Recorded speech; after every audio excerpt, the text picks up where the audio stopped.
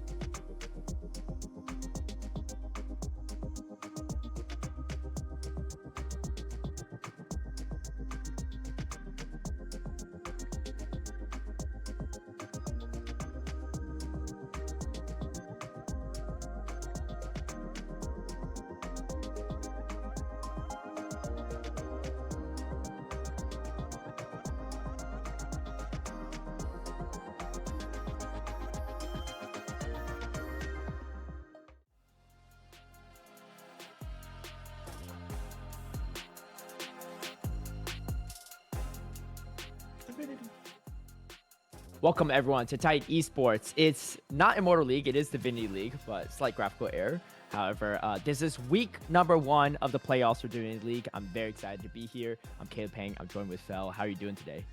I'm excited. Playoffs, man, is just what you've worked your whole season towards, and one team is always going to be upset, and you don't want to be the first seed coming into playoffs, getting your pick against the 4 seed of the other group, and then losing to them.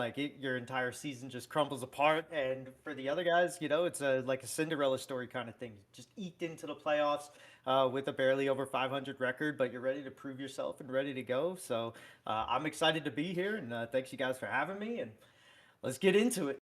Heck yeah. I mean, and even though Street Fighters might be the 4th seed, they're definitely no strangers to playoffs or Divinity League. I believe they got knocked out in semifinals last split, and then Conduit side for Cuties. They have 2 of the winners, actually. Soxathice and Tortuga were on the winning team, but outside that, kind of reconstructed their team of 5 a bit. However, number 1 seed coming into this, so obviously their new members are pulling their weight for sure, and they're back to another playoffs. This is going to be a best of 5, so we got ourselves potentially a 5-game banger, but we'll see how that goes.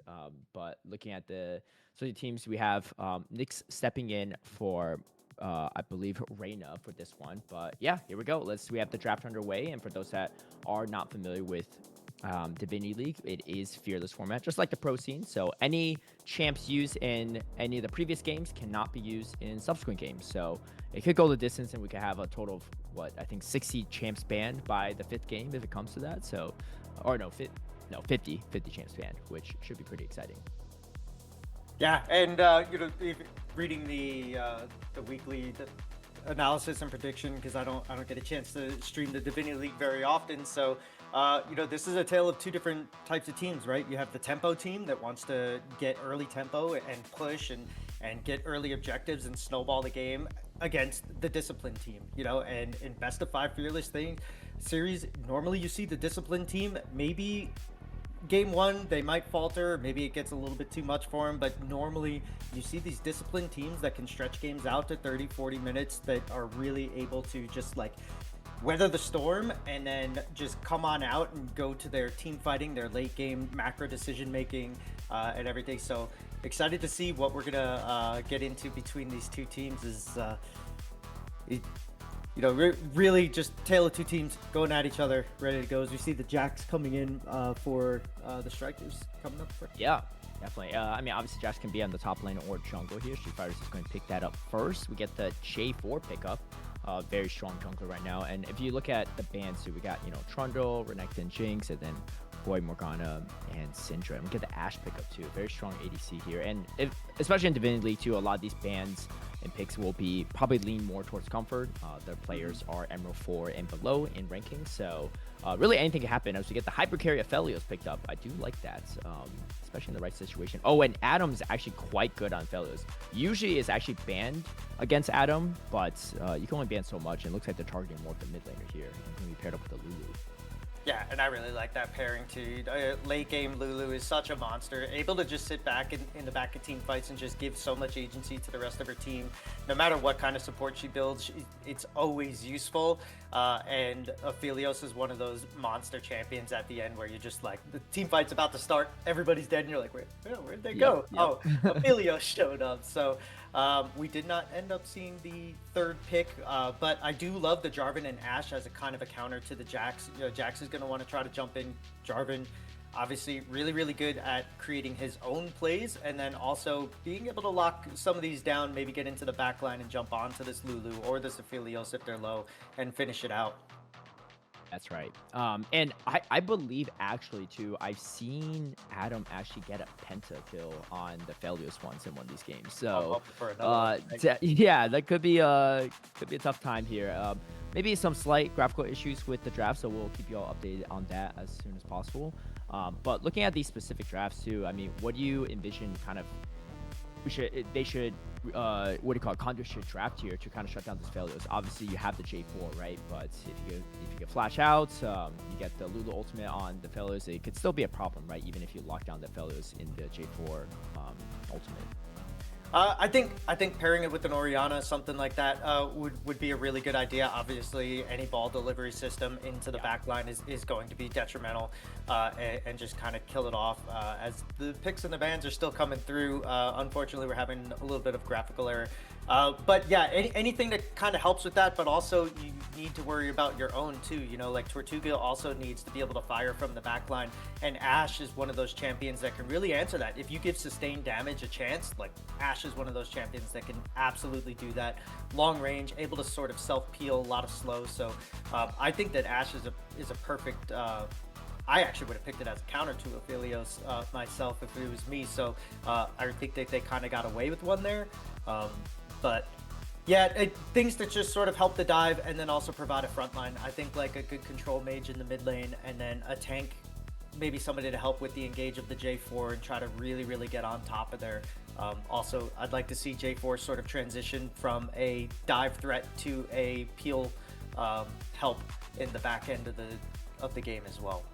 Yeah, definitely. I mean, I think Conduit's definitely going to go for a little bit earlier game, right, with the Ashe, with the J4 and stuff. They're going to fall off a bit in the late game, and I think as long as they just focus on that strategy, I think it could play out good for them. But yeah, if this game goes long, Street Fighters can be pretty scary, you know? Late game failures is no joke. Oh, okay, we might be going straight into games. If that's the case, that's fine. We'll be surprised with the remaining 5 draft picks, but let's see how it goes. It is game number 1. Okay, Okay. all good. Well, quick thing so we can see the full draft here.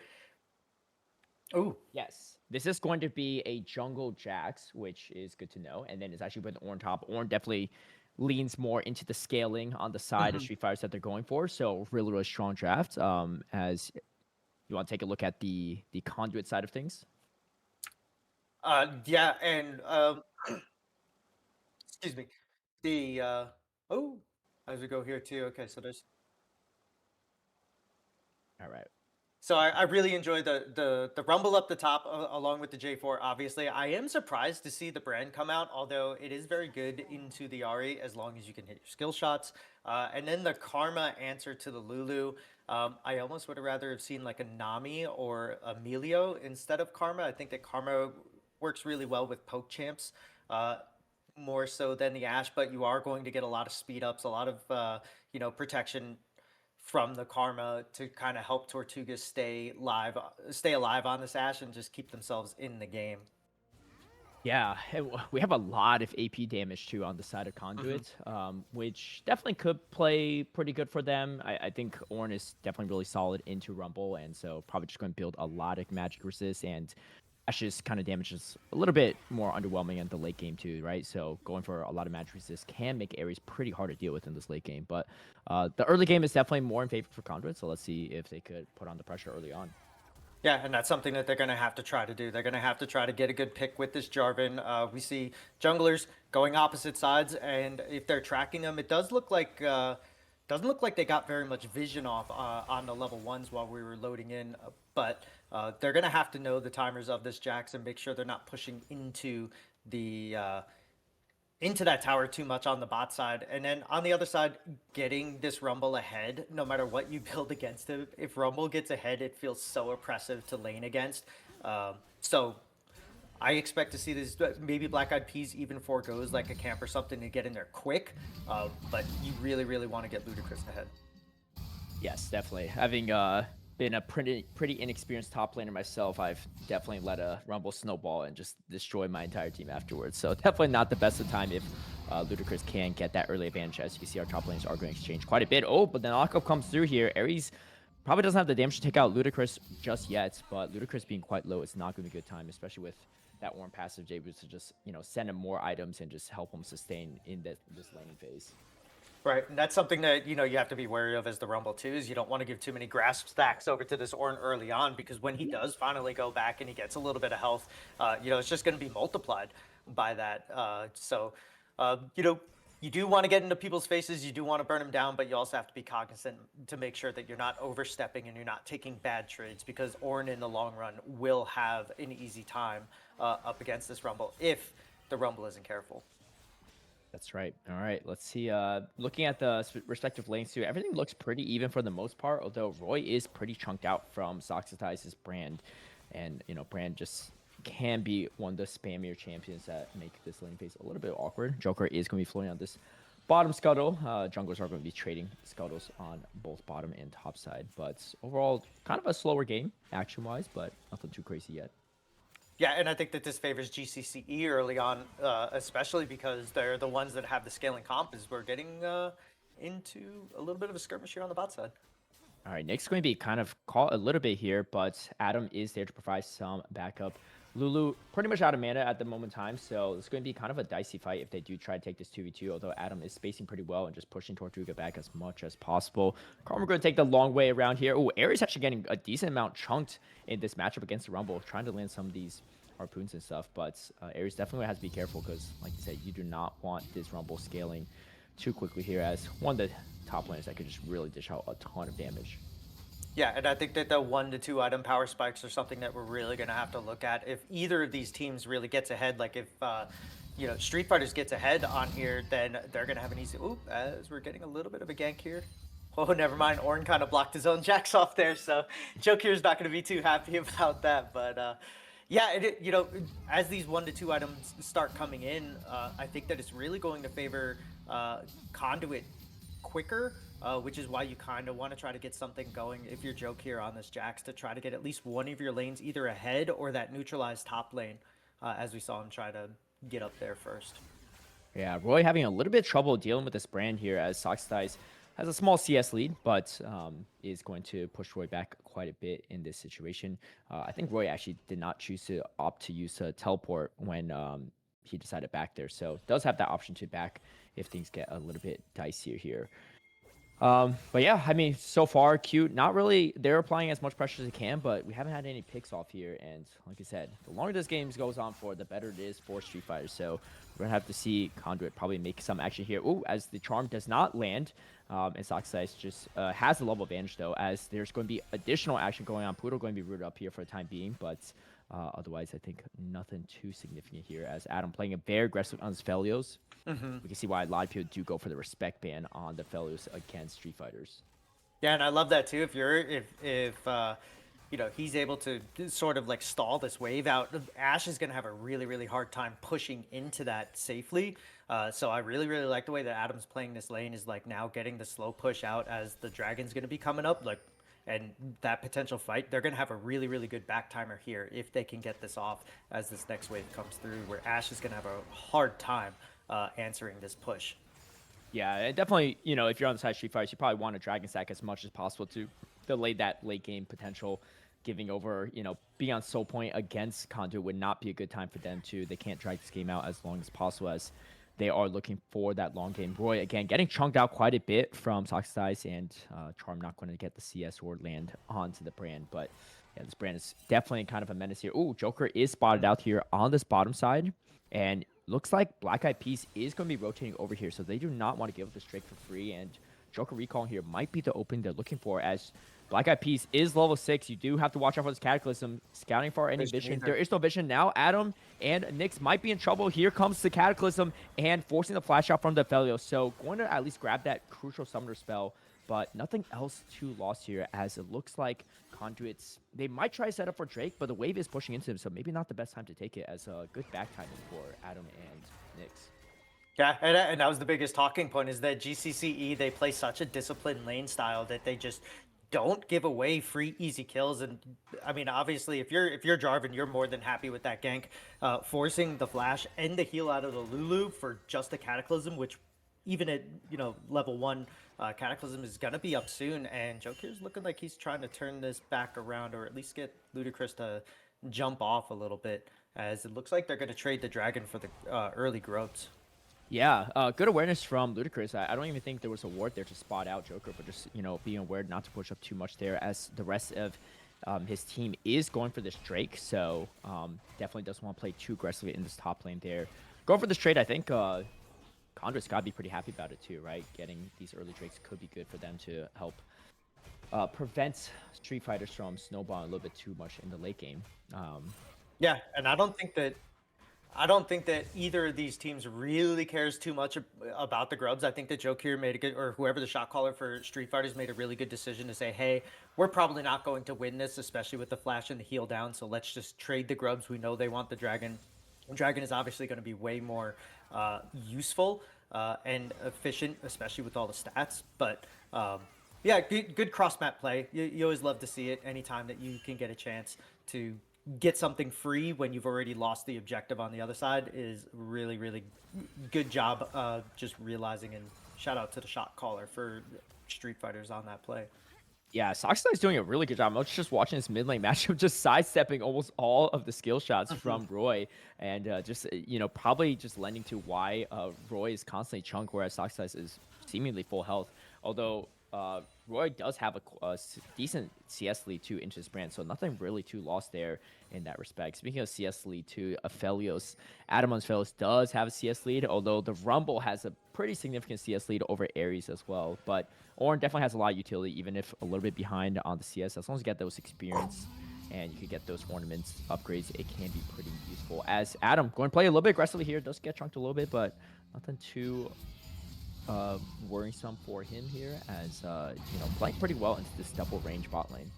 Yeah, and I think a lot of that has to do with the fact that not only did they take the grubs, but they also put a lot of deep vision. If you look on the red side there, one of them just died, but there were 2 wards sitting and actually tracking Black Eyed Peas on this Jarvan.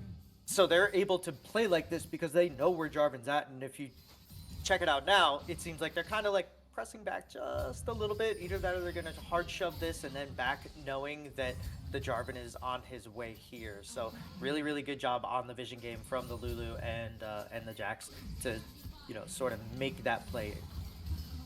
All right, well, Black Eyed Peas is here, though, for additional gank. Nyx might be in trouble. I don't know if there's anything saving this loop, but the Wild Growth and the flash over the wall does get Nyx to safety. So good maneuvering right there. As you can see, Joker is here to reinforce this bot lane if need be.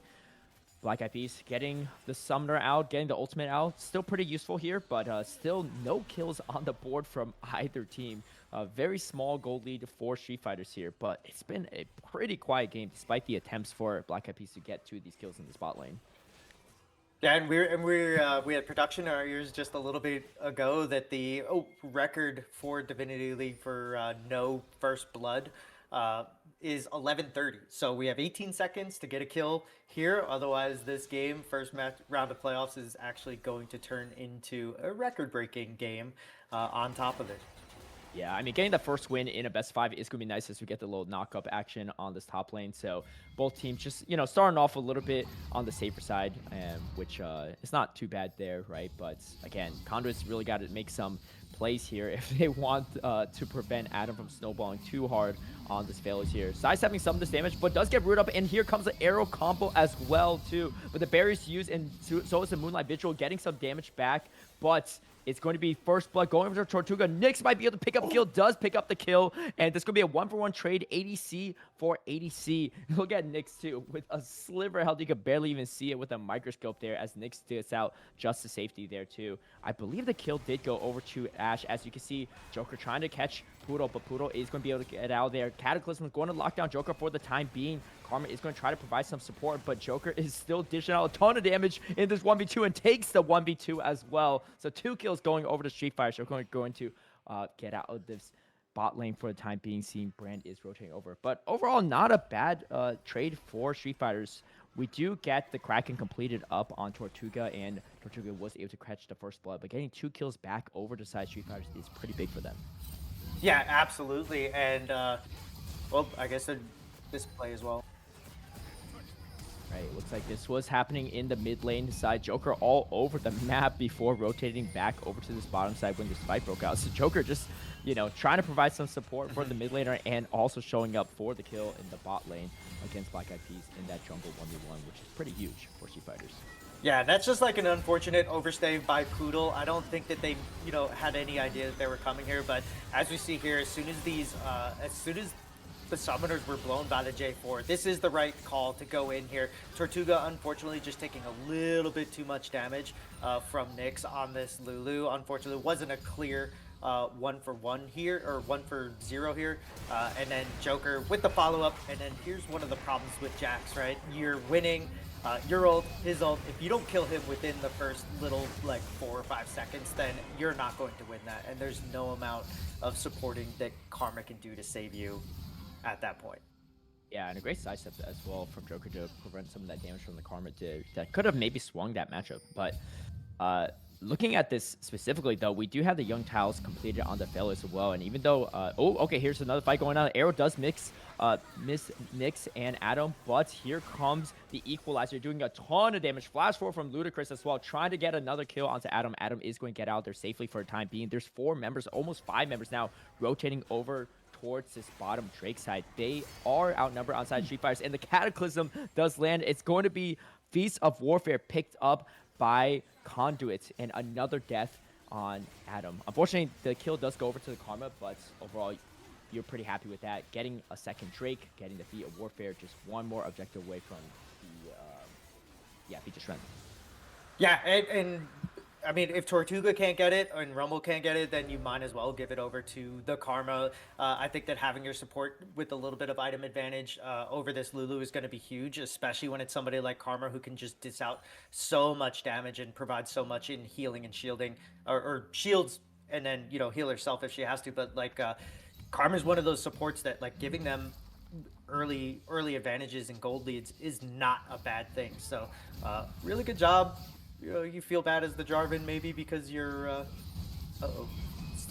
Sox's caught in a tough position, gets charmed up as well. The Pyroclasm does land, though, doing a ton of damage to Roy and Joker, but Roy and Joker is going to survive for the time being. Black Eyes Peas is in the area. I don't think can close the gap in time, so a pretty big one as we see the redemption used. Maybe a little bit late there, but all good there as we do get a kill going over back to Street Fighters. Roy is going to pick that one up. Meanwhile, Ludicrous doing as much damage as possible. I believe during that bottom fight there, too, Ares was just able to stay on top and just put some pressure in the lane and catch a little bit back up in CS as we see the Hollow Radiance and the Merc Treads are completed. So, yes, the Ornn might have been struggling a little bit against Ludicrous early on, but this match is going to be a little bit harder for Ludicrous as more of these MR items are going to be completed for this Ornn. Yeah, and I think that the further along in this game goes, I think you care less and less about killing the Ornn or beating him in lane, and you're going to start caring more and more about, can the Rumble do enough in these team fights? And that's where it really kind of comes down to it. So you really need to get this Rumble going. I know he's 0-0-2. He does have his Leandries completed and the Merc Treads, but they really need to start getting him some sort of like sizable lead. Not so much that he can kill the Ornn, but so that he can actually pay his dividends in the late game, or at least in the mid game, instead of like Ornn's going to be fine. You know, he's going to throw the Ornn horn. He'll be just fine. Rumble is the one that has all the pressure on him to actually do something. Definitely. As you see, Adam and Nyx trying to put as much pressure at this bot lane turret as possible. Getting first turret could be pretty nice. Joker is throwing there for some assistance, but Roy gets a huge charm onto Sox's. Pyroclasm does go through. Arrow misses though, and Roy, getting a little bit too aggressive there, does go down. Pudo actually going to be the one to pick up the kill yet again, but most of that damage was from Sox's in that matchup. That charm looked pretty nasty, and all that follow-up damage against the brand, but Roy unfortunately does not get the better of Sox's in that one. No, and they get the first turret, and you know, so it's little victories here, and unfortunately they're gonna miss out on the feats of strength now because Cuties did end up picking the 2 dragons and now the Rift Herald. So you know, anything that you can get out of that, and I will say that I normally don't like enchanted crystal arrows going perpendicular on the map. I like it to be down a lane or whatever, or if you have a good clear shot in like a small space. But in that essence, or in that instance, I don't hate it so much because it does have sort of a low cooldown, and he had already like gotten away from the lane. He knew he was getting dove and just throwing it out there, but that is a pretty big cooldown that's missing potentially for the next fight, but should be up before the next dragon. So as long as they don't do any piss fighting between then and now, it should be fine. Yeah, we got our yes, the cutie patooties did get the booties, and that's good for them too because you don't want the team that scales, so you also get the upgraded boots as much as possible. So Sox's and the Roy are going to rotate over to this bottom side. We have our bot lane rotating over to this mid lane as well, so probably going to see a little bit more action as the gold differential is slightly favoring Conduit, but nothing too crazy here. Kind of as expected with the objectives they got and the kind of the map advantage they have as well too. So we're gonna see how this goes. But I think even though Adam doesn't have any kills to their name, still 20 CS lead over this Ashe. So that the kill difference really is negligible at this point between the two ADCs here. And yeah, I mean, looking at this Horn just continue to build more and more MR, which I think is definitely the right call in this matchup. Oh yeah, 100%, and especially since Ashe is going for the on hit, Kraken Slayer probably into it's looking like a which Runon's right now, so is going to be a little bit lower on like the AD part of the damage. So this is going to be Jarvan is not going to be able to 1-0 you, as the Orns. So I think that all of this here is going to be good, as it looks like they're going to be setting up for potential kill in mid, but Joker caught in maybe a tough position, but this is a Jack, so not the easiest target to take down here, as you can see Conduit trying to buy as much space as possible in this river. Oh, Call the Fortune Rod is going to be used here. The knockup going over to the Karma. Actually, great chain CC, and Poodle goes down. It's going to be Adam that picks up the kill, which is going to be absolutely huge here. As you see the flash away from Tortuga to avoid getting charmed here, and now things have turned. Street Fighters do have the numbers advantage. They need to secure this Drake to avoid Conduit to be on Soul Point after this one. So I think they found the spacing they need. It looks like Black Eyed Peas is going to go over and try to get a kill instead here, but flash out from Roy, and after the flash is used, Cataclysm is going to follow up. No escaping the J4 after that one. So going to be a 1-for-1 trade here, ADC for mid laner, but it looks like Street Fighters is going to secure up the Drake, so not too bad of a trade for them, but at least Conduit do get something out of it instead of nothing. yeah, and unfortunately, but Poodle just a bad positioning there, and if she was on the other side, then it was probably her and Ashe both dying at the same time there. So really, really good pull the trigger moment there for Street Fighters to just notice, hey, we got this fight, we could take this. We do, like you said, we don't want them to be on Soul Point after this. They already have enough of a little bit of a gold lead and passive stats from the first two dragons. We need this. They took the fight. And I always love when there's like a nice, clear, succinct call that comes through and works out in your favor. So, really nice, clean play from the side of Street Fighters there. You can see some of these ornament upgrades are coming through here, as Ares has hit level 13, and things are going to be a little bit worse and worse for Conduit as this Orn levels up. So I'm going to have to try to keep this pressure on as much as they can. I think Soxidize has actually done quite a bit of damage this game, even though the kills might not reflect it for the time being. As Poodle does flash out, does get polymorph. Does Poodle go down yet again? No, Joker is going back off for the time being, as they're going to set up some vision for this Otacon. Otacon definitely one of the stronger objectives. I believe I saw a stat line where Otacon, I think, outside of Elder, has the highest chance of influencing the decision for who wins the game. So a very strong objective, but also one that we see a lot of teams kind of throw on both on the amateur and pro scene. So could be an interesting fight there in the spot lane. Yeah, and I think it's akin to kind of like when they sort of like really first made all the huge changes 2 seasons ago, and they started adding like the feats of strength and stuff like that. They're like, oh, well, whoever gets these, has like a 60% win rate, so do we need to nerf these or whatever? And I think that Riot has done a really good job to try to make people fight and try to keep the action in the game. And Otacon is one of those things. The passive stats that you get from these aren't necessarily game breaking, but it does kind of show like who at that point is winning. And when they want their games to go down to 35 to 40 minutes on average instead of 50, 55, that's one way to do it, is a big fight's about to break out here.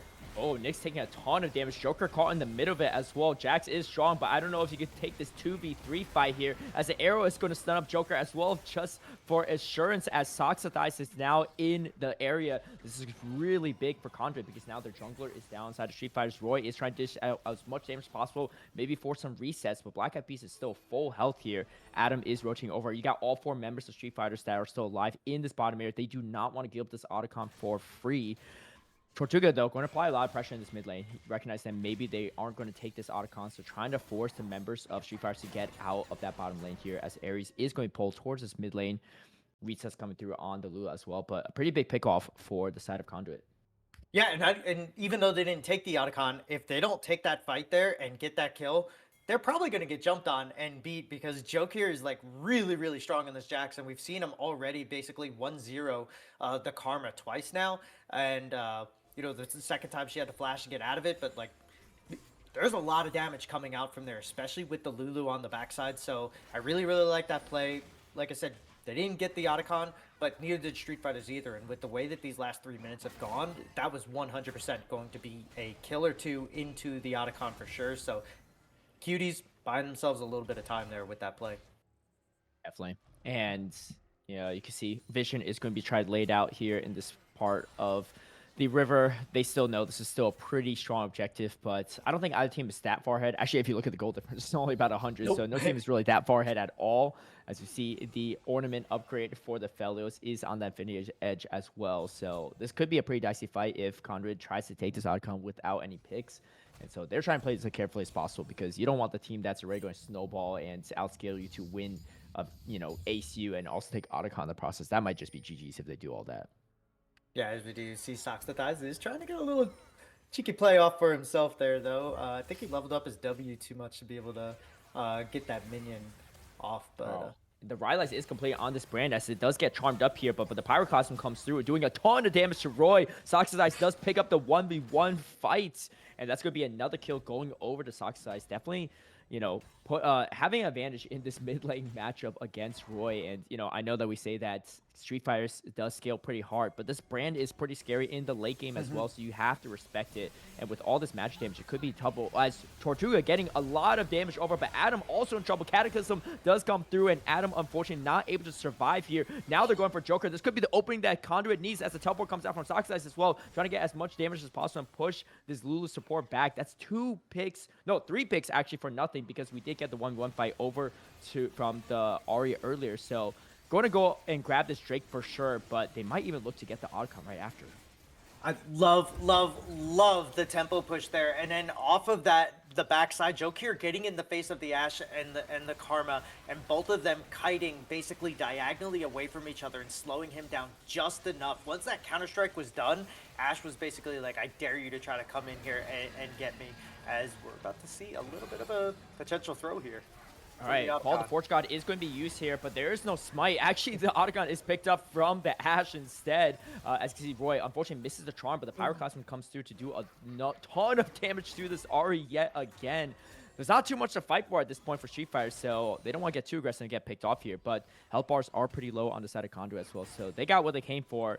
And despite the smite not picking up the Otacon, it was the Ashe that picks it up. So Tortuga doing some work for the team here, but this game is far from over. There is almost a 2k gold lead for the side of Conduit though, so they are starting to get what they're looking for again, as they do have the stronger earlier comp.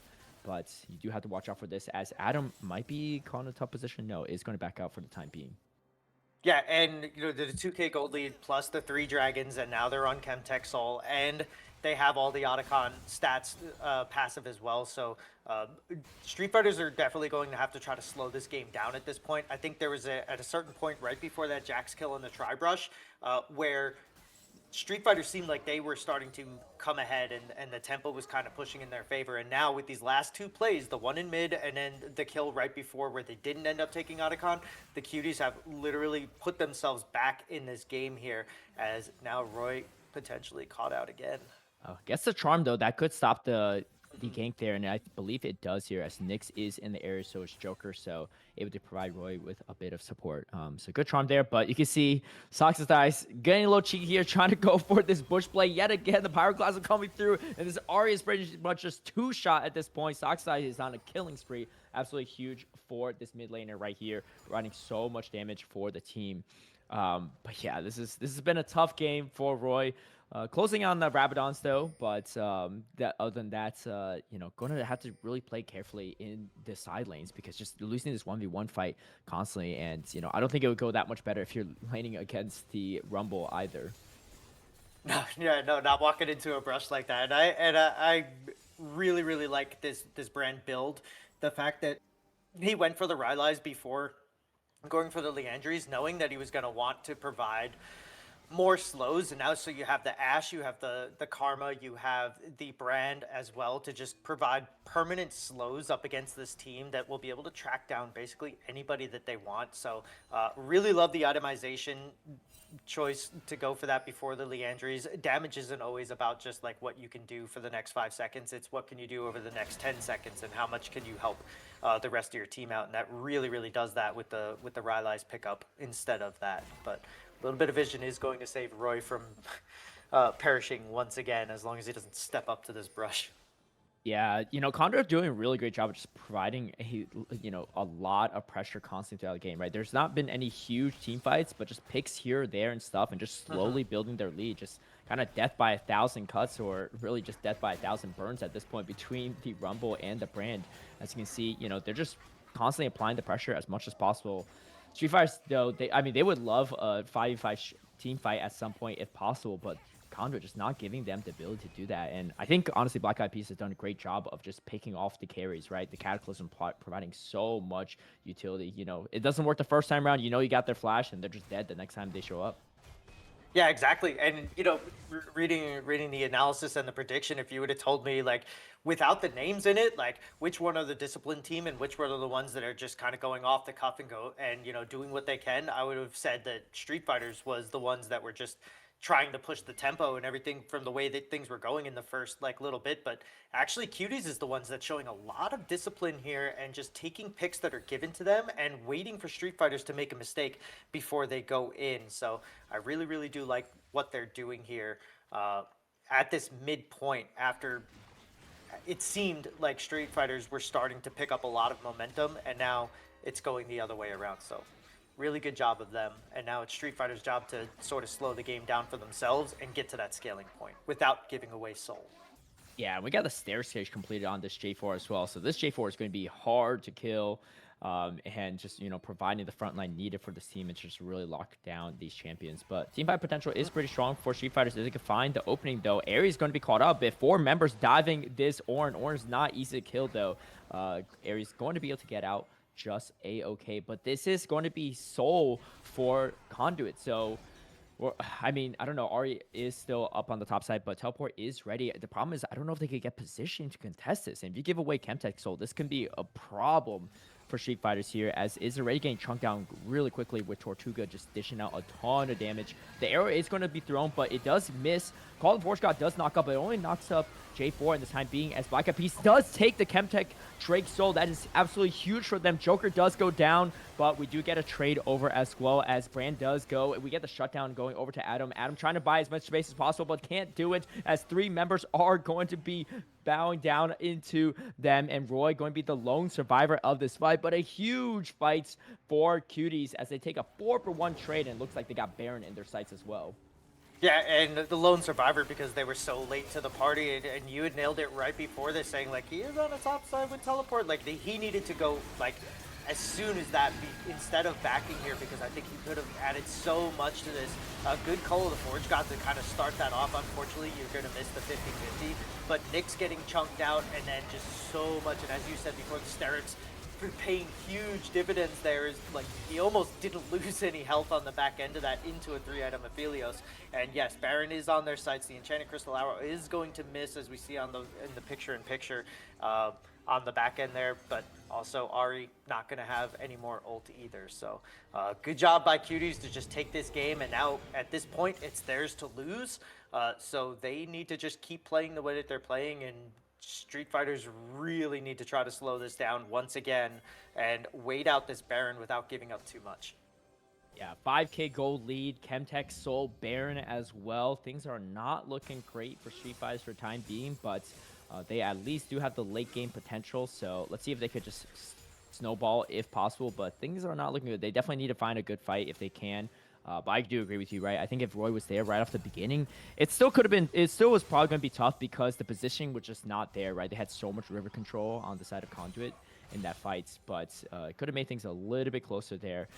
And also, unfortunately, Call of the Forge God not really hitting anyone besides Black Eyed Peas, and Black Eyed Peas kind of just shrugged it off, right? So unfortunately, with the tough engagement, it made things a little bit harder, as it looks like Conduit have their sights on this tier 2 turret in the mid lane. That's going to really open the map for them.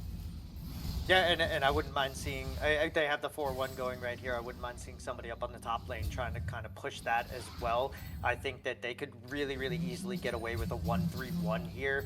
But maybe they're potentially looking for the closeout here, as They're trying to meet him in an unwarded jungle is not usually a really good. Sorry, it's not usually a very good play to make. So Street Fighter's kind of getting away with one here, as the engage is going to be what wins or loses this fight coming up. Hey, it's going to be 5v5 in the spot lane, but these are Baron buff minions. Call the Fortune Rod is going to be used early on here. Does knock up Soxatize, and it looks like everyone's going down. We get the shutdown going over to Adam. Ash is out of the fight. That's a lot of their damage missing now, and this is the fight that Street Fighters needs, but they're going to maybe slow down the chase just a bit here, as they are chunked quite a bit from that brand Pyroclasm, doing so much damage. Just look at the health bar. I mean, pretty much it's just the Ornn that can survive this, but, you know, Ornn has a ton of MR items built. That's the only reason why Ornn has even a chance here. Rest of members of Street Fighters is going to have to reset for this. I don't know if staying here is going to be worth it. They might have to just give up this turret, because it might get team wiped if they stay a little bit too long, as Conduit feeling pretty confident. Even down, their ADC is feeling pretty good, feeling really strong in this fight. Seeing the health bars here, as we see Adam was able to reset, so Adam almost back to full health, and that's going to be your main damage dealer. With the Ornn tanking for you, you could make this fight pretty good here, as Black Eyed Peas is going to get chunked a bit at this moment in time. They are really desperate for this turret. Let's see if they can get it or not, with as another minion wave is coming through. Yeah, I think they get it here just because there's just not enough on the side of Street Fighters to block this, as they do kind of pull it out. But I wouldn't hate to see a re-engage here coming out of Ares, or a good chase down. But it does look like they did have just enough time to get out of there. So it sucks when you're the one that pulls the trigger. There's actually Ares going to catch. Oh, No Pluto kind of way. in trouble here. Call the Forge God is back up as well. The cooldown coming back in the same fight here, as it looks like it's going to be a pick off. Pluto does go down. Roy is going to pick up that kill. That's going to be really good gold for Roy, especially if Roy was a little bit behind. Tries to go for Soxatize as well, and this time does get the better of Soxatize. A double kill going over to this Ari. Definitely the opening that Street Fighters needs.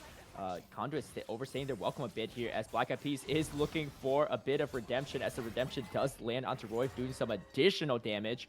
Not going to be enough to kill Roy, though, in this moment in time. But that's actually a pretty good 2 for 0 for Street Fighters, as they start to close the gold gap a little bit here. 2 kills going for just Ari, with the Rabadons already finished. I mean, this Ari's going to start dishing out some damage, especially with the Rabadons being upgraded from the Ornn. Yeah, and that's a mistake that you cannot make. You cannot have a greedy recall like that after getting everything that you wanted, basically getting away with murder under the turret due to the rumble and the brand damage that was put out after you get caught out by the Call of the Forge God and you lose your ADC. So they were still able to get the tower. You cannot have greedy recalls after that. You saw that they were chasing. You need to just keep going back. An extra 10 seconds is not going to kill you, and during the quick VOD review or whatever they do with their coach after this, I'm sure that's going to be one of those things. Or you don't have to tell them. They knew they screwed up, and that's one of those plays that they're like, all right, my bad, won't do that again, lesson learned. Hopefully, if you're on the side of Cuties. But up until that point, we're getting a lot of stuff done, and they just need to kind of get back to it. But plays like that can really, really change the your mental, as we're getting into this Elder Dragon that's spawning in about 15 seconds. Yeah, I think Street Fighters are feeling pretty good. I mean, they got ornament upgrades. Yes, they don't have soul and stuff, but the gold differential is not as bad as it seems there, too, especially with those upgraded items. And you can see level 18 on Roy as well. And Roy, you know, maybe a slightly tougher game, but just staying mentally strong and, you know, doing what the team needs for them is already at 3 items, trying to finish up that 4th item as well. So this Ari's damage is definitely going to be still pretty strong, as we see the Spirit Vicious is going to be completed on the J4 just to sustain a little bit longer these fights. But this is going to be Elder, as, oh, we see a huge pick off. It's going to be Soxatize that gets picked off right off the bat. Call the Forge God is going to knock up Tortuga. Tortuga is going to try to kite out to safety for a time being, but Joker going in for the engage. And things are going pretty rough here. As you can see, a shutdown going over to Adam, and Adam is on fire right now, going to take out Poodle as well, a double kill. And you see Cuties just running for their lives at this point, having such a strong grasp on the game, but things are falling apart in the final few minutes, as it looks like Street Fighters are eyeing the Elder, and that's going to be huge for them. And it's something we always talk about, is your ward line. Now they have a ward line going all the way up to the Dragon Pit, but they did not have any vision in their own jungle there. So now they're going to be forced to basically, potentially trade Baron for the Elder Dragon. But as we see on the picture-in-picture, Tortuga caught out a little bit here as Nyx is coming back to throw this out. Yeah. Roy picking up a kill on the Ashe as the Elder Dragon. And now the Baron are both going to go here. That's really tough. Black Eyed Peas maybe has to make a hero play, try to steal this, but there's just way too much health still on this Baron. You can't go for the steal yet, and you're now taking so much damage. And of course, the Elder is going to take out the J4, a shutdown going over to Roy, and things are looking disastrous now for Conduit. This is what they've been trying to avoid all game, but look at the gold differential now. Over 3k gold lead now for Street Fighters. They have Elder, they have Baron, they have all the ornaments set up as well. Adam is level 17, Joker's level 17. We got 2 level 18s on the mid lane and top lane as well, as this is the fight that Street Fighters need. They're feeling confident now as they're trying to take their march towards victory in this mid lane. The real question is, can Conduit hold on and turn things back around? Yeah, this is where your mental really and your communication and your team is really, really pressed here. You need to all stay together. The comms cannot be silent right now. They need to be talking about, after we defend this, what do we do and what are we looking for? Need to just try to keep this focus going, as you are going to end up losing your tier 3, but your team is about to come back up, and you need to get right back into this game and not give away too much, even though you just gave away these double buffs. Yeah, I mean, I think the win con for Conduit in these fights is they need to keep Sox's Eyes alive, right? That's a lot of their damage, and the moment that Sox's Eyes is down, they seem like they're just on the run, right? Yes, the Rumble has a bit of damage as well, too, and so does the Ash, but, you know, it's just, you know, with the items that Sox's Eyes has and been providing in these fights, that's really been, you know, their key to success, but they've been just diving this brand every single time, and picking him off has really spelled disaster for the side of Conduit, as it looks like they might be losing this bottom tier 2 turret as well. They just going to have to back off for time being, trying to wait out some of these buffs, right? But the Baron buff and the Elder buffs are synced pretty heavily, and Street Fighter is going to just put on the pressure and make the most out of this as much as possible. Yeah, and I really wouldn't mind seeing them start the fight off themselves. Like, they were winning when they were choosing the fights, but ever since... Oh, speaking of starting the fights here, Call to Fortune is going to be used as Ludacris is going to go down. Adam's going to be the one to pick up that first member going down for Conduit as they're trying to put on the defense here. But things are looking tough, especially with all the super minions in their base. Baron buffed as well. They're doing their best to try to wave clear as much as possible. I think Pyroclasm was used here to try to thin out the wave, but another turret goes down as well. Looks like Roy is going to be caught in tough position. We get the shutdown going over to Black Eyed Peas. That's going to be a huge one, but there's still a ton of damage still between Adam and the rest of the side of Street Fighters as they are pushing Cuties back into their fountain as much as possible. You can see they're trying to do as much as they can to prevent the next from falling, but it looks like Street Fighters is going to take this pivotal game number 1 here to kick things off in this best of 5. Yeah, and Nick's doing such a really good job on the backside with the Lulu to just cleanse everything and keep them in the fight. All the shields, all the wild growth, the redemption coming through. So good job by the Lulu to just kind of sit there and just give them everything that they needed. The Elder Dragon had fallen off right at the end there, as you saw right before Roy died. And big props to him to be that far behind and to feel like you're just doing everything wrong and you're getting caught out time and time again. And it come into these late fights and basically just dismantle from the side. Great job getting the flanks, getting the crowd control, getting all the damage onto the brand. And it was so easy for them to dive the brand because by the time that the rest of the team showed up, by the time Joker showed up, he was already at like 1/3 health, you know, because Roy had just kept his composure and made the right plays. So I really like the team fight calls at the end. After the soul of the dragon, everything was Street Fighters coming at Conduit and doing such a good job of reversing the script and taking this game away from them. Yeah, I mean, things look really dire for Street Fighters, right? Especially after they lost Soul, but it was really on the backs of that greedy recall, right? In that tri-bush. After that, you know, you got the double kill going over to Roy, and then things are starting to fall apart a bit for Conduits. However, they are 6-1, and they've had an almost flawless regular season, so that you cannot count them yet. This is going to be a best of 5, so we'll be right back with a quick break, but we'll be back for game number 2.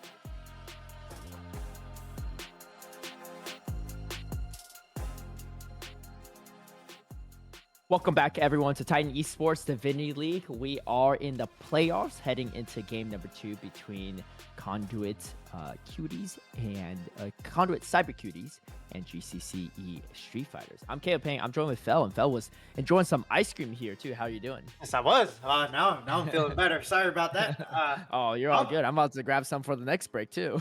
There we go.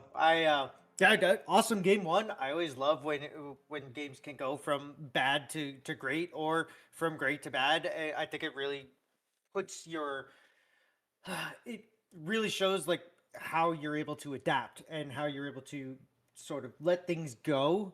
The biggest thing that you don't want to do if you're GCCE is to come into this game thinking, okay, we just did this and now still play from ahead. No, you need to go back to what you were doing, go back to your scaling, your comfort, everything like that. And if you're Cuties, you need to sit there and go, okay, we made all these mental mistakes. We need to fix those on the fly, not do those again, because you and I both said that like the pivot in that game was when they had the greedy recalls after taking the tier 2 in bot lane. And then it was basically strikers from there on out, or Street Fighters from there on out. So if you're Cuties, erase that, play like you were, and I think you'll be just fine. And Street Fighters, they need to make sure that they don't play with too much hype tempo from the get-go and get this game to sort of go the way that the first game went for them. That's right. And it kind of really fell into the game plan, right? Like they knew that they're going to be a little bit weaker in the early to maybe mid game. But things actually look pretty good for Cyber Cuties. I mean, maybe even Street Fighters wasn't expecting to just give up Soul and be down all the gold and the Baron as well, but they just leaned into the game plan. We gotta grab some picks. We're good in the team fight. We're good in the late game, especially with all the ornaments. And big shout out to Roy as well too. I think just barely below Adam in damage, but pretty much top damage on the team, despite the really tough laning phase and the 1v1s were versus Soxatize. But the mental strength is very important in these games, especially because it is a best of 5, and this could really go a distance. But another game for Street Fighters will really put Cyber Cuties in a tough position and force them to go for that reverse sweep. So let's see if Cyber Cuties can find the win to even out the series for this game number 2, as we see Syndra going to be banned off right off the bat. Yeah, and I think if you're Cuties, as the trundle gets taken off, I'm pretty sure we're gonna see the same bans from game 1. I don't think you want to give any of that away. I think if you're Cuties, this is the game where you want to pull out your best comfort draft, the best one that you can do whatever you want, whether it's all AOE or it's all single target or it's all tempo and pushing lanes or objective control. This is the one where you want to get it back to a even series so you can make it a best of 3 instead of a best of 5. So I'm really expecting to see Cuties just pull out their most comfort that they could and their strongest comp that they have in mind before this. Yeah. They ban out the Poppy as their last ban. I wonder if they're going to... Oh, okay. Street Fighter's is going to ban out Jinx, because I was wondering if maybe they go for the first pick Jinx instead, but Street Fighter's snuffing this out and just going to ban out the Jinx themselves. Very strong hyper carry, and obviously we've seen Adam play really well on these hyper carries. So let's see. Oh, it's going to be the Wukong pickup. A really strong jungle right now, so a pretty solid blind pickup before the side of Cyber Cuties. Yeah, Wukong just adds so much into the late game. The ability to peel or engage, to just give everybody everything, and the answer, of course, is going to be the Xin Shao. Somebody that likes to fight, somebody that pre-6 is going to be able to just mollywop Wukong if they catch them one-on-one. So really like that as an answer. It's still going to provide a lot of support for their team, and the Hui. So it doesn't get banned out because they took the Poppy because they wanted the Wukong. So Hui coming through, and we're going to get to see if Roy's got the fingers, hopefully this time a little bit better than he did in the early game in the first game. We get a Varus pickup as well too, so prioritizing that ADC pickup. I wonder, I mean, a Galio could provide a lot of support here for the team and provide some space, and obviously fantastic matchup into that way. But we're going to pick up the bot lane, rounded out with the Alistar. So a very strong lane. Got a lot of front line for this Varus as well. Probably going to be poke Varus, but let's see how tanky Street Fighters picks up. I mean, they have the jungler, so it's probably not going to be super tanky, so they could probably go for that poke Varus. As well, I mean, they did pick up Kazante, so Kazante could be a good one into that Varus, especially with poke Varus. Yeah, anytime that I see an Alistar, if I'm support or if I'm playing with somebody in the bot lane, I'm like, all right, Tark it is. So I'm kind of surprised they didn't have the Tark. That's such an easy answer into like the Wukong and the Alistars, so I'm kind of surprised they didn't grab that right away. But, like you said, a lot of engage, a lot of frontline, a lot of tankiness on the side of Cuties so far. I like their 5v5 potential, especially with the Varus. And if he ends up going on hit or crit, then I think that that's going to be a little bit better, especially now that you see the Xin Xiao, you see the Cassante. And if there's any more beefiness to this team, I'd expect to see the on hit or the crit Varus. Yeah, let's see. I mean, it'll probably just come out from the support, so let's see if they go for that or not. But they have a decent front line, so I wouldn't. Oh, here's the torch, just like you said. Here we go. I do like that saving it for the second round too, just because it's probably not going to be something that's banned out from the side of Cyber Cuties as they're focusing that ADC. They're going to save the last pickup for Adam. Ooh, the Gwen pickup too. I mean, could be really good, especially to shred up any of those tanks. And just provide the AP damage they need. They could be a little more flexible now in this mid lane. Maybe they go for a Galio. It could be good. Oh, the Nivea. Okay. I mean, it is pretty short range on the side of Street Fighters outside this way, so that could be pretty annoying to play into. Yeah, 100%. But Malfeast inside Cuties not betting that Tarek when you're picking up Alistair, by the way. So hopefully it doesn't bite him in the butt and they do okay. And a Corki coming out. So this potentially could be a flex for Adam. He could get the Hui or the Corki, because Corki can do really, really well, especially into an Anivia in the mid lane. But I guess we'll see how it ends up shaking out. But I really, really like GCCE's draft here. They have the same thing, scaling, protection for their carries, and a lot of engage / counter engage as they need it. The onus is going to be on Cuties to make these aggressive plays and to get themselves ahead before GCCE can skip. Yeah, I'm very curious to see how it goes. I do think there's a lot of value in this Nivea. I mean, Corki's not the longest range ADC by any stretch of the matter, so you could really just buy a lot of space for your team. Plus with like the Wukong and just like the Gwen in your face, I think it's size plays as well, and maybe even Black Eyed Peas too. They could just constantly dish out damage from afar. Do you think this is going to be a poke Varus in this situation, or you think it's going to be the on hit based on what you see right now? I think into Tarek, you kind of have to go with an on hit here. You're gonna have to have sustained damage. I don't know if like a poke into a hard engage is really going to work, as long as Tarek isn't sleeping at his keyboard, which he shouldn't be. And we do see the Kwai is going to be Adam is going to be picking up the Corki, so it's going to be on him. That's a lot of safety in the bot lane, and when you pick an Alistair into something like this, it doesn't feel really good.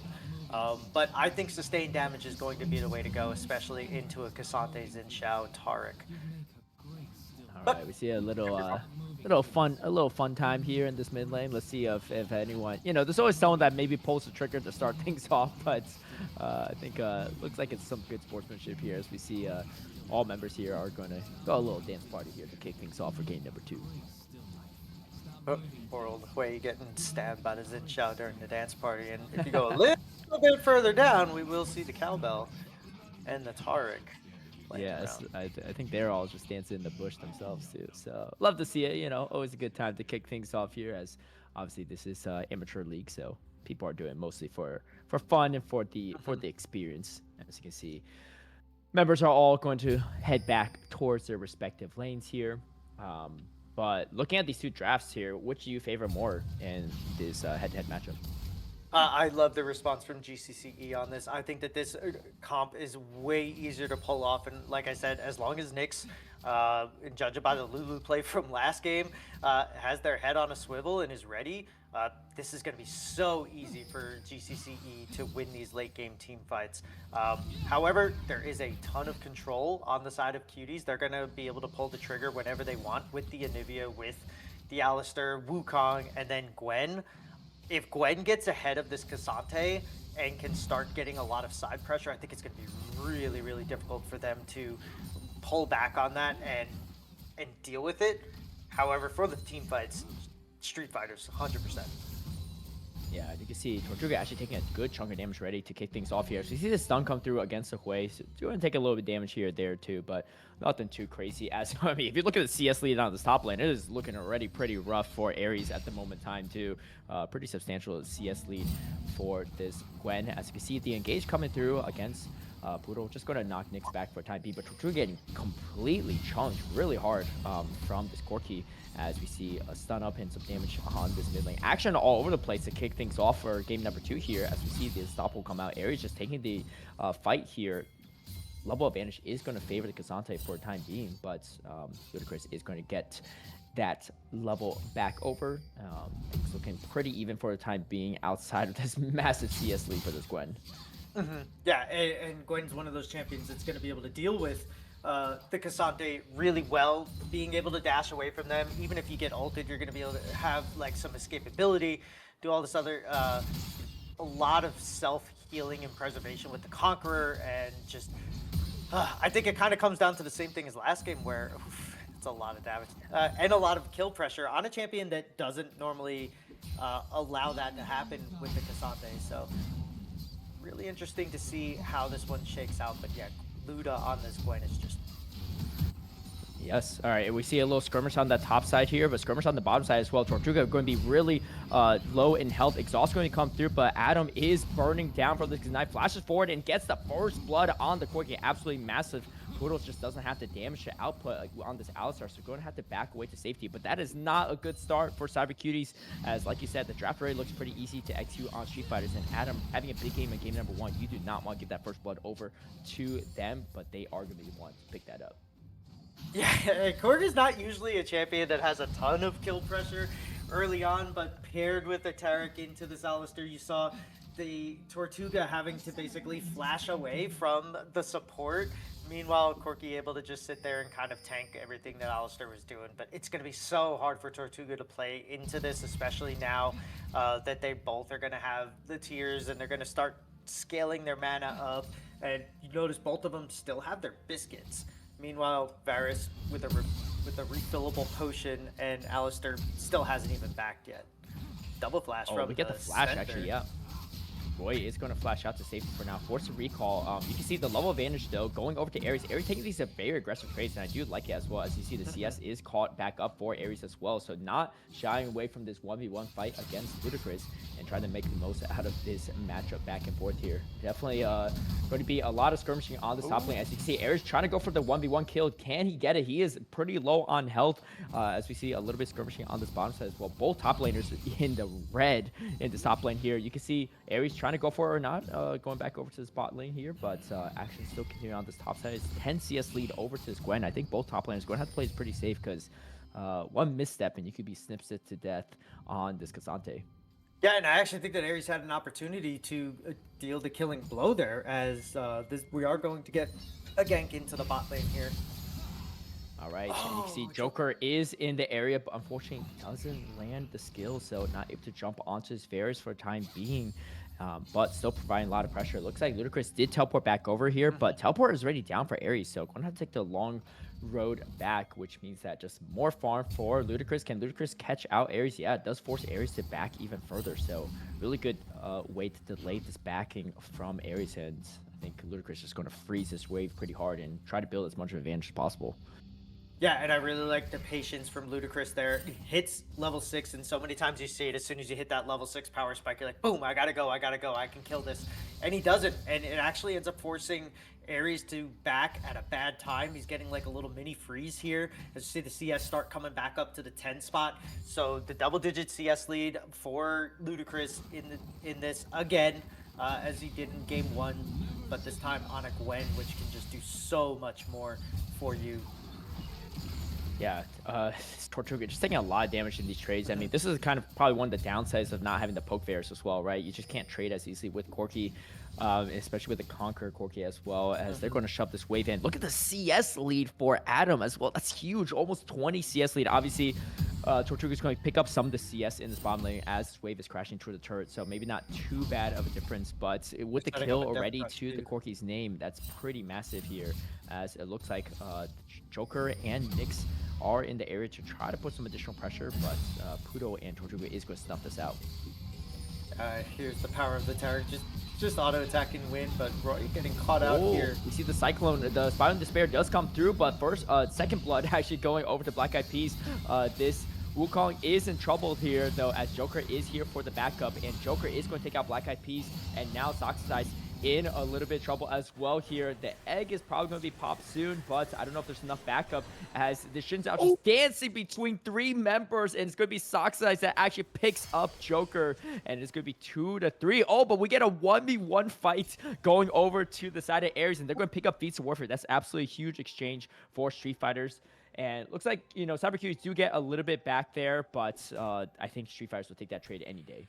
Oh, 100%. And on the back end of that, getting your Cassante to actually kill the Gwen, ooh, that feels so bad. And unfortunately for Ludacris on this Gwen that had such an advantage, now just loses all of it just to a misplay.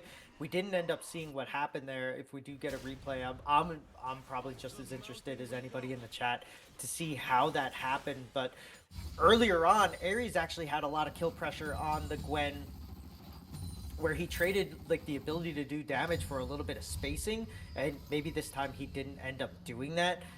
So yeah, I guess we're gonna get into this and see what happened.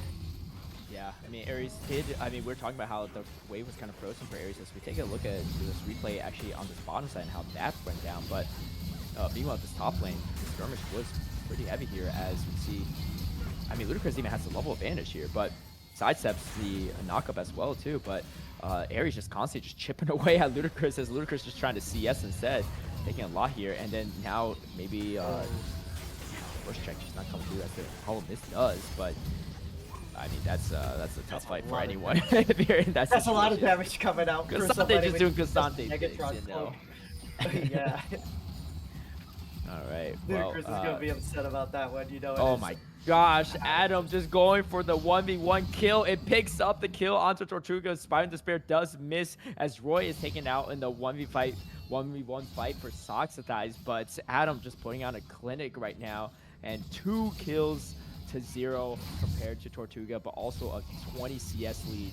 As you see, Black Eyed Peas and Joker are skirmishing a bit here. Cyclone going to come through. Joker is going to be caught in a tough position, but he is going to pop the ultimate to buy a little bit of space. But Ludacris is going to be the one to pick up the kill. So caught in a tough position, and kills are evened up now, 4-4. Yeah, and for a second there, I thought the Black Eyed Peas was just going to take that and say thank you for the leash and walk away, but instead wanted the fight and gets it, and his team able to rotate because Hui screwed up in the mid lane and just died for nothing. So Roy, once again, early game, having a lot of problems, so hopefully his fingers are a little bit refreshed and still good, so he could pull off what he was doing last game, because this is kind of how game 1 went, right? Where strikers were, or Cuties were getting a lot of what they wanted, and then strikers had to come back. So the Glacial Storm is going to do a huge chunk damage and Crystallize, forcing Roy to flash out of there. So flash down on the way is pretty massive here, as we see Soxize flashing forward, doing some more damage, and Roy trying to stay alive, does barely stay alive as Joker is there for the backup. And I believe the egg was popped as well, so that means that Soxize, this passive is going to be going down, and I think Joker should be able to pick up the kill. Roy going to be in the area, though, has to be careful, though, as dancing around with single-digit health bars here. But Joker, with the crucial backup, does help clean things up in this mid lane and give Roy some breathing room. And, you know, despite the fact that Roy is losing this 1v1, is still up quite a bit of CS. And I think that's something I noticed in the last game as well, too. Roy, even though losing the 1v1 in the laning phase, still able to maintain even CS or even be ahead of Soxize in the last game, and clearly ahead in this game, as you see, first item is going to be completed on this way. Yeah, and the Rod of Ages now completed on Anivia, so a lot of the mana issues that Anivia has early on in the game are going to get sort of shored up here, and if Sox can play this game continually how they've been playing it, I think that they'll be just fine. The onus is going to be on Roy to sort of clean up his side of the street and to start getting a little bit of this poke down before getting closed in on by the Anivia, as another little fight here. Tortuga doing a little bit of a bait job here to get Black Eyed Peas into this brush unseen. Yeah, I don't think they have vision of this Wukong at all, but they are playing a little bit safe here. Joker is in the area on the Xin Zhao, so If they're going to try to make a move, they got to go quick here as you see these top laners are continuing to skirmish in this fight.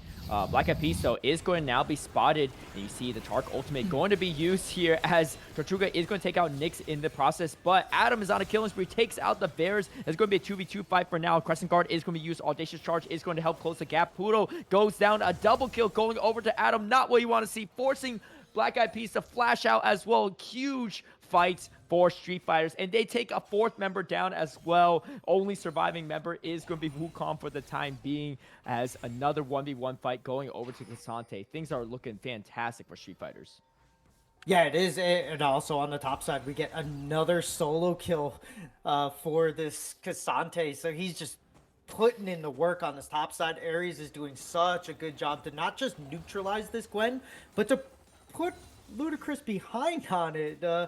I didn't see this matchup going this well for Cassante. We know that late game he's going to be an unkillable beast, and he's going to do everything he can and separate the people that he wants. But we see the Tarkle working almost as well as it can there, as even though Nyx dies, Adam was literally sitting there within 3 people, just taking damage after damage after damage, and just dishing it out himself, while everything was being negated by the Tarkle. So good job by GCCE to get exactly what they want there. Yeah, how about the third back that Tortuga has canceled for Adam? So trying to be as annoying as possible, trying to do whatever he can to help close the gap, but this is a hard gap to close. 4-0 on this Corki, and about, I don't know, 30, 40 CS lead ahead of this Bears. It is not looking good. The only saving grace right now is that they could maybe just annoy Adam as much as possible, but now the Triforce is completed. This lane is about to get harder and harder for Tortuga and Pluto, as we see the gold differential about 3k now, and a lot of that gold is, the difference is in that bot lane. Yeah, and I think at this point now, Poodle just needs to be like, hey, Tortuga, good job, it was fun. I need to go and create some plays somewhere else, because at this point, with as tanky as the Tark is and how far ahead Corki is, I don't think that there's very much that Alistar is going to be able to do except for bait his teammate into bad plays. So at this point now, you need to go, you need to try to kill the Hui, you need to go kill the Cassante and help out your Gwen if you can, but I think the 2v2 on the bot side is over, as Alistair, I think, is listening. I think Poodle's listening to me as they start roaming around the map trying to secure the next objective, which will be the Rift Herald spawning now. All right, they're trying to put as much pressure as turret as possible. If they get first turret, that is going to be feats of strength going over to the side of Street Fighters.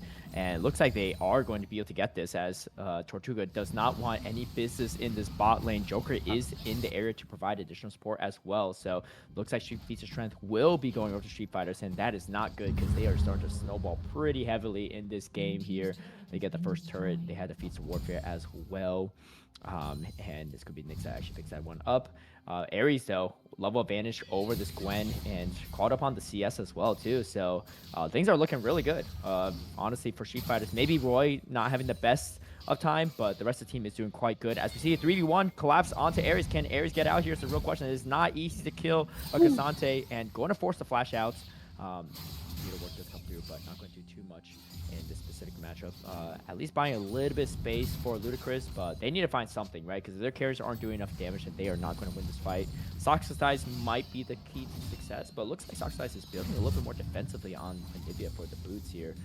Very curious to hear what you think about that one, Phil. Oh, as we see, oh wait, hold on, knocking Adam through the wall. So maybe a little anti-synergy there, going for maybe the headbutt pulverized, but just headbutting Adam to safety. So Adam definitely going to, send the PayPal payment over to Poodle for that one.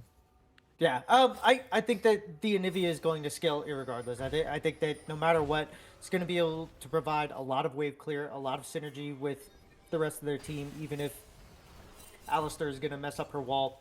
But yeah, I don't mind the tankiness. The rod into Seraph's Embrace is going to provide a lot, and then I think that just trying to not take so much burn damage as Ares. Here comes the all out, and Ludacris is in trouble. Force a flash, and now things are looking pretty rough for this Gwen. Ares might be able to put a lot of damage into his top lane turret, and definitely force Ares to Ludacris to back off here. Teleport is ready though on this Gwen, so could still catch this next upcoming wave, but Ares just putting on a ton of her into this Gwen, and hasn't even finished a complete item yet because did go for the Bramble Vest. But doesn't seem to matter. I mean, it's just Cassante things at this point. Oh, wait, hold on. Ludicrous going for maybe the greedy back here. It's just going to walk all the way back to lane, which means that's going to be another turret going over the side of Street Fighters. Yeah, and I don't hate that. I think that the next objective is probably going to be more important than saving a wave to finally lose your tower next time anyways. So don't hate it, but Adam getting a little bit too big. Oh, for his Adam in a boots. really tough position here as we see the Tarek ult is going to keep Adam alive just for a time being, but the shutdown does go over to Black Eyed Peas. Black Eyed Peas looking for more and is going to pick up another kill. Nyx goes down too. That's going to be absolutely massive to help close the gap here. As you see, still about 3k gold lead, but a shutdown onto Adam is huge, and I think both kills might have gone over to the Wukong, or maybe one did go over to theirs, but the shutdown did go to Wukong, and you definitely want that 2-item spike if you are that Wukong. 3-1 and 3 for Black Eyed Peas, but still a lot more work to be done to help even up this game here. 100%. And if you're on the side of the Cuties and you're like, oh, how do you deal with the Terra Cult? Make them use it. And it was a really good double engage there from the side of Cuties, where you have the Alistar go in. Adam was caught out a little bit because he sort of did that to himself when he shuffled in with his W into an aggressive stance, and then Tarek having to blow that ult a little bit too early, and then having the Wukong to kind of come through and really lock him down. He was knocked up for the majority of the Tarek ult, so that's the way you deal with it. And if Cuties can pull off more plays like that, I think that they're going to be in a really good spot, as Nyx is now finding himself caught out a little bit, but just playing the Vision War game. Yeah, Budos is a-okay for the time being, but this Cassante is starting to be a bit of a problem as Iceborne Gauntlet is going to be completed for the Cassante. And the real question is, how do you kill him, right? But you do have Anivia slowly building up some of this damage, and you have Blade the Rune King as well on Barrier, so that's definitely going to be helpful in these late game fights. But the ADC gold differential is still pretty massive for the time being, as we see both teams just trying to get up as much CS as possible, finish their items before the next objective. Yeah, and I think the answer to that, how do you kill him? Get to minute 40, get a Rage Blade and a Terminus and a Jack Show and, on your Varus and get him to 4 items. That's probably the best way that you kill him. Maybe get him stuck inside of an Anivia wall. But yeah, he's turning into basically a split push menace here, where Ludicrous is just going to be losing out on CS, losing out on XP, slowly draining this away until somebody comes over to deal with him. But that's the pressure that you keep as a split pushing top laner. He's going to require 2 or 3 people to come and answer him. So in about the next 5-6 minutes, I expect to see a lot of pressure from the Cassante start to spell objectives and leads and advantages everywhere else on the map. That's right. And I mean, I don't think Ares even joined for any of these team fights yet. It's just been those 2 kills are just 1v1 fights as well. So that's when things get really scary, as Rift Herald is going to be dropped in this mid lane, trying to buy a little bit of space here. But I think Street Fighters might be able to finish off this Rift Herald before it actually even crashes into the turret.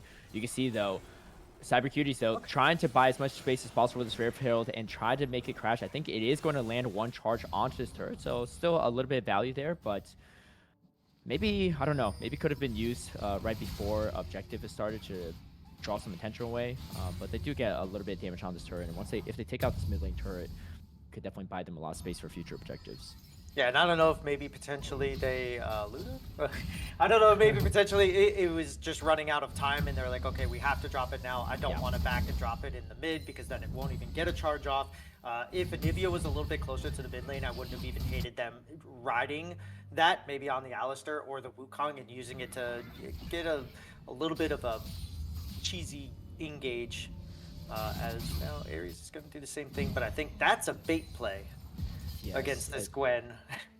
Yeah, Ares not scared of this 1v1 at all. As we see, our supports are skirmishing a bit here, but Black Eyed Peas is here, and Nyx actually quite low on health at this point in time too, and does actually get caught out. Spiral and Despair does land onto Pudo, but Pudo does get killed, so support for support, not the worst of trades. Ultimate is going to be used onto Hui at this moment in time.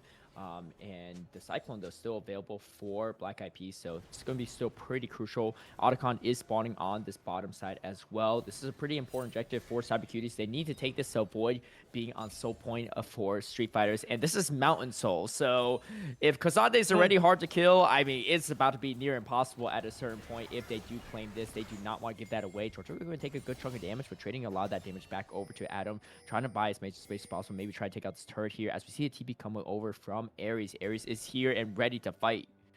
Yeah, you're about to get your wish. Ares joining a team fight. Yeah, well, it's not going to be Cyber Cutie's wish for sure, but they're going to have to deal with it one way or another here. As you can see, the flash forward from Ares, maybe not really connecting anything, and the pole fry is going to knock Ares, or the headbutt going to knock Ares back a bit. Tortuga caught in a tough position here. So Crystallize is going to slow down this push for a time being. Ares going to actually lose half of the health at this moment in time. Headbutt pole fry is going to buy a little bit of space for time. Gwen is going to take out a turret, and now is going to join the fight. Ludicrous going for the flank, but Tortuga is going to be the first one to go down, as Joker is in the middle of it. Cyclone is going to be going through. Spiraling Despair is going to land onto Puro yet again, and it's going to be a double kill over for the Shinzao. Meanwhile, the action is still going on in this backside. Ludicrous trying to take as much damage away from the rest of the team as possible, but just not able to do it. 3 members down for the side of Cyber Cuties. All 5 members still up from Street Fighters. I think they're going to just have to give this Drake over at this point in time. Black Eyed Peas is dead, not able to go for any smite play here. Redemption going to put members quite low, but oh man, they're actually pushing the Street Fighters pretty far back, but now just going to buy the space they need away from the Nipia, and now they're going to finish it off. No members dying for Street Fighters is absolutely huge for them, as we see the gold lead going over to 4K at this point. Yeah, but at the same time, Gwen has now caught back up in CS and actually surpassed Cassante, and with that last team fight, caught up on a kill as well. So even though there's a bounty on the Cassante, and he's 201 with the Jack Show, with the Iceborne Gauntlet, like, he's ready to fight, Gwen got so much on the backside of that where she didn't even really have to join the fight too much. I think not having the Terra Cult on Nyx was monumental in the outcome of that fight, and now the Throw-a-con Olympics are about to start here on the bot side as both of these teams trying to juggle for vision control, but Street Fighters is walking into Cuties territory here. Yeah, I mean, I think for Cuties, you probably want to contest this. The teleport is up for Ludicrous, so if Ludicrous can respond quickly enough. I do like the split pushing here, just getting as much CS and gold onto Gwen as possible. Late game, Gwen is an absolute menace, especially with how short range the side of Street Fighters is, right? They don't really want to be stuck into a Gwen in close melee range. Just snip, just really, does a ton of damage in these fights. Maybe the play is you try to isolate her with a Cassante ultimate, but at that time, too, you also lose a lot of your front line. But might be the only thing you go for here, as Ludicrous feeling pretty confident here, almost about to chunk away this turret. Going to try to grab it, but here comes the all-out to buy some space, but not going to be able to do it just yet. The turret does go down. Ares now in trouble. Pretty long held. Needlework is not going to land, and Ares going to have to play this pretty carefully here, but the snips are going to come through, and we get a shutdown. Ludicrous finally takes the 1v1, and this is pretty scary now for Street Fighters, as this Gwen is starting to get a little bit out of control, and one of your strong members already losing the 1v1, and it's just not really anyone can 1v1 this Gwen at this point in time. No, and a huge turnaround. It all comes off of the back of that last play where they bought enough time for her to go. We saw in that little skirmish prior to the Dragon fight where Gwen just didn't really seem to do much, but now she's got her Nashers complete. She has the Riftmaker complete. The Conqueror stacks go up so quick. So now Ludicrous is on the side of, okay, send 2 people to deal with me now, because at this point, Ares, with as much tankiness as he has, the one thing that beats tankiness is a lot of damage. So if in the 1v1, if Ludicrous can play like that, as we're about to get double objectives down here, as the Otacon and potentially the tier 1 turret probably going to fall with the next wave. But really good spacing on Ludicrous in that last 1v1 against Cassante. Cassante should have had that kill, but in the fog from the brush, she actually was like a couple pixels away to not get touched, and then was able to counter with the Q and the stips there. So really good job by them. And now Cuties is starting to get the fruits of their labors on the backside of a little bit of a throw from Street Fighters.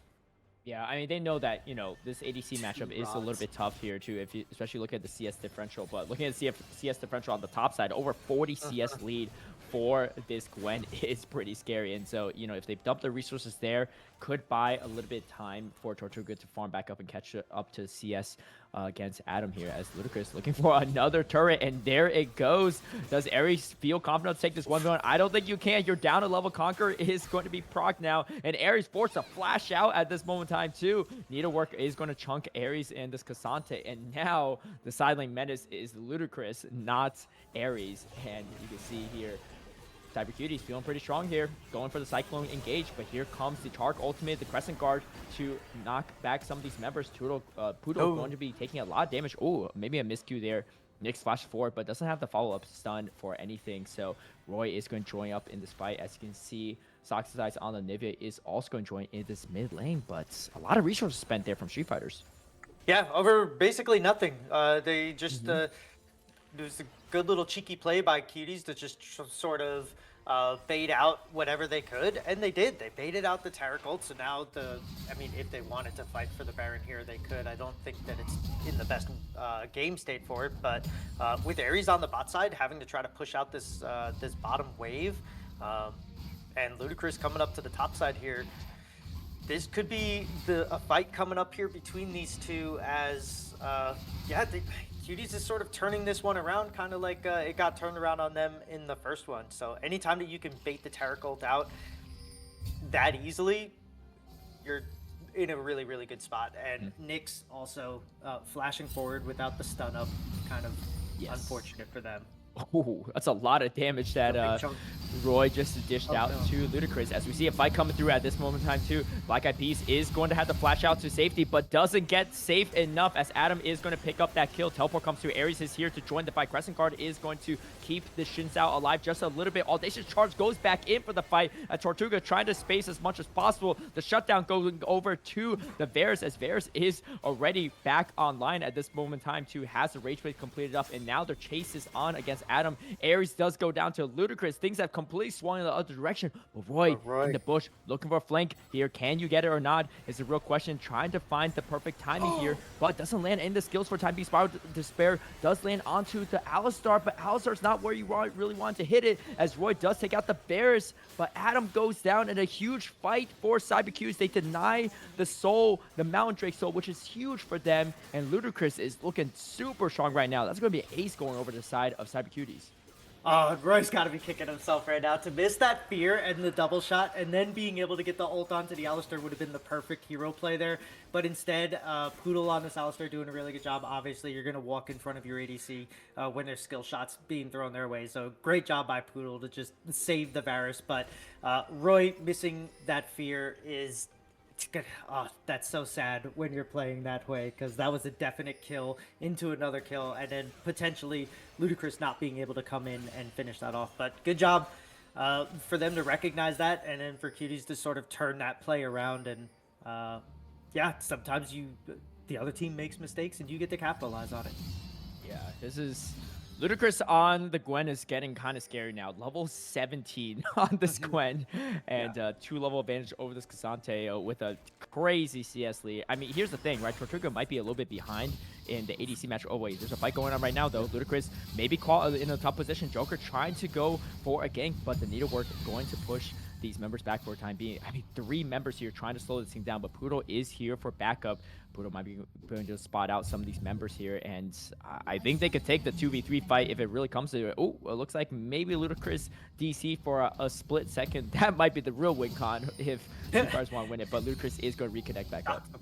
Yeah, docked him. Another thing too, and it's something that you pointed out earlier with the Anivia wall, Poodle on this Alistar not doing a very good job with the headbutt pulverized combos, has saved 2 members now. The Audacious Charge from Joker on the back end of that fight, I'll be quick, was only possible because Poodle knocked him out of the Anivia ult. So gotta clean up these mechanics from both sides here, between Roy and Poodle, both of them making a couple mechanical mistakes that they really want back. Yeah, and Ludacris has that very defensive arm guard built already, and with the Rabadon suit, that's a lot of damage for the Gwen, but now you could buy even more time for yourself if you pop into that stasis if you do get jumped, and, you know, it just seems like Street Fighter doesn't have a clear answer, and I don't really know what their win con is at this point, you know? Yes, you have Adam ahead on CS and Gold compared to Tortuga, but Tortuga is actually a level ahead now, and the other issue is the rest of your team is ahead anyway, so even if you're slightly behind the ADC, you're still in a decent spot. You have Otacon as well, and as long as you don't give over Mountain Soul, which doesn't seem like it's really going to happen anytime soon for Street Fighters, I think you're in a really good position. But the real question is, what is the win condition for Street Fighters at this point? I think it's to catch. That's what it has to be. You have to catch somebody out of position. You have to catch Ludacris a little bit too far extended, maybe walks into something. We already saw that even though they're so strong, Roy can still chunk them down to half health with one combo. A follow-up from Joker or somebody else on top of that would be huge. But you're counting on Cuties to make a mistake now, and Cuties is counting on all of their crowd control and everything else that they have and self-peel from Tortuga to keep himself safe. And then outside of that, you're just literally trying to catch people out. As we see Roy here on this way, just does a ton of damage whenever two abilities connect. So that's your win con. Catch them out, take advantage of their mistakes. Yeah, a lot of magic penetration built onto that way as well, so there's not really any easy way to deal with it too, but there's not really much magic resistance in general on the side of CyberCutie, so this way is definitely a threat to contend with here, and a massive CS lead actually over the Nivea on top of it. So, you know, Roy kind of, you know, quietly just building advantages for himself throughout this game, kind of like last game. And, you know, if Street Fighters want a chance to win game number 2 as well, it's probably going to be a lot on Roy landing a lot of these spells in these fights. Yeah, the big flanks were the story of game 1. Roy coming out on the Ari and being able to get those, and then here in game 2, it's probably going to be the same thing. He's going to have to be at put Cuties or let Cuties walk themselves into a disadvantageous spot, and then maybe bait something out and get a good Tarot Cult before somebody dies, because we saw how well it worked the first time, even though Tarek died, but like, everybody needs to live through that Tarot Cult and not be at 10% health when they come out of it. And I think that that's a big part of it too. So Nyx, a lot riding on their shoulders to make sure that they don't let anybody die or themselves die before the Tarot Cult expires. Yeah, we see the Zanya's completed up for this Gwen, and Ludacris already level 18, and looking pretty scary, just constantly just applying pressure in the side lanes as much as possible, and it just really depends on who really wants to match this Gwen, but there's just no easy way of matching it. As you can see, Street Fighter's trying to find as much space as possible. Oh, a huge chunk of damage going to Black Eyed Peas. That's absolutely massive, because now this Wukong is either going to have to reset or just going to have to take this fight at half health. If Street Fighters can grab this Mountain Sword, that's going to be massive, as Nyx is going to be called out a bit, but it is a Tark, so not going to be too consequential there. Going to shrug off some of this damage. I mean, maybe a Smite 50-50 might be worth it. As you see the Gwen actually pushing off on this mid lane, they could get a lot of value here, but Crescent Guard comes through. Tark ultimate used as well to keep themselves alive for the time being. Crystallized is going to buy a little bit of space here for the rest of the team. Joker is really low, and it's actually going to be Tortuga that kills Joker. That's huge here as we see the stasis coming through on Sox's side. Nivea. Nivea is going to be popped. The egg form is there. Ludacris is here for the flank, though, and there's no way anyone can stop Ludacris in this fight, as Ludacris is going to snip through the entire team of Street Fighters. A double kill going over to Ludacris. They're looking for more. Black Eyed Peas is back in this fight here. Ares trying to peel for the ADC, but things are looking a little bit hopeless for Street Fighters at this time. Ludacris is just going to keep cutting down the waves, cutting down the members of Street Fighters. Adam has the Valkyrie out to go to safety, but only losing the Alistar for the Drake for 3 members of Street Fighters, as they're looking for a 4th member. Ares, caught in a tough position here, is going to go all out just to stay alive. Meanwhile, Soxsize gets the mid inhibitor. I think this might be all they get for the time being, as the rest of the members are starting to respawn for Street Fighters. But a huge fight yet again for CyberCuties. Yeah, and once again, they stopped the Mountain Soul from going over to the side of Street Fighters. So if you're on the side of Cuties, this is your tempo gain. This is your time to say, okay, we now have the game. We can't throw it like we did last time. We need to just keep this pressure up. And Street Fighters getting some picks here and there, and doing kind of what they need to do. However, Yeah, I think at this point they're just a little bit too far behind, especially since the Gwen wasn't even in that fight to begin with. So on the back foot here, they need to sort of try to pressure somewhere, get a pick before the fight start. And even though he died for it, I love the flash stun from Nyx in that last fight as Tortuga's kind of caught out All now. right, yeah, caught out for the time being, but there's just not enough damage as the Terminus is completed on this Varus. And it is starting to dish out damage back over here as Joker is about to die yet again. The Taric ultimate is going to keep on live for the time being, but Black Eyed Peas is there. Godlike is Ludicrous and goes for the double kill as well. We see this Biome Despair land onto Wukong. Wukong does go down, so 1 for 2 for the time being. But they're looking for more as Adam is still here. Adam takes out Poodles. The teleport comes in from the Nivea though, and Nivea is looking for blood. The Crystallize does lock down Adam, and Adam does go down. Killing spree for Soxathize, and looks like it's going to be an ace. And game 2 looking really secure for Cyber Cuties.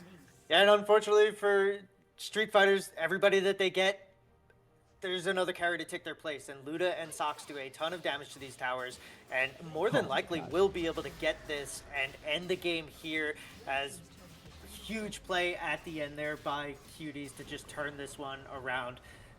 Much like game 1 where they threw it, I kind of feel like Street Fighters had this game on lock too, and then they just sort of gave it away at the end there as well. So a good comeback win for Cuties, and now they've tied the series up. It's now a best of 3 series with a couple champions that you can't play. So I really like the grit and the determination from them to just weather the storm, come back and get back into it, to take game 2. Yeah, I mean, Cyber Cuties, they're not 6-1 in the regular season for no reason at all, as they show the resilience and the comeback potential in this game number 2. And actually leading the damage on the side of Cyber Cuties is actually that Varus. And, I think Tortuga just sneaky in the damage, especially in the mid to late game fights, right? A lot of the focus was on that Gwen, but Gwen was joining the fights late. It was really the Varus dishing out most of the damage for their team. You see a lot of damage from Adam as well, and Just that's a menace right there. But just a little bit too much from the Gwen, and it looks like we have an even series on our hands now, from a best of 5 to a best of 3. We're going to take a quick break, but we'll be right back for game number 3.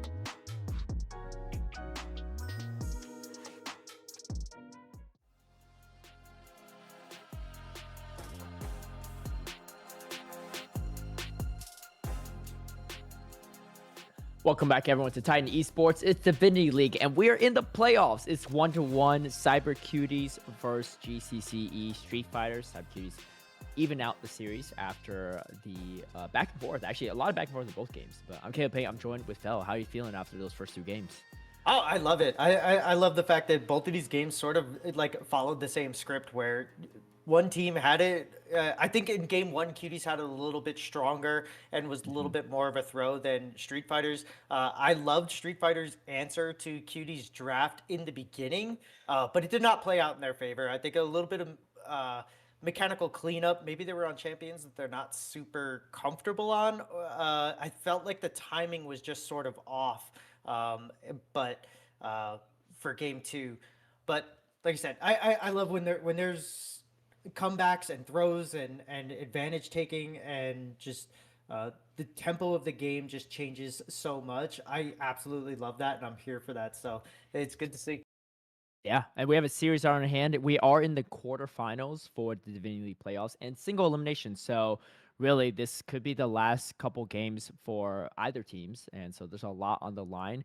Conduit Cyber Cuties are 6-1 in the regular season. Meanwhile, GCC Street Fighters is 4-3. But they've been here before in the playoffs, and obviously they can put up a fight as well. So they're definitely not worried about being the underdogs, I guess, quote unquote, based on the records. But we do have a lot of bans or champs banned out already because this is fearless format. So 20 champions will not be eligible right off the bat, and then additional 10 will be banned out in this game. But the champ pools are thinning out, and this is where things get really exciting.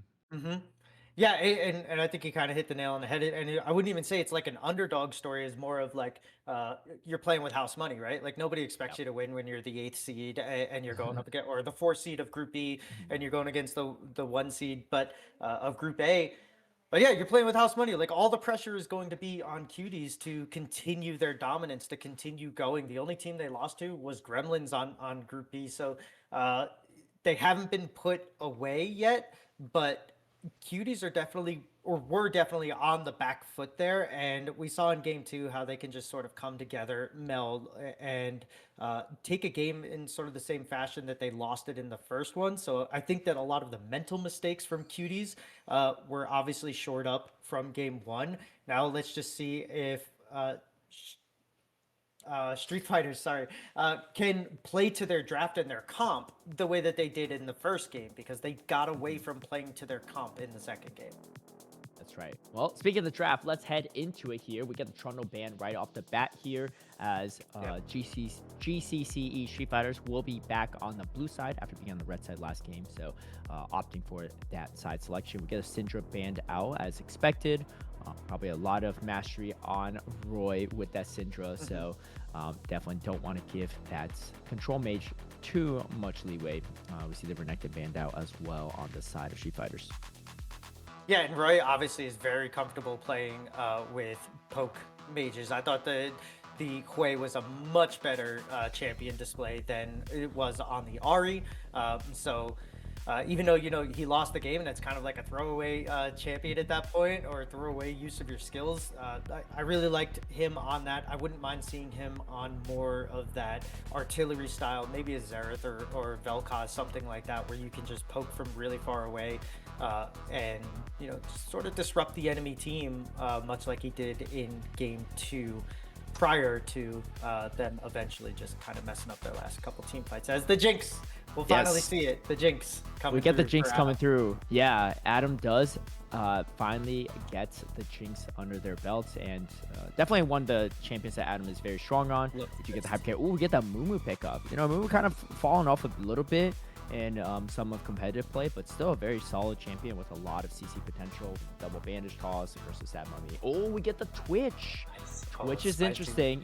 Having been an ADC myself for some time period, Twitch is one of those champions that's pretty annoying to play into Jinx, because if they just burst you down, especially 1v1, it is tough, especially if you don't have any, you don't proc your passive, you don't get, your stacks up and stuff, and attack speed. But we get the Viego pickup on the side of Street Fighter, so Joker looking for some more carry potential in this game.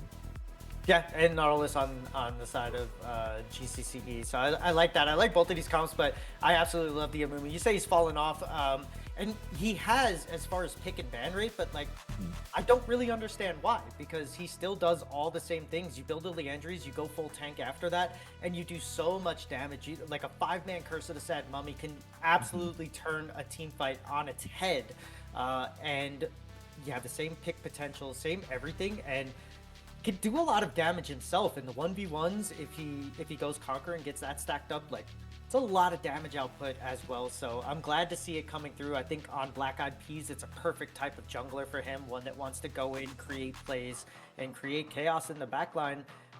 And to follow that up with a Twitch, with a Runons and an ult, that is a lot of damage threat and potential coming out right away. Yeah, we get a Set and Silas ban on the side of Cyber Cuties, so kind of interesting there too. But we get the Darius ban on the side of Street Fighters. I mean, you do have the counter pick for Cyber Cuties, and they are going to save that for the top laner. Right now, the comp looks pretty frontline weak. You do get the Mel pickup though for Sacrifice, and Mel definitely one of the stronger champs, especially after seeing, you know, Faker and some other prominent mid laners play in Worlds, so maybe some effects in that respect. But we do get Orianna, definitely a very reliable control mage, and, you know, especially with the ball delivery system there too, can buy a lot of space for this Jinx. What you really... Oh, Volibear. Volibear in the top lane. Okay. I mean, Volibear in the top lane is, I believe, a little bit stronger in this patch compared to Volibear jungle. So, definitely is the front line you need to, you know, buy a little bit of time for the Jinx to get that passive proc. And, we get the Mordekaiser pick up. This is going to be pretty big because there's a lot of damage on this Jinx. But if you, you know, bring that Jinx to the Death Realm and take her out of the equation, fights can really turn in your favor. Yeah, it can, and this is something that Cuties really has to be cognizant of, is to not let this Jinx get ahead. They need to either be there for counter engages or counter ganks in the early game, or just leave this lane alone and let your Twitch fall behind a little bit, but not too much. You know, obviously you can get lane bullied out. The Nami is a great pickup for Twitch to be able to give them the sustain, as long as you can avoid these hooks from Nyx, which we're finally going to see Nyx on an engage type of champion instead of the supporty enchanter style. So this is going to be fun to watch. A lot is going to be on the shoulders of Tortuga in this game to play this Twitch well. And then hopefully for Ludicrous, you don't turn into the I sacrifice myself for the rest of the team, because that can also happen. If Jinx gets too far ahead, your job is to go in there, ult her, and kill yourself in the Death Realm, right? And like, it feels terrible because you want to pull somebody else, you want to pull a tank, you want to pull somebody, but you need to give your team the opportunity to turn fights around and to be able to get, you know, Twitch to do all the damage. So I like the comp. With the Set ban, I would have liked to have seen maybe a Scion or somebody a little bit more tanky, but to go toe-to-toe with the Volibear, if you could pull it off, Luda, we saw how well they can play champions like Gwen and stuff. So the bruisery mage fighting style, I like to see that as well. So this should be a very interesting game, and as long as one team doesn't snowball too hard, this is going to be an interesting late game as well. Yeah, definitely. I mean, Street Fighters, I really like Street Fighters comp a lot, and I think they have a ton of potential to snowball in fights. Between the Jinx passive and the Viego passive, right, and all the resets, like, it's pretty scary, because even if you take Jinx out of the equation, but if you got Joker, like, the moment someone dies on the side of Cyber Cuties, it could be really disastrous, because you get the Jinx passive going on, you got the Viego, right, taking over as well and healing back up, and it's just, you know, reset after reset for them, and it could really be deadly. So you're gonna have to really just try to stay alive as much as possible. It doesn't matter who's dying in these fights, whether it's a Nami or a Mumu, you know, or your ADC, you just need to try to keep them alive as long as possible to prevent that from happening. But I kind of favor Street Fighters in the composition. What do you think? I do too. I thought the Mel was a great pickup until I saw the Orianna. Obviously, Mel into a Jinx or an Ashe or anybody else is going to be great. Into the Nautilus, it'll knock the depth charge back up at them, but that's not too huge.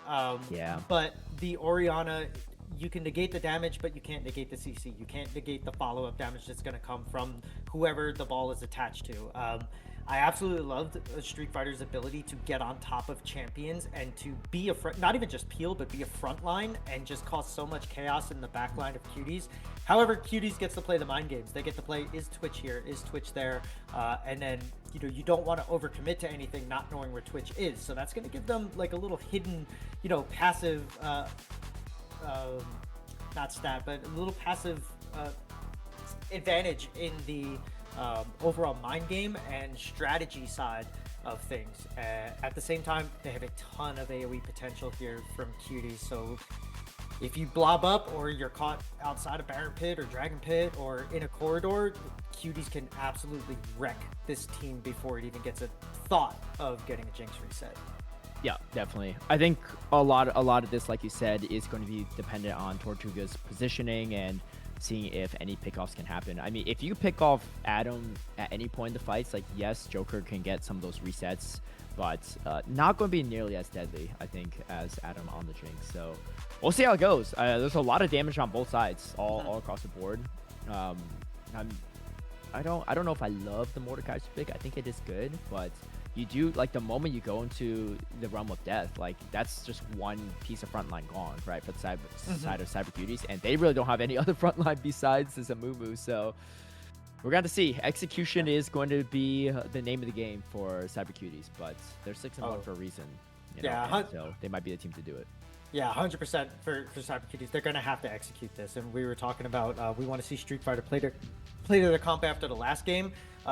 It's going to be a lot easier for them to do. They have a much easier comp to pull off here. Dive, create chaos, and get resets. And, Cuties is going to have to play a lot of the mind game and not get caught out and not give anything. And in the late game scaling part, I think that they do have the advantage. But like I said, you got to get there. And it's going to be very hard. And outside of getting his stats shredded, Volibear wants you to pull him in. He wants you, like, he's daring you to come in at him, and he wants to fight on top of you. So we see there is an invade coming through for the side of Street Fighters down here in the bottom tri-brush. They are caught out, and I love this play from Cuties. We're not even going to mess with this. We're just going to let them do their thing and walk away, not be anywhere near this Nautilus. Yeah, I definitely don't want to take that engage early on in the game.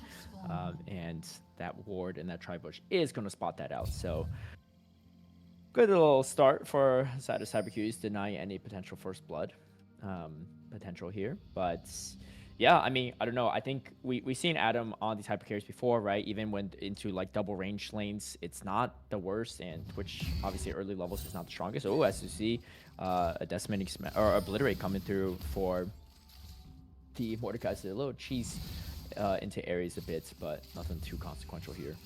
Yeah, the good sportsmanship from game 2 apparently is gone now. As I don't think that Street Fighters like to get the game flipped on them there. So a little bit, a little bit more of a serious tone here, which I absolutely love. Is Nyx is lucky he didn't take that. Yeah, definitely. We can see Nyx just hiding in the bush a bit, but Tortuga applying a ton of pressure onto this Jinx. Adam already below half health at this point in time too. This is exactly what you want to see from your bottom lane if you're a Cyber Cuties fan, or if you're just Poodle and Tortuga making their laning phase as seamless as possible here, and doing a really great job of just standing behind minions, avoiding the dredge line. Ignite is going to be used onto Tortuga level 2 though on both bot laners here. Tortuga quite low on health, but Exhaust coming through. Nami just buying the space, and Nautilus damage early game is definitely something to contend with as we get the first blood going over to Nyx, and now the flash forward from Poodle flashes straight into Nautilus, and you get a pickup there going over to Adam on the Jinx. 2 for 0. That is absolutely the worst case scenario for Cyber Cuties, outside of the fact that Jinx didn't pick up both kills, but that is not a great start for this bottom lane for Cyber Cuties. No, it is not. That's a killer right there. And I would have loved to have seen Nyx take that second kill and be like, I did all of this work. It's crazy because Tortuga had such a health advantage, and they hit level 2 first, but then as soon as the level 2 hit, Nyx knew exactly what they wanted to do.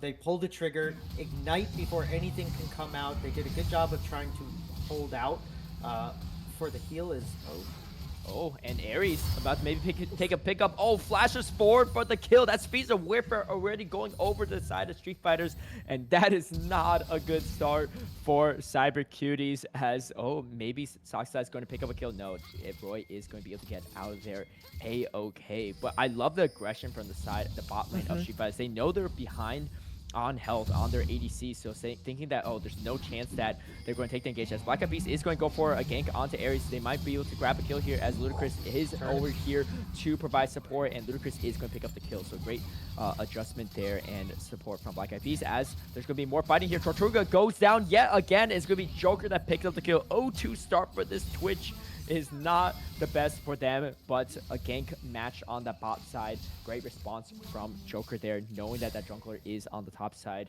for the side of Cyber Cuties to pick up that kill. And this is going to just buy so much extra CS for this Jinx and experience, and things are getting a little bit out of hand. Yeah, and it's just all over the place here. Just non-stop fights, which I love to see, but it's especially after game one, right? What was that, Yeah. like 12, 13 minutes for the first blood? Yeah, they broke the record for longest first blood in a match for Divinity League. So, I love the aggression. I just think that it's untamed at this point. You know, like Ares gets a really good play up against Ludacris, but then just stays a little bit too long, knowing that his jungle's on the bot side.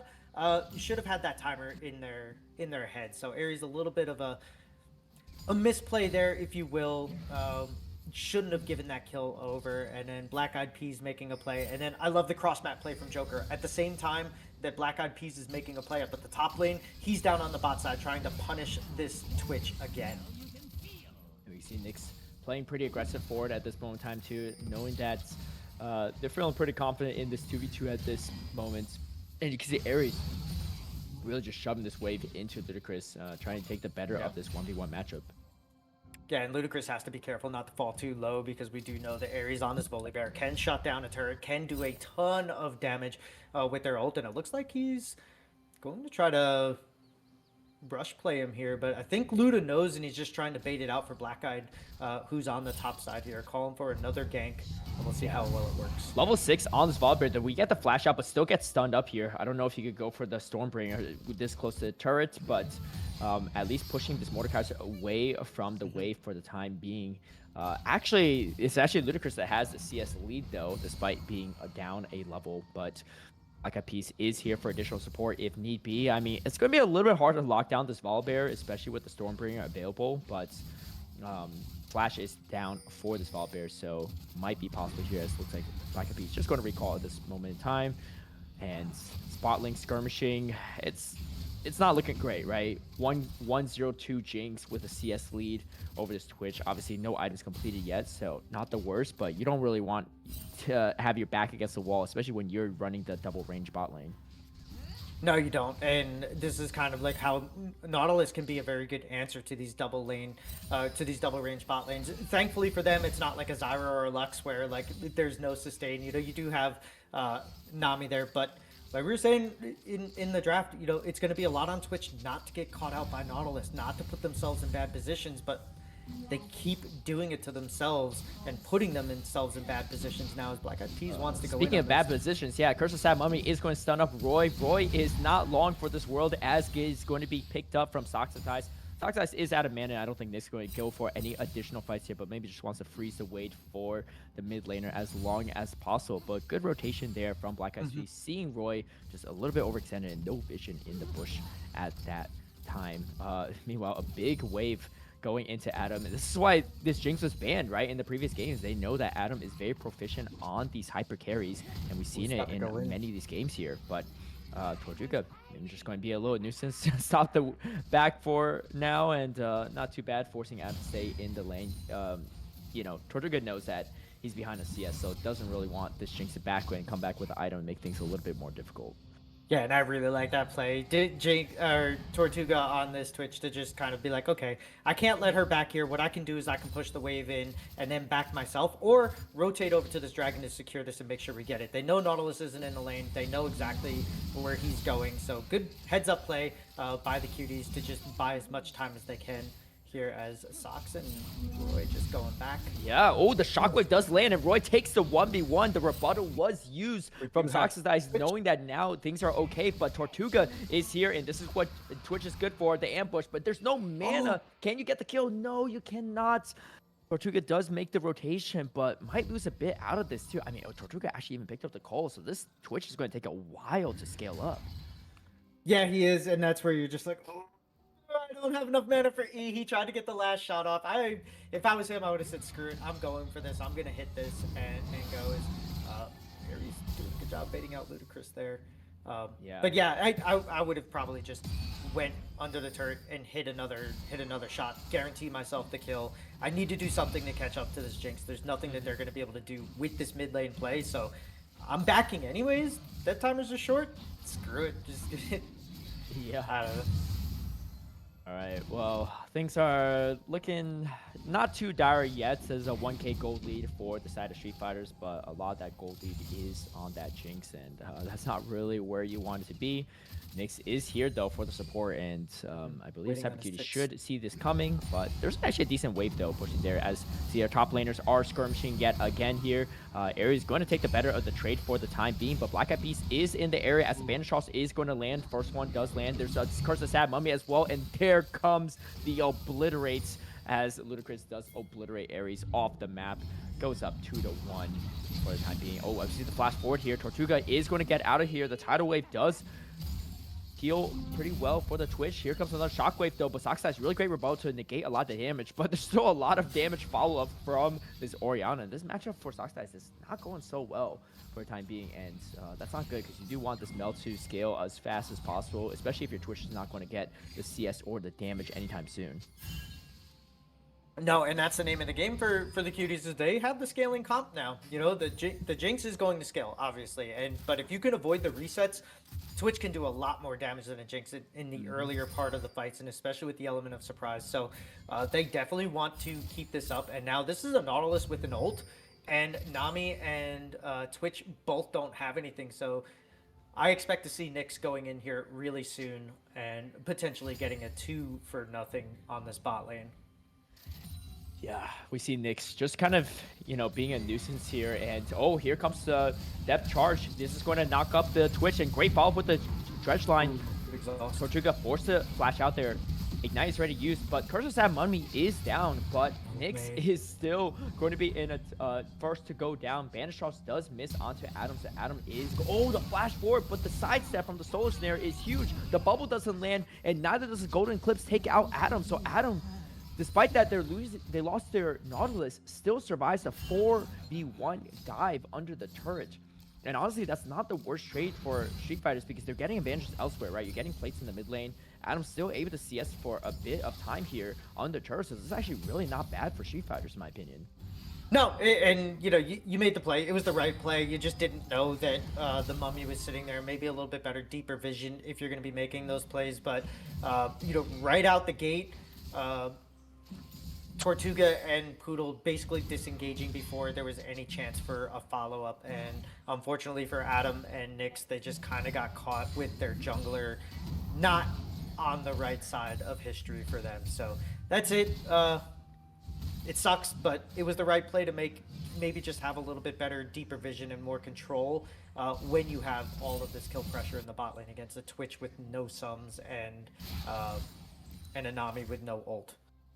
Yeah, Yontalis is going to be finished up for this Jinx. Obviously, the Twitch is a little bit behind, besides the fact that doesn't have any kills to his name, but also behind on CS and did spend the money on the Cole. But the Cole obviously is going to be used to try to catch up as soon as possible. What do you think about this Rylai's build's first item on this Mordekaiser?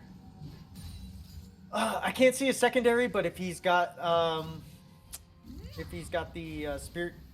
What is it? The one that gets approach velocity. Yeah, approach velocity is absolutely huge on him. He's going to be able to stick on to anybody that he gets inside his death realm, so it's going to be a lot harder to outplay him.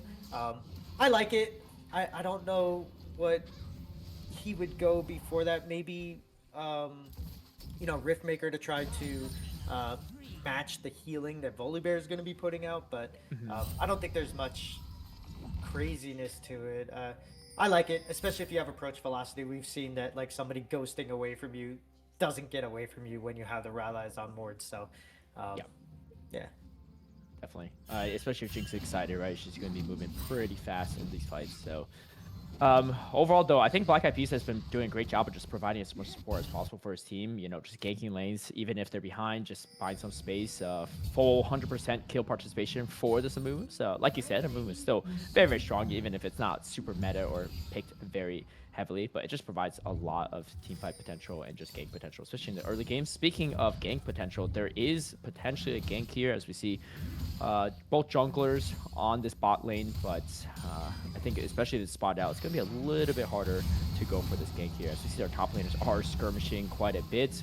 Ludacris is, trying to do whatever he can against Ares and actually doing pretty well in this 1v1 fight for the time being. I mean, it's just a Rod of Aegis completely on the Volibear, so maybe not the strongest item early on, but it is definitely going to help this Volibear scale into the later game. Black Eyed Peas, though, looking for a potential engage, and Dredgeline is going to connect on Moon. Maybe not your best favorite target here, but Curse of Sad Mummy is going to stun things up for now. Tidal Wave going to land. Oh, doesn't actually land on anyone, but forces the flash out, and that's actually going to be Joker going to be the first one to drop. Nyx still in the area, but maybe staying a little too long just for the fruits. I don't know if the fruits is worth it. Going to take the scenic route, but this Nautilus might not be in the best position here. As you can see, Adam trying to... Ooh. Oh, wait, hold on. The re-engage from the Dredgeline, knowing Nyx is like, I'm going to die anyway, so I'm going to try to maybe get a kill for Adam. Adam sidestepping all these skill shots for now, but there are still 4 members. Roy is here, though, and the shockwave is huge. Poodle goes down, and now the Jinx is excited. Going to have to be careful here, as Tortuga is quite low, so is Soxidize, and they're pretty low on mana. Yes, you have the Mumu, but there's not enough damage maybe to match, as the Soul Snare is going to slow things down a bit. I think this is going to deny Cyber Cuties the Drake for the time being, so it's not terrible of a fight for Street Fighters. No, especially since Nyx did one of the worst things that you can do, which is ult the tank, with not knowing where anybody else is. Nyx, save that ult for the Twitch, please, next time. Or, no, probably not the Mel, but yeah, you need to save it for the Twitch or the Nami to keep them locked up and out of the fight, because that almost turned on their head because of that. And the Twitch has his collector now. Nobody's getting away with that low of health. And they got lucky that Tortuga on this Twitch overcommitted to trying to kill the Nautilus there. You got to let that one go as well. I think a little bit of a... I don't want to say bonehead, but not a great play from him, considering the fact that they basically had the dragon shored up and guaranteed if he would have just walked away and taken the 1 kill that he had already had. Yeah, it's tough too, right? From his perspective, thinking, all right, this is like a low HP Nautilus hugging our turrets, right? So this should be the easiest kill, but I do really like that re-engage from Nyx, and of course the rotation from Roy did help things up. But it looks like Street Fighters are going to be the ones to start off this Drake, and this could be pretty bad because this looked like Cyber Cuties Drake for sure, but now it's going to be actually the Drake going over the side of Street Fighters. They're going to try to mash this up though with the Grubs on the top side, and they should be able to get that A-okay. So still getting something out of it, but could have been potentially just a Drake and then Grubs as well for them. Yeah, and they also had already gotten the feats of strength as well. So I think Cuties were like, okay, we're not as strong as them if we 4v4. Even though they caught them out, I think they kind of got away with that fight by a mistake from GCCE more so than them really playing it perfectly. Ooh. So yeah, I think this is just guaranteeing a kill here. So I do like the fact that they're like, all right, we're probably not going to get this Drake, so let's go and get the Rift Herald, smash it into a turret, maybe even get into a second smash over in the mid lane and some fun piloting here. But decent answer from the side of Cuties to at least get something out of that after, losing the dragon from bad overcommitment. Yeah, maybe Cyber Cuties not super confident on the driving skills of Rift Herald. It is kind of a long drive to that mid lane, but still getting that turret and getting that instant gold in their pockets. They do have a slight gold lead, but a lot of that, it is still quite close for the time being here. Bubble is going to slow down Joker for now, but maybe it looks like Street Fighters might be looking to try to pick a fight in this mid lane. Let's see if they go for it or not. Amumu is in the area, and again, Black Eyed Peas has been playing this game pretty clean so far, and just trying to do whatever he can for the team to keep them in this.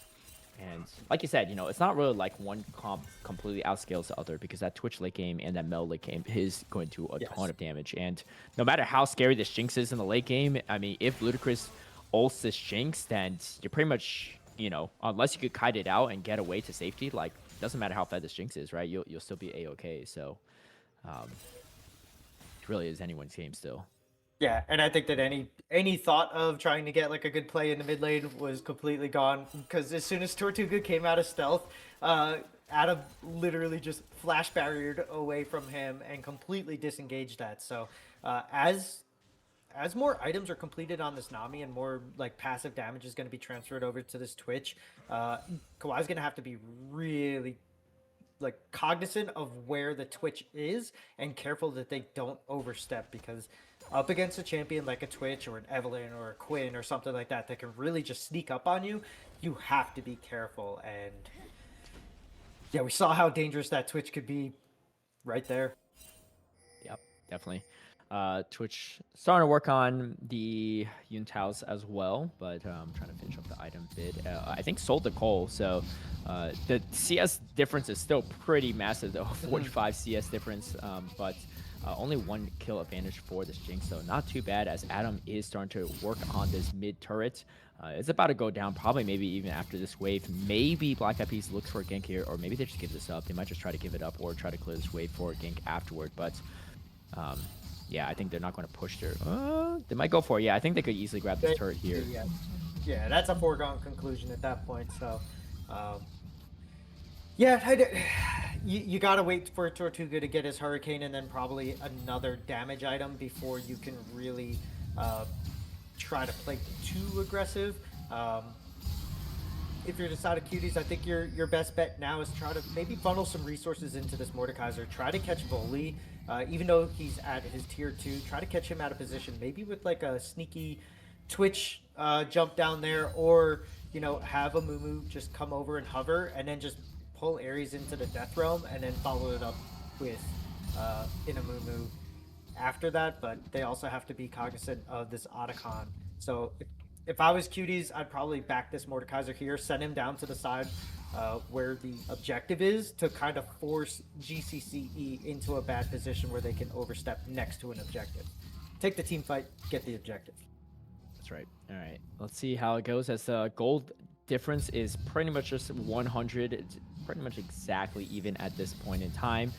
Both teams might look to potentially skirmish if possible, as Adam, I think, is trying to finish the second item and does get the Divinity. It's actually going to be a huge one, but it's actually going to be Runaan's picked up for Tortuga. So yeah, it makes a lot of sense, especially on the Twitch, going to dish out a lot of damage. So both ADCs hitting some power spikes, even though Tortuga is a little behind on CS, only 1 level down, so not too bad. Hence, this Rod of Ages is full stacked up, and we got the Rod of Ages Flicker Blade combo for this Volibear, and this is where this Volibear gets pretty scary in these 1v1 skirmishes. Yeah, and then not just the 1v1s, but the ability to get into the backline for free with the ultimate, and just be able to just jump in there and just do all this damage. And yeah, the Flicker Blades, I love that they changed this item to kind of make it like a Volibear special or an Udyr special, where you don't have to crit to get the passive to work, right? Like, kind of a Tryndamere item, and change it. We get an engage here, though. The Chompers are going to be thrown to slow things down, but Solar Snare does catch Nyx, and Nyx is just completely caught out of it. Tidal Wave is going to slow things down a bit, as the Golden Clips does some damage. Doesn't do anything yet, but the shutdown is there, and it's going to be a move that picks it up. Adam is down. That's a lot of their damage, and now Street Fighters are on the run. Ludicrous going to try to run down Joker. 3-level advantage. Things are not looking good for Street Fighters, as another kill go over. Ares is the one to drop. 3-0 so far. A huge, massive fight for Cyber Cuties, and really off the backs of that early pickoff with the Nautilus. Yeah, and on the backside of that fight, we just saw Ares basically chase down 3 members all on his own, and eventually lost to a very good job of kiting from the Nami and the Twitch. So really, really good job. They took that fight before the teleport came in from Ares, so they were late to the fight. Great job just pressing the go button and saying, we need to hit this. Nyx has to be in better position, has to be the one to call this out and start the fight themselves. If GCCE are going to get caught on the back foot of these plays, that's going to happen to them a lot, and this game is not going to go the way that they want it to. It is not, as that's a lot of things going over to side of Cyber Cuties. 3 kills for 0, the Drake and the Otacon. I mean, yes, there's a gold lead, but there's a lot more other resources that they also gained in that fight. So things are looking pretty good for them. And really just really great execution on that fight, you know, front to back, as Nyx was caught in a tough position and just it got worse and worse, right? He was just getting ping pong back and forth between the members of Cyber Cuties. Yeah, and even though Socks and Thighs kind of blew their W a little bit early, it didn't really matter. They were just so far ahead at that point in the fight. And as you said, once Adam is gone, there's not a lot that they can do on the side of GCCE just yet, unless you can get Joker into a good position and a good Oriole, or a follow-up with Ares on the Volibear into an Oriole. But a lot of that plays on their ability to create positioning from the side of Cuties to allow that kind of stuff to happen. So if Cuties keeps playing this way and they keep spread out, they don't let an Ori ball like take 3 or 4 of their members out, then Roy's going to be at a huge disadvantage as far as being able to delete these guys as the fights go on. Yeah, I really like the build path as well from Black Eyed Peas on this Mumu, right? You got the Abyssal Mask, obviously a great item for the Mumu, but I mean, if you look at their team, I mean, there's magic damage on almost like every champion, right? Even the Twitch has some too. So just you know, just getting tanky yourself, but also just providing more damage for the rest of your team. And there's not a ton of like reliable frontline, right, for the side of Street Fighter 6. Yes, you have Nautilus, but just a support Nautilus, right? And you know, this Volibear might have to go with Spirit Vicious sometime soon, because otherwise you're going to get just shredded in these fights from magic damage. Yeah, and then on top of his own passive, you know, it just that's the only way that you can stack Abyssal Masks, right? Like the only way you can stack Abyssal Masks is by playing a Mumu and shredding their magic resist before the fight starts. So I love that pickup from him. As well, Cuties is going to want to play 4 or 5 deep every single time that that a fight breaks out. So I think it's great as an item there. So yeah, itemization always, I wouldn't say is always underlooked, but it's kind of something that you don't really think about until you see the other team with an item and you're like, huh, oh, well, that sucks. Yeah, we see some good itemization, I think, from both teams throughout the series. So you know, once in a while we get a few head scratchers, especially in Divinity League, but things have looking pretty good from both teams so far. Looking at the gold difference, though, things are, you know, definitely favoring Cyber Cuties for the time being, but Baron is up. I don't think either team is going to try to contest it yet without any type of pickoff. Ares, though, is maybe not having the best of time in this 1v1 versus Ludacris for a time being. Ludacris is pretty strong on those 2 items, plus the Bramble is going to keep him pretty healthy in these fights, despite the lifesteal from this Volibear. Yeah, and I think another thing too is that you know, Roy has been doing such a great job of beating Socks the Thighs in the 1v1s. But we see now that this Mel is 4-1. So even though they were losing in the lane and they got solo killed and it wasn't really going their way and they are still kind of down CS, the ability to just come back and you know, get yourself into a position where you're like, okay, I'm caught up on gold, I'm playing these fights really well, and now I can add a lot to this team fight as well. As Tortuga coming in. All right, Tortuga dishing out a ton of damage. Barrier is going to be popped here, and that is going to force Adam back, and that's the power of Twitch, especially in this 1v1 against Jinx. And, you know, Adam, despite being, what, 60 CS ahead of this Twitch, does have to back off in this time period, and this is why they did pick up that Twitch as a counter pick to that Jinx. Yeah, you can literally just come out of anywhere. And Adam is either going to have to fight back and have his team hovering him, or he's not going to be able to show up on the map anymore. If they keep allowing Twitch to just sneak up on him and keeping him solo by himself and isolated from the rest of the team, like, what stops Tortuga from literally waiting for Jinx to come back and then just going invisible and hitting it again, right? I guess this will, because now 5v5 is about to break out. All right, Nyx gets, oh my gosh, Poodle just gets completely destroyed from Roy, and now the resets are coming through as Adam is excited and dishing out a ton of damage, but the Realm of Death is there as Ludacris is trying to take out Adam as fast as possible. The rest of the team is hovering around Ludacris. Yes, Adam goes down, but Roy picks up the kill over to Ludacris, and that's going to be 3-for-1 traded over for the side of Street Fighters. That is going to be the pick they need to start evening up this Drake. This is going to be their Chemtech Drake that is going to be picked up here as Ares is going to clean up his wave a bit. But that's what you need, right? From the side of Street Fighter. You need an early pick. You get that Jinx excited. You get the resets coming through for that Viego as well. And that's where you start snowballing in these fights. And, you know, they dumped a lot of resources to kill Adam at that point in time. But I think that's well worth it for Street Fighters.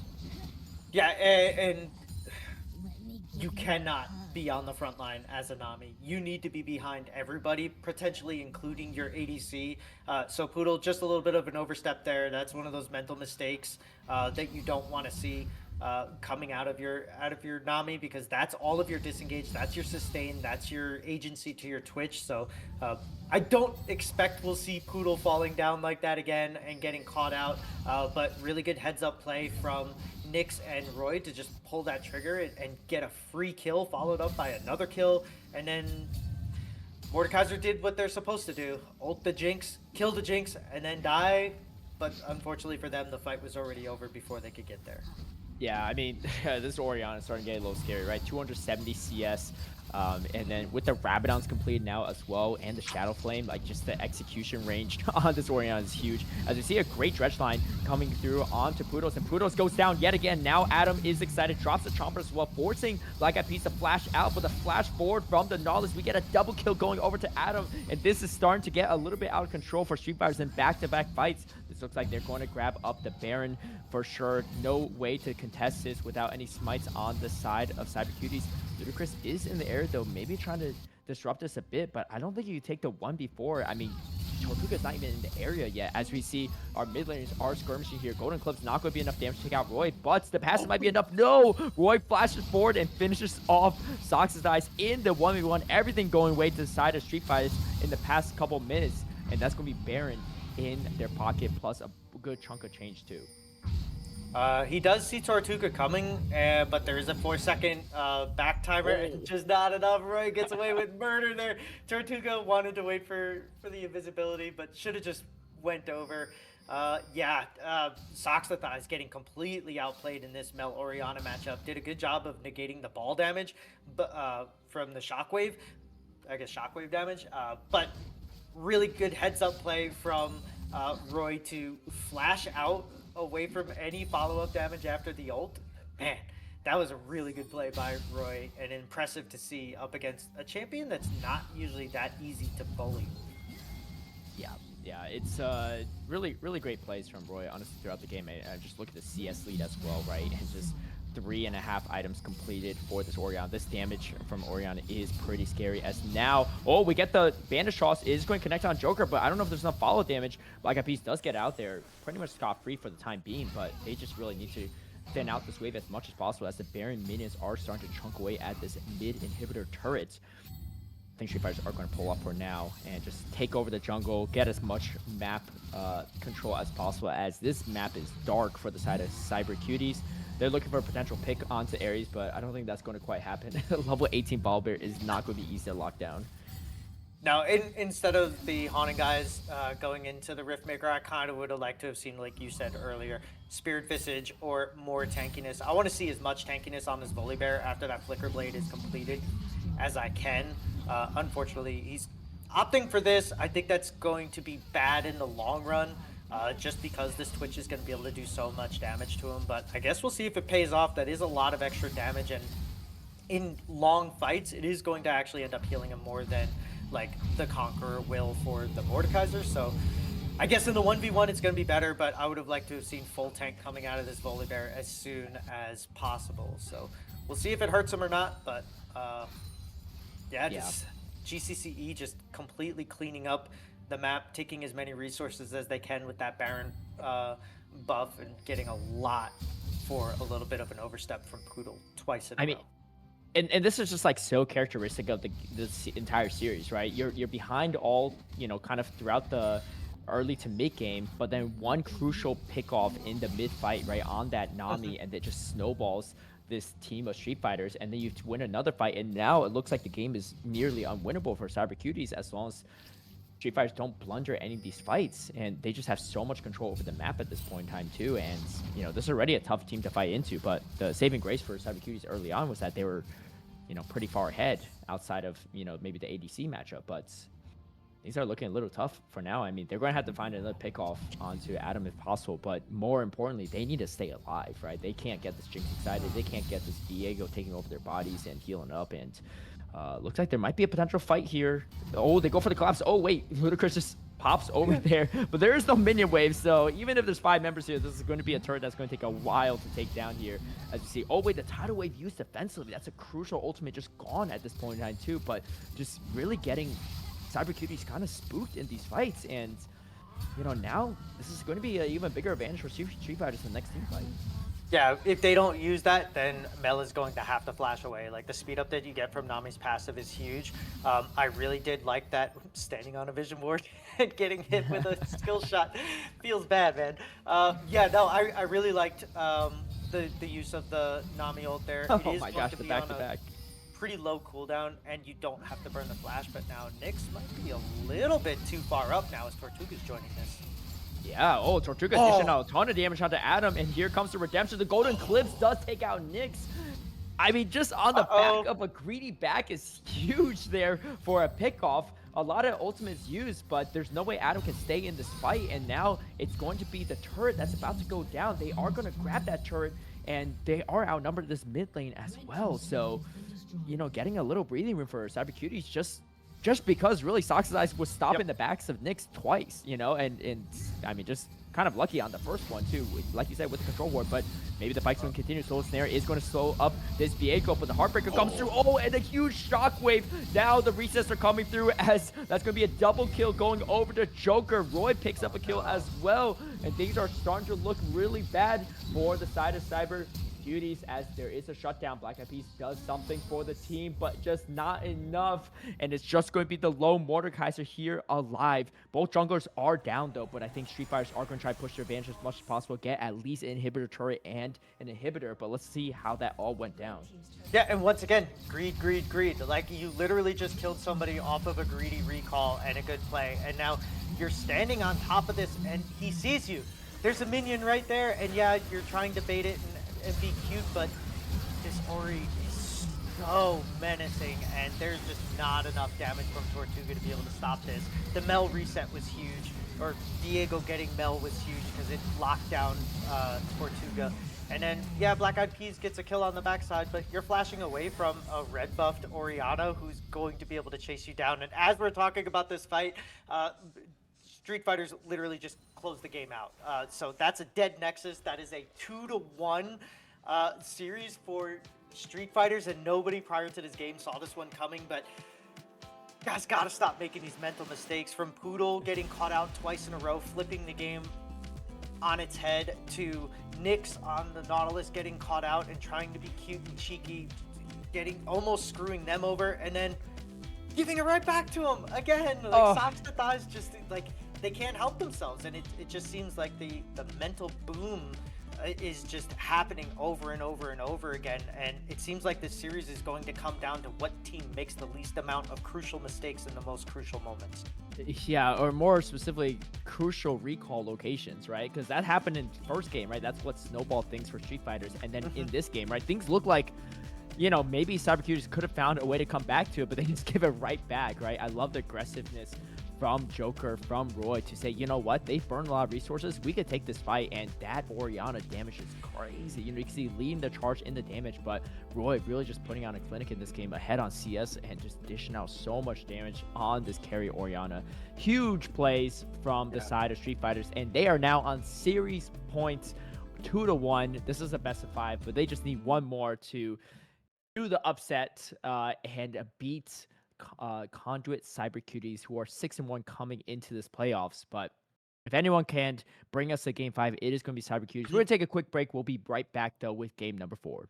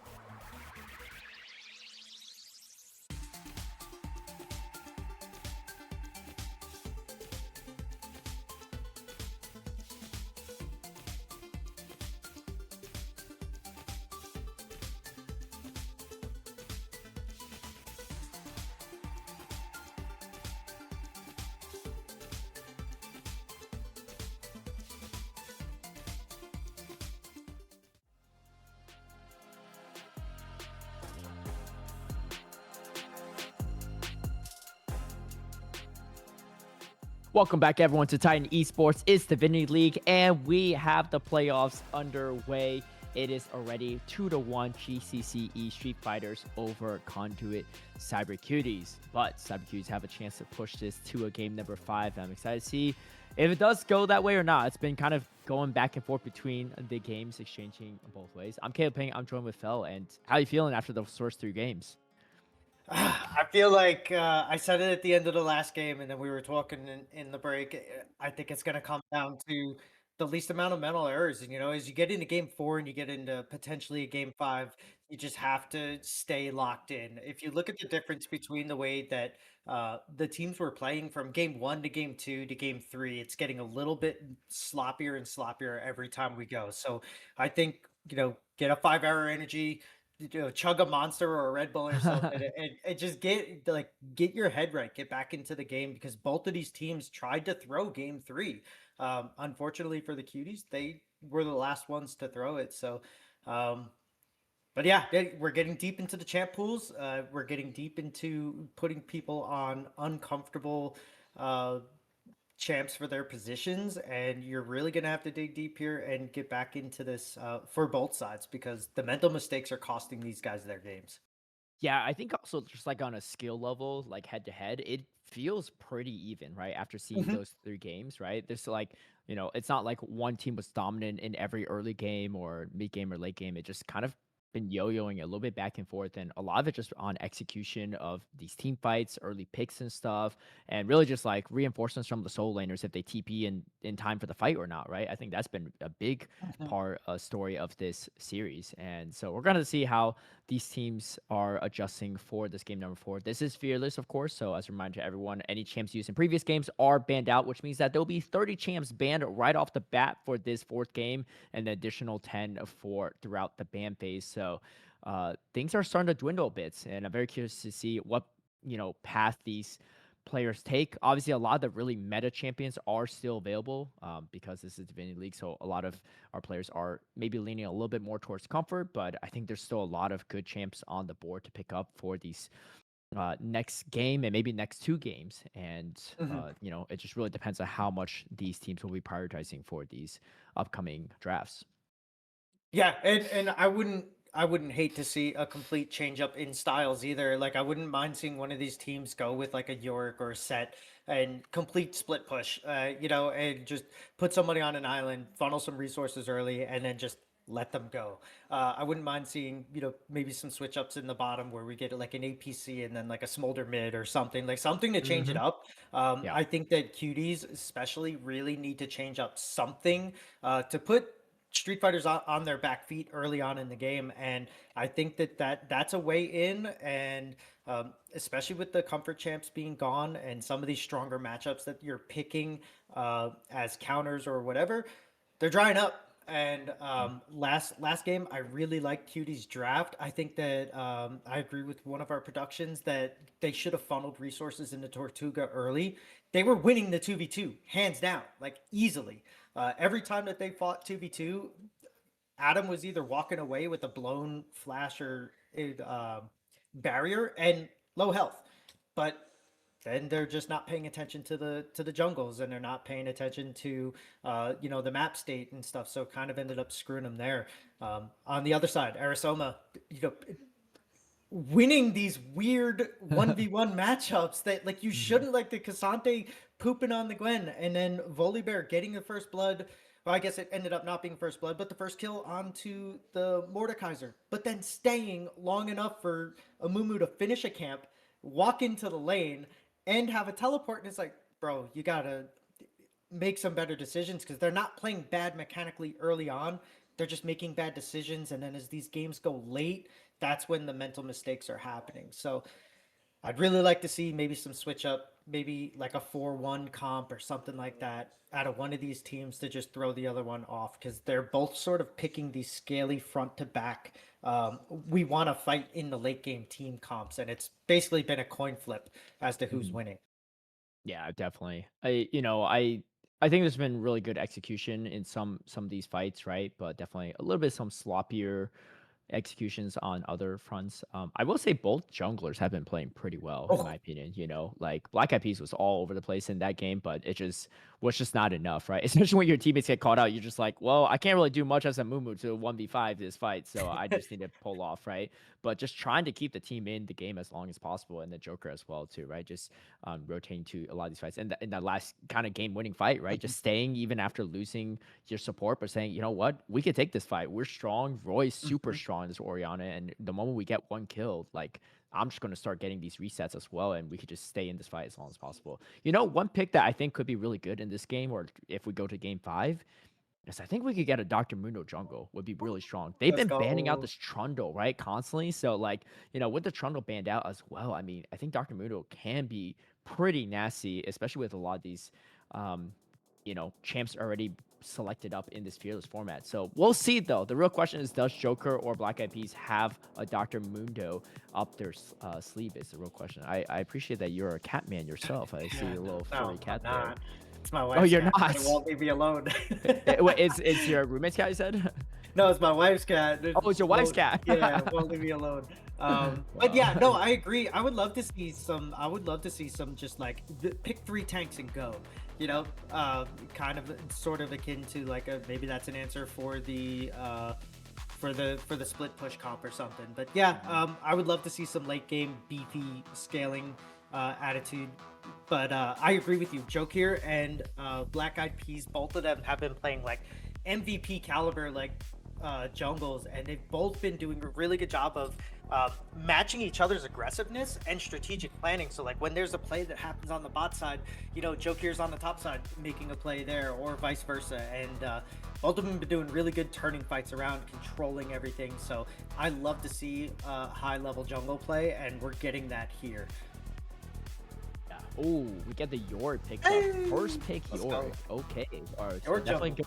have some splitting potential, as you mentioned earlier too, as well. Right? Maybe some splitting, you know, for 1 lanes, especially in the mid to late game in York. I mean, the main thing with York is as long as you're splitting, it's good, right? Once you start joining some of these team fights, as we've seen some Yorks do, it just, and especially if you're behind, you just don't have much value. So the real question is, how do you match this? It is going to be a Poppy pickup, and we're actually not too sure. It's a slight graphical error, I should say, but we do have a Poppy pickup on the second pick, so it could be a Poppy jungle as well. It is a possibility, or a Poppy support. Could even be a Poppy top lane. Yeah. So we have Poppy as a second pick. We'll wait to hear from production on what the first pick was. Oh, it's going to be a Olaf. Okay. We are Spicy top lane definitely matchup digging here, deep baby. Yeah, Yeah, we and- get the. Yeah, go ahead. Yeah. Yeah, I don't know how much I love the Lee Sin pickup into a Poppy. If that ends up being a Poppy jungle, then Oh, yeah. could be a little rough. And now you're Cassiopeia getting a too. Cassiopeia on top of it. I really like this pickup here. Oh, okay, maybe it's a row. Oh. Okay. Well, things are Okay. switched up a little bit, so it's pretty exciting. To the win here. Lots of, I mean, this is also a pretty interesting one. If it ends up being Smolder first pickup is solid. If that's the case, Caitlyn is a decent counter to Smolder, but so there's a chance that, you know, if Smolder gets really strong in the late game, even Caitlyn can't really stop Smolder, but Caitlyn is definitely one of the good counter picks to that Smolder. Get the Seraphine pickup. Wait, hold on. Yeah. So we get Yeah, that's Smolder, gonna be Seraphine Seraphine, mid, right? and Leona. It could be Smolder mid, and it could be Smolder mid, yeah. Seraphine, Leona in the bot lane. Seraphine does a lot to proc Leona's passive, and does a really good job there. So I think that maybe we were seeing these picks just not as they were drafted. Maybe that's Yes. they were going in the end.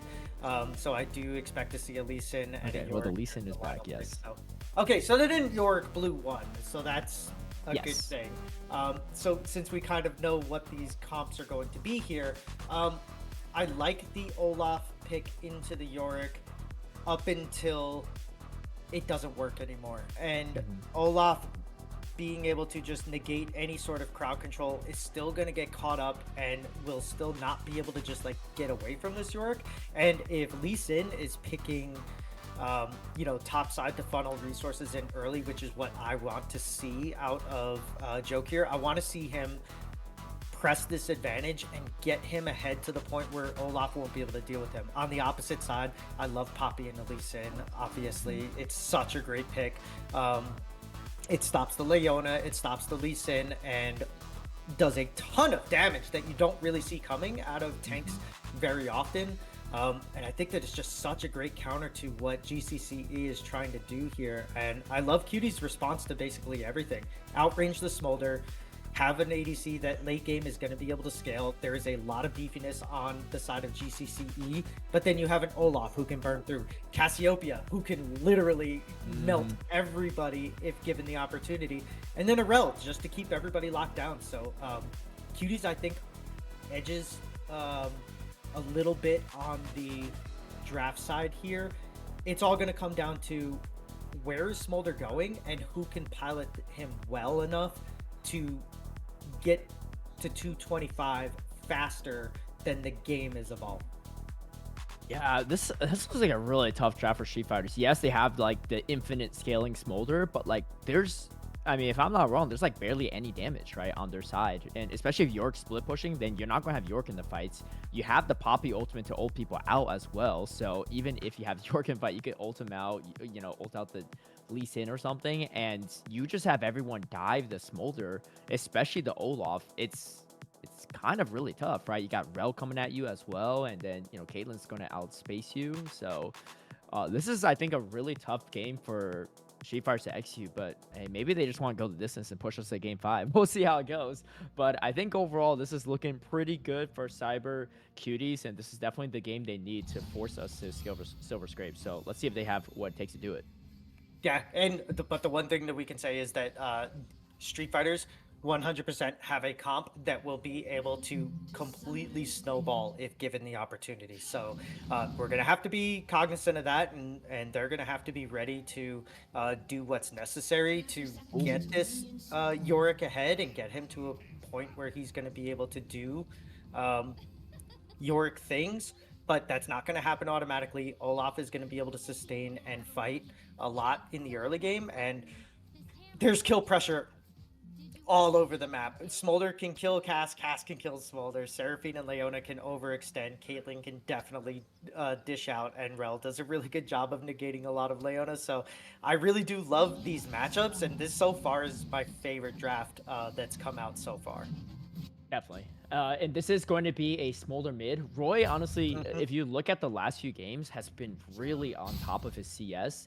And, you know, Smolder might be the perfect pickup for him. And now Adam on the Seraphine is interesting because traditionally I feel like Adam is usually on like a hyper carry, but I don't know, find yourself a person that could do it all, I guess, as Adam is going to be on this APC pickup from Seraphine. But there is going to be a decent amount of healing on the side of Street Fighters to sustain, but the problem is if you can't output the damage, then it is going to be an issue. So the real question is, how hard can Roy carry this game, and how fast can Roy get to that 225?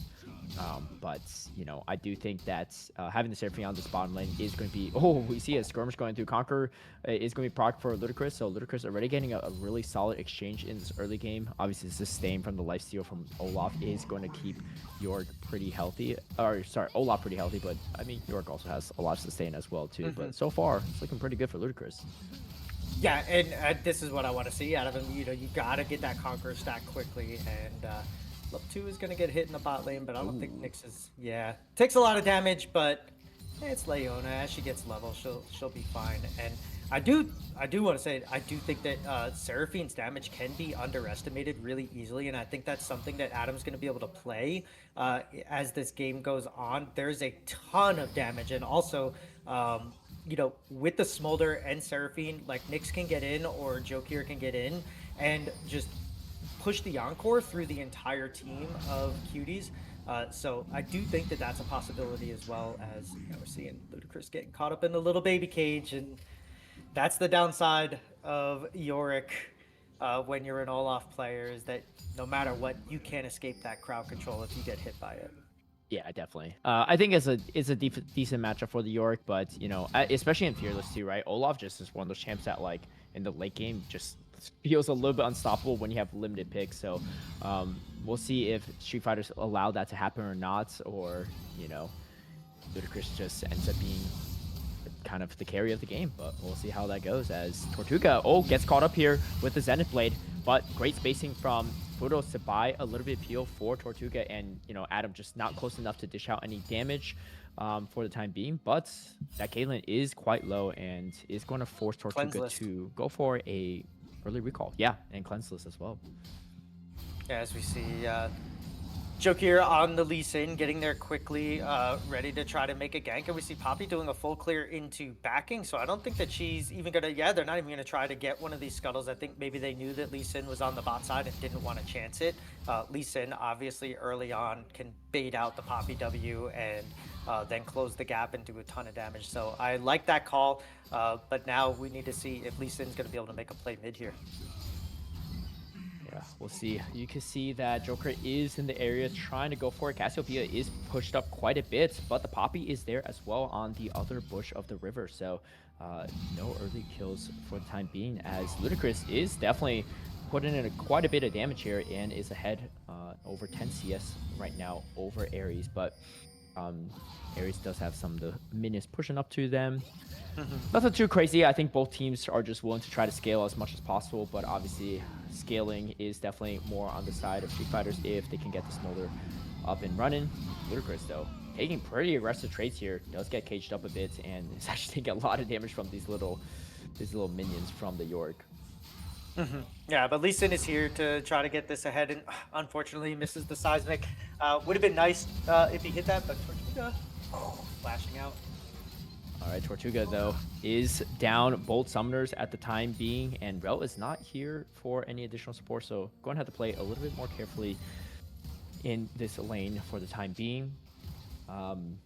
Wow, 10 CS lead, though, for Soxitize is pretty massive, though, over the Smolder. And Smolder, I mean, it's not like the best matchup, right, against Cassiopeia. Yeah, you can stack up your Achu stacks against the Cassiopeia as being a shorter range mid laner, but, the damage from Cassiopeia really adds up pretty quickly if you keep staying in that miasma and just taking a lot of noxious blasts. Yeah, I don't like the call in this matchup here for Tortuga. I think that they should be trying to funnel resources there, while Jokir and GCCE should be trying to push for the top side. I don't know. I would have liked to have seen him just bully the Seraphine out and get a little bit ahead. And I don't know. I think basically saying like, okay, we're not going to have lane prio for the next 10 minutes is not a good sign for the Cuties. I know that Caitlyn's going to be fine late game, but I'd like to see her get there through kills and lane pressure instead, as stepped up too far.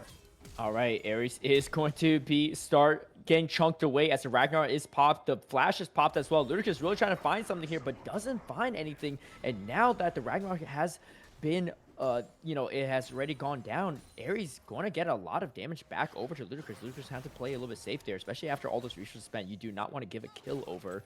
As first Drake does go over to the side of Cuties, and pretty much just completely uncontested.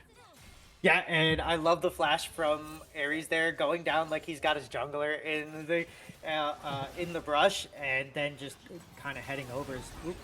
Oh, the Zenith Blade does connect here, but Rel gets to safety for now. Tortuga already below half health. However, does have the turret behind. Have to be pretty careful, though, because you don't have flash. Cleanse is about to come up soon as, there's a fight going on here. Hero charge does come through, but the ultimate from Cassiopeia does not stun up Roy, and Mom is called for some additional healing and damage, and now reinforcements are here. And Cuties are going to have to pull back for now. Did you have vision of this? Achu is going to get additional sacks. So good positioning from Roy to get out to safety, as a lot of resources are spent there for no one to die. As this game is full of action, but no one has died yet. However, it might happen here as Ares trying to take the 1v1 and does get it. The level advantage, and the York is going to pick up that first kill. Absolutely huge for that top laner. Meanwhile, Tortuga may be caught in a tough position. Nyx is here for the stun up. Zenith Blade going to follow up as well. Diving pretty deep for it, but it's going to be a kill going over to Nyx, and Nyx gets out of there safely. That is huge for Street Fighters. I mean, they are the team with the scaling, but getting 2 early picks is massive as well without any kills going over the side of Cyber Cuties. Yeah, man, I love that play from Nyx. After bullying After bullying Poodle into not being able to back when they want and then just taking everything from them, straight down to the bot lane like they're a jungle, through the tri-brush that they already knew was clear, and then taking that fight as another one's now getting out. Uh-oh. Oh man, and Joker goes down. Black Eyed Peas does pick up that kill. That's going to be good for the side of Cyber Cuties getting back into this game a bit. Roy is now caught up. The jungler is not here to peel Roy this time around as Soxize picks up the kill for that one. And now Nyx is in a tough position. Should be able to get out to safety, but that's a lot of gold swing back over to the side of Cyber Cuties. And they also pick up the grubs. That's going to be huge. The 9 to split push potential for York, but also giving grubs over to Olaf is also going to be a good time. I mean, just no vision of this, right? So Joker just thinking that he's in a safe position, but here comes the Poppy and going to be in a tough position, and the quick reinforcements from Soxize is going to make this a pretty easy one. And I think Roy just got a little bit caught out here, right? And yeah, really just the Rel just pinching him off, and then the rest of them just collapsed on him. Yeah, so that was Roy thinking, hey, my Yorick is coming down. They're probably calling for the collapse, saying, hey, we can take this. But Yorick, unfortunately, was a little bit too far behind, as now the Encore's coming out onto Tortuga, and he is just dead. Unfortunate there. Sorry to steal the play-by-play, but it came Oh, up as I you're was all talking. good. That was a quick one. Yeah, it seems like that's all we're getting today. Yeah, I think that Roy was thinking that his Yorick was there, and they were going to try to turn and maybe get a kill. But what I really want to highlight here is the power of this Cassiopeia combined with the Poppy is so strong. We get the double stun as well. Speaking of the Poppy, is in the area, but is going to be stunned up. Can't go for the heroic charge just quite yet, but you want to get for Flash 4 does get the heroic charge onto Adam, and that's going to be a big pickup for the side of Cyber Cuties. They are going to even up the score, but Feast of Warfare did go over to the side of Street Fighters, so they do get to that third pretty quickly. However, just like last game, Black Eyed Peas all over the map on as a jungler, and 2-0 already to kick things off with Poppy. Yeah, and as I was saying, is that like you already saw that they can sort of force corridors for this Lee Sin, where Cassiopeia just lays down the miasma and is able to just lock him down from going south, and then Poppy on the other side able to stop him from going anywhere else, so he can't dash around, can't get out. And when you're in a mobile Lee Sin, you literally take everything that champion is good at and throw it out. As now Poodle's taking his turn to roam. We're gonna pop the E to get to safety for now, and just slowly working on those stacks as fast as possible. We'll get a stack check throughout the games just to see how close he is. Definitely still early stages for now. Oh, as a blind engage from the Rel actually is going to catch the Leona in a tough position, but nothing too crazy here for the time being. Lee Sin is hovering in this bottom side, but they're pushing a little bit too far. Ooh, Soxize really chunking out Roy. Roy going to be forced to back here. Has the TP to get back in the lane, but again, Roy's just going to have to try to... Oh, wait, hold on. Back might be canceled here. It is. Cass is doing their job, and now... Oh, Poppy Ultimate does miss. Heroic Charge does come through, but the health bars is pretty low on Roy, so can't really do too much here, as now Poppy is on a killing spree. Nyx is caught in a tough position as well. I think Roy's best bet is to just get out here, leave the Leona to die, and that's going to be it for that support. And another great rotation from Black Eyed Peas on this Poppy. 3-0-1, and this is the kind of pressure you really want against a team with the Smolder, because obviously the late game damage is going to be kind of rough, but this Poppy, this Cassiopeia looking really strong in this early game, and Soxize maybe not having the best of the 1v1 mid lane matchup in the last game, but definitely looking pretty strong in this game as Essence Reaper is completed for the Smolder. Yeah, and I think that that's a miscommunication. Huge steal from Joker goes in. I mean, that's about the best you can hope for. I don't think you get out of this fight, but I think Nick's best bet is to try to stay out of it and just let the jungler go down. Tries to block the ace in the hole, not going to be able to do it. But the kill doesn't actually go over to the Caitlyn, as Tortuga is trying to scrape up some of the kills for himself here. But yeah, a good steal there. Definitely want to try to prolong the game as much as possible, and slowing the dragon stacking is going to be the way to do it. Yeah, it's just a really good heads-up play by Joke here to just realize, hey, they gotta be on this right here, and especially after, the guffaw that happened in the mid lane before that, Roy just wants to back. Why are you guys trying to collapse on the mid lane when he just wants to back? Like, let him back as Oh my gosh, Wow. more fights are This happening. game is full of action. Black Eyed Peas is in the middle of it. Encore comes out, and so does the Solar Flare to slow down this Poppy. But Black Eyed Peas is not scared at all, tanking it all. However, Black Eyed Peas might be overextended. No, gets out of there somehow. And now Black Eyed Peas actually picks up a 4th kill, too. That is absolutely massive. I mean, this Poppy is so behind a CS, but when you got 4 kills and 2 assists, you don't even care. No, you don't. And surprisingly, the Blackfire Torch wasn't enough there. And man, like you said, Black Eyed Peas is just literally everywhere, and that's kind of what Cuties has like built their brand on, is just constant pressure, constant tempo change, and forcing things. And they're catching them out a lot. Like they're just like GCCE is doing themselves no favors here throughout the early parts of this game, where they're just giving them advantages and putting themselves in bad positions. I guess the only one that really hasn't yet is the Yorick, but for some reason Jokir is not trying to press this advantage very much, and he's just kind of like going around, mid and bot.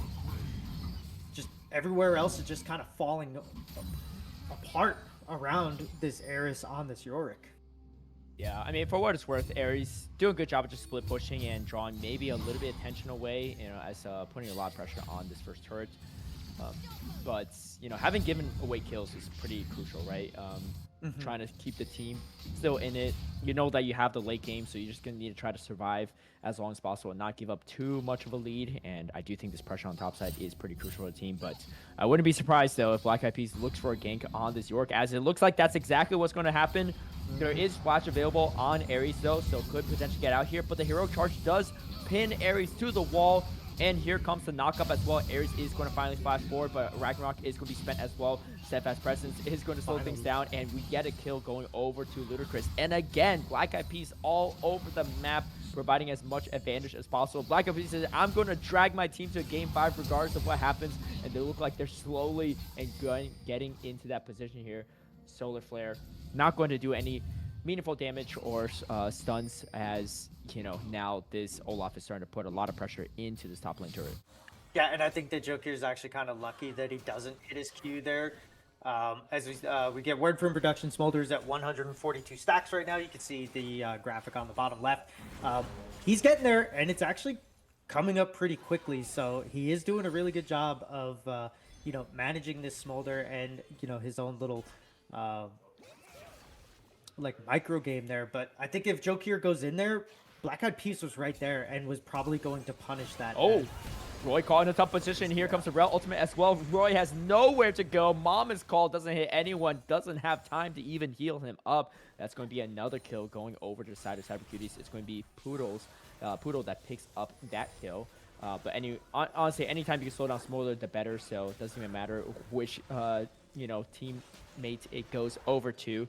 I mean, the gold lead is starting to balloon a bit for Cyber Cuties. About 4K gold lead for them, but they also have 2 grubs to their name, Drake, and we do get a little pause, so we'll see what that's about in a second. Yeah, man, we need a little bit of a pause from this. Interesting, Yeah. sometimes you do need a bathroom break if it comes to it. It could be a tough one there, as yeah, I think Roy spending the time to try to clear the ward was definitely not worth it. But obviously hindsight is 2020, as we see. I believe at least on my screen it is a little bit frozen. I'm not sure how it's looking for you, Phil. Yeah, it's the same. I think it's just the, Okay. the post spectate or the post pause buffer. Gotcha. We just get to it a little bit quicker here. Joker is gonna come in here to flash. But... Oh, the Solar Flare though, Tortuga is going to be able to get out there a-okay. Tortuga honestly not that behind Adam, so you just want to get this Caitlyn as strong as possible so you could start just dishing out damage into Smolder in the fights as quick as possible. Caitlyn late game is still pretty scary despite the fact that there might be a Smolder on the other side. Rift Herald is going to be summoned up from Black Eyed Peas and going to try to look to claim this turret. I don't think they're going to be able to do it, but definitely going to get this first crash to land. But they're going to clean up the Rift Herald for the time being. Oh, we see a TP though from Cassiopeia joining in this fight. All 5 members on this bottom side of the map here. Actually, yeah, it's going to be a straightforward 4 in this Riverford now, but Olaf's going to rotate over, and it looks like both teams are going to try to position for a big fight here at Drake. Yeah, and as you were saying earlier in the draft, everything's going well until York joins the team fight, and then it never works. So we're gonna test that theory here as he comes through. I mean, obviously, if unchecked, the maiden especially can do a ton of damage. But now it's gonna be who gets caught out here first. I think as the Olaf and the Seraphine, both with game-changing ults or team fight-changing ults, both locked out of this fight here. But Olaf is going to be first to it, and I think that they're going to try to trade a mid turret for the dragon here. Yeah, I mean, they're not even on the dragon, so Conduit really has to make a decision because they're just sitting there watching the mid lane turret get taken. They're hoping that Street Fighters comes over for the Drake, but they just don't even go for it. They don't go for the bait, and because of that, they just kind of lose the mid tower for free. Obviously, now they are going to get the Drake, but maybe could have gotten this a little bit sooner and rotate back to lanes. However, not a terrible trade for Street Fighters. York was there to provide some pushing, so joining the team fight was actually not too bad for the York. And they are going to get, was that first turret, I believe? Yeah, I think that, oh no, it was second turret. Yeah, so first turret, I believe, went over to Cyber Cuties, right, on that top side. Yeah, and with as ahead as the Cuties seem to be, especially in these team fights with the cast, with the Poppy being so strong, I think that that's the perfect call, and they almost got away with, getting everything that they wanted. Obviously, that turret, I mean, obviously the dragon is important, but when you're this far behind, getting a free mid turret for absolutely no reason, just because you're willing to press the button, is huge. Oh, and here we go. Hero Charge is going to knock Ares back a little bit. I don't know if they have enough to take out Ares at this moment in time. We do get knocked up, and Ares is going to take additional damage. Now just diving straight under the turret, and you can see Olaf feeling real strong at this moment in time. Hero Charge is going to pin him down, but it's going to be a one-for-one trade, so maybe not the worst here. Oh, the flash forward encore, but the counter flash from Black Eyed Peas is going to get himself to safety. I don't think that Surfing could have probably even killed the Poppy at that moment in time, but just want to do it for safety reasons, because look at how much shutdown gold is on that Poppy. A ton on the Grell, actually, even, and as well as the Cassiopeia, as Nick's going to be caught in a tough position. Tortuga going to land the traps, gets rid of the Pop Blossom as well, or the Blast Cone, and now Nick's forced to outmaneuver a bit. Solar Flare is going to land to slow up the Caitlyn. Does this Leona ever get out of this situation? Just stopping everything it somehow does. That's absolutely massive for Nyx. You know, some small wins there, but a lot of resources spent on not even killing a support Leona. No, and at the same time that bot play was happening, Lee Sin and Smolder died. I think over in the top lane to Cassiopeia and somebody else. Yeah, or maybe it was a 1v2, but literally 2 more people died. So yeah, it had to have been just a 1v2 because the other big engagers were bot side. So yeah, Lee Sin and Smolder trying to get on top of the Cassiopeia end up paying with their life at the same time. Yorick dying under turret. This is not going the way that GCCE want. They did take their tidy little victory with the mid lane tier 1, but nothing else is going their way outside of Nyx being able to out tank like a free firing Caitlyn for like a minute and a half. Yeah, we'll get a quick stack check on Smolder soon. Roy's definitely probably closing in on it quite shortly. My guess is probably somewhere around like 185 to 200s. Close. And yeah, I think I heard it was 180. So no, that's what. No, that's. Oh, that's what you said. Oh, that's your guess. Okay. So with similar guesses, right? I think 180 on the lower end, maybe even close to low 200s, but is going to be trying to get this stack as soon as possible. Maybe even could get it before this Otacon fight. But you know Cyber Cuties want to take this fight as soon as possible, especially given how strong they are. I mean, 4-0-4 on the Poppy, 4-0-3. You even got a deathless Rel at this moment in time with a 300 shutdown gold. But, I mean, for these fights, it's really solid for Cyber Cuties because they can just lay all these Caitlyn traps all over the place. And it's really hard to walk into this, especially when you don't have vision in these fights. And, you know, if you do walk in, you're going to just take a ton of damage. And I think they're going to just prolong this a little bit. They're not going to go for it, which is really giving Roy a ton of time to stack up here as we see Roy recalling probably for an item and maybe going to join for the fight here. Yeah, and we saw that Cassiopeia did have the teleport ready to go, so I think that they're just trying to bide their time as much as they can, and the onus is on Cuties to pull this trigger. Cassiopeia going over to the top side, so she will be able to teleport to the fight, but I love this play from Strikers to just wait this out and let them kind of do what they're doing, because the longer we wait in this game, for you guys to pull the trigger on us, the better off we are. But yes, the Caitlyn traps, and then the Caitlyn traps, the Cassiopeia and the Poppy make it so hard for Jokir to maneuver at all in these fights. So it's going to be a lot on Roy, a lot on Adam to just get good counter engages, I think, and then trying to have the Lee Sin fight after all these other things have been taken care of. But now they're in the split push position. You have a York and you're getting split pushed into. How does that make you feel?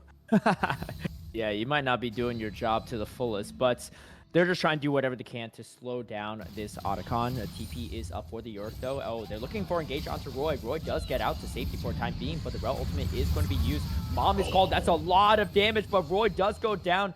Is Roy at 225? I don't think so. But closing in on it as Tortuga is going to pick up the kill there, and now this Otacon looks like it potentially could be pretty free. Tortuga probably has to reset. Maybe they go for the Drake instead. It's going to be a little bit safer, and it'll put him on soul point here as Nick's trying to find a little bit of vision, but without the Smolder, without the York too, this is just going to be, you know, an easy Drake for the side of Cyber Cuties. Now, the real question is, do you opt to give up Otacon as well on top of it? I think that would be a little bit too much here, as they're going to try to push out the top lane as much as possible for this Otacon fight. Oh, whoa, hold on. Going for the steal, but that could be a little disastrous because the steal is not there, and Joker does get out in time. Okay, so maybe trying to go for it, but I mean, if Joker dies there, that's Otacon for sure. Meanwhile, Aries doing a great job of just split pushing and doing York things. Yeah, and this is your win con right here. Yorick being up here, he doesn't have the hull breaker yet, so it's not as fast or as punishing, but they need to keep this up here. And as he gets another item or two, he's going to be hard to deal with. We do see that the Bramble Vest is out, but most of the damage coming out probably isn't going to be necessarily heel cut worthy, so I probably would have tried to go for my hull breaker as soon as I could, but even though he got caught, we did see the amount of damage that Disney can put out here on this Smolder. So he has hit his 225 as we see the burn meter come down. And now Cuties, who had all of the agency in the world on this game, are now on the other side looking in, having to come into Street Fighters for this Otacon play. Yeah, Street Fighters, I feel like the key to their success, especially around the Otacon objectives, is you just need to get there early. Because if you get there late, there's going to be Caitlyn traps all over the place. It's going to be vision, and you just can't really face check. You don't have enough tankiness on your team, right? At best, you got Nyx catching some stuff, but then Nyx is just about to go down, as Nyx is caught in a tough position right here, right now. 5 levels behind this Caitlyn. You're going to take a lot of damage. Solar Flare does come through. Oh, but the flash out and the cleanse used from Caitlyn for now, dodging all these skills, is going to be huge, as the Rel engage is a little bit off, too far in front, and now Roy going for the flank on the Smolder, but doing a ton of damage here. Oh, and the ultimate from the Poppy does get the York out, but outside that, you're getting a bit poked out from the Smolder. And I mean, no one even died somehow in that fight, which is absolutely crazy to me. I was just looking and seeing who's dead, but no one is dead. Just a lot of ultimates used, and that's going to be 3 ultimates down for the side of Street Fighters. Meanwhile, a lot of ultimates also used, and some of the spells used from and this is Cyber Cuties. Yeah, and this is the second time that Nyx has been kind of caught out of position, but just doing such a good job of positioning themselves and getting out, like barely missing Caitlyn traps here. Solar Flare coming down, and good flash by Tortuga, because that is a dead Caitlyn if that encore hits. And then the follow-up, as you said, the Smolder, Roy on this Smolder coming through and just getting 2-man ult followed up with 1 Q, just almost deletes Tortuga. And Black Eyed Peas, perfect ult if you get stuck in the baby cage with Smolder hitting you from the outside. That is terrible. I think that the only thing right now... Oh, Otacon is about to go down. Let's see who goes over. It's going to be stolen from Black Eyed Peas on the Poppy. Absolutely huge for them, but the fight is still continuing. Aries trying to kite out, get back to the turret, but I don't think there's enough time, as it's going to be a double kill. This Olaf is going a little bit out of control, but is going to be stunned up a bit. Turret is aggro. It's not hitting the Olaf anymore, and now they're just tower diving. Roy goes down as well. That's going to be killing spree for the Rel. 5 members still up for the side of Cyber Cuties, and now Adam caught under the turret. That's going to be an ace. 5-0, and looks like Cyber Cuties want to do whatever they can to force us to game number 5. Yeah, and I think at that point, every single person, including Tortuga, took a turret shot. I could be wrong, but this feels so bad. You have everything that you want here. You started the Otacon, and then, unfortunately for Joe here, just not good enough. Yeah, hero plays from Black Eyed Peas and the whole crew this game, just not giving that objective over. And I mean, all those resistance are just shredded right now Oh, that yeah. you've been leashing that Otacon for the enemy team, and they just run you down. That is the power of the Olaf, and you can see just juggling this turret aggro really well between the team is really huge. I mean, they don't even land every skill, but it's okay because they're just their pockets are just so much fuller than the side of Street Fighters. And you know, Adam just caught in a tough position with 0 mana. This is going to be a tough That's the position here, teleport. and just a double headshot is going to just take out the Seraphine. Yeah, they're really unfortunate if you're the side of Street Fighters, because that was the first time that you finally had a little bit of tempo. Is Nyx is going to get caught out again. See if they can make a heroic retreat. Yeah, Nyx got out a couple times this game, but not this Tortuga time around strong now. here. Yeah, Caitlyn, 3-item Caitlyn is going to do a lot of damage. You see shutdown gold on every member of the side with Cyber Cuties. I mean, we have a fully stacked Smolder, but it's 0-5 and 0 Smolder plus a 0-5 and 0 Lee Sin. This gap on between the team is growing wider and wider, and I think they're just going to have to give up this Baron and try to hold off on the ensuing siege as much as they can. Air's trying to buy a little bit of time for the team, just pushing out the side lanes as much as possible. But if you can't win a team fight, it doesn't really matter how far you push out the side lanes. Oh, they're going for the fight though. Smolder is going to use Mom to do a good chunk of damage. Can you catch anyone off is a real question. Redemption going to use for a little bit of healing, a little bit of damage, as Pluto is going to get out to safety. So, you know, this is actually, it's going to be Soul is going to be spawning right now, and I think Street Fighter is going to try to get there as soon as possible, maybe start this up, but I don't think they're going to be able to burn this fast enough. As you can see, Black Eyed Peas is going to start running down there as quick as possible. Socksai's already here to clear out the ways, but this might be Chemtech Soul on top of Baron buff, and that could be bad. Oh, as we see, Solar Eclipse is going to be used, but a lot of seals used and not really landing. Encore is going to be burned. Flash is used up from Black Eyed Peas, but that's a-okay for them, as they got a lot of resources spent out, and I think they might have to just give this up because I don't know how in what world they could win this fight. No, it's going to have to be another Joker steal, which is not what you want to rely on, especially after losing the 50-50 last time. I don't think that Black Eyed Peas is going to allow this to happen again. They are trying to flank and come from the south side, but I don't know. It does go over. Black Eyed Peas again, too good on the smites, too good throughout the game, and it's going to be a shutdown though, going over to Roy. Roy's going to pick up a little bit of time, doing a ton of damage. The Smolder is, but Black Eyed Peas gets the hero charge, does pin Roy to the wall. Mom's going to do for additional healing, and Adam, the lone survivor at this moment in time, but looks like we're going to get another ace going over to Cuties. They still have the Baron buffs. They have the Chemtech Soul, and they're looking to secure this game and force a game number 5. Yeah, it's turtle time now. You just got to sit back, and I really like that Adam tried to do their best, knowing that Smolder is sort of the main DPS here, flashing in front of the ace in the hole to make sure that Smolder doesn't end up taking that, and trying to buy him a little bit of time. But yeah, they're just too far behind right now. Cuties are smacking them around with their wallets, and even when they have the position and they're there first and they get the picks that they want, they still cannot finish off Cuties. They are way too far ahead right now, and I think it's too little too late for Smolder to start cleaning up some of these bounties on the side, from the side of the Cuties, because yeah, they got one for the Rel, but there's still 4 other bounties here. Man, I don't know. Oh my gosh, look at the headshot damage. Yeah, this, I mean, this Lee Sin's 2 lows behind the ADC on the other team. It's looking pretty rough here, as Keeper's Verdict is going to knock the Seraphine back away. I mean, they still have to respect the smaller damage, right? As you can see, you know, a few burn damage and you can start getting some XQs, and you do not want to give Roy any shutdowns at this point in time. Obviously, Roy is a bit behind, 3 lows behind the Cassiopeia, but I mean, Cassiopeia can only get so much stronger at this point in time too, but Smolder's ceiling is a limitless, and you know, Cyber Cuties, they want to play this carefully. They do not want to throw this game, as they have a chance to push this to the limit and find themselves a victory in this series, but they can't make any mistakes. Yeah, I think at this point, if you're strikers, you need to just sort of try to get them to fake themselves out. Throw Yorick in the bot lane instead of Seraphine. Seraphine needs to be with the team. Yorick needs to be by himself, creating pressure and getting people to come to him and trying to split and take towers whenever objectives are up. So he needs to be on the opposite side of the objective. He needs to be pushing out these lanes, and you know, everything else needs to funnel through Roy. It's really unfortunate, I think, for Jokir that he ended up picking Lee Sin. That he probably picked it before the Poppy and the Cassiopeia came out. I can only assume.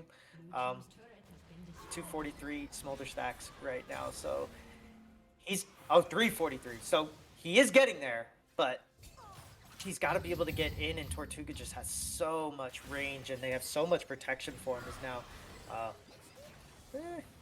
little mini cooldowns, but you basically have 2 waves completely pushing into you right now, and the third one, they're basically going to 5-man this top turret and then push through.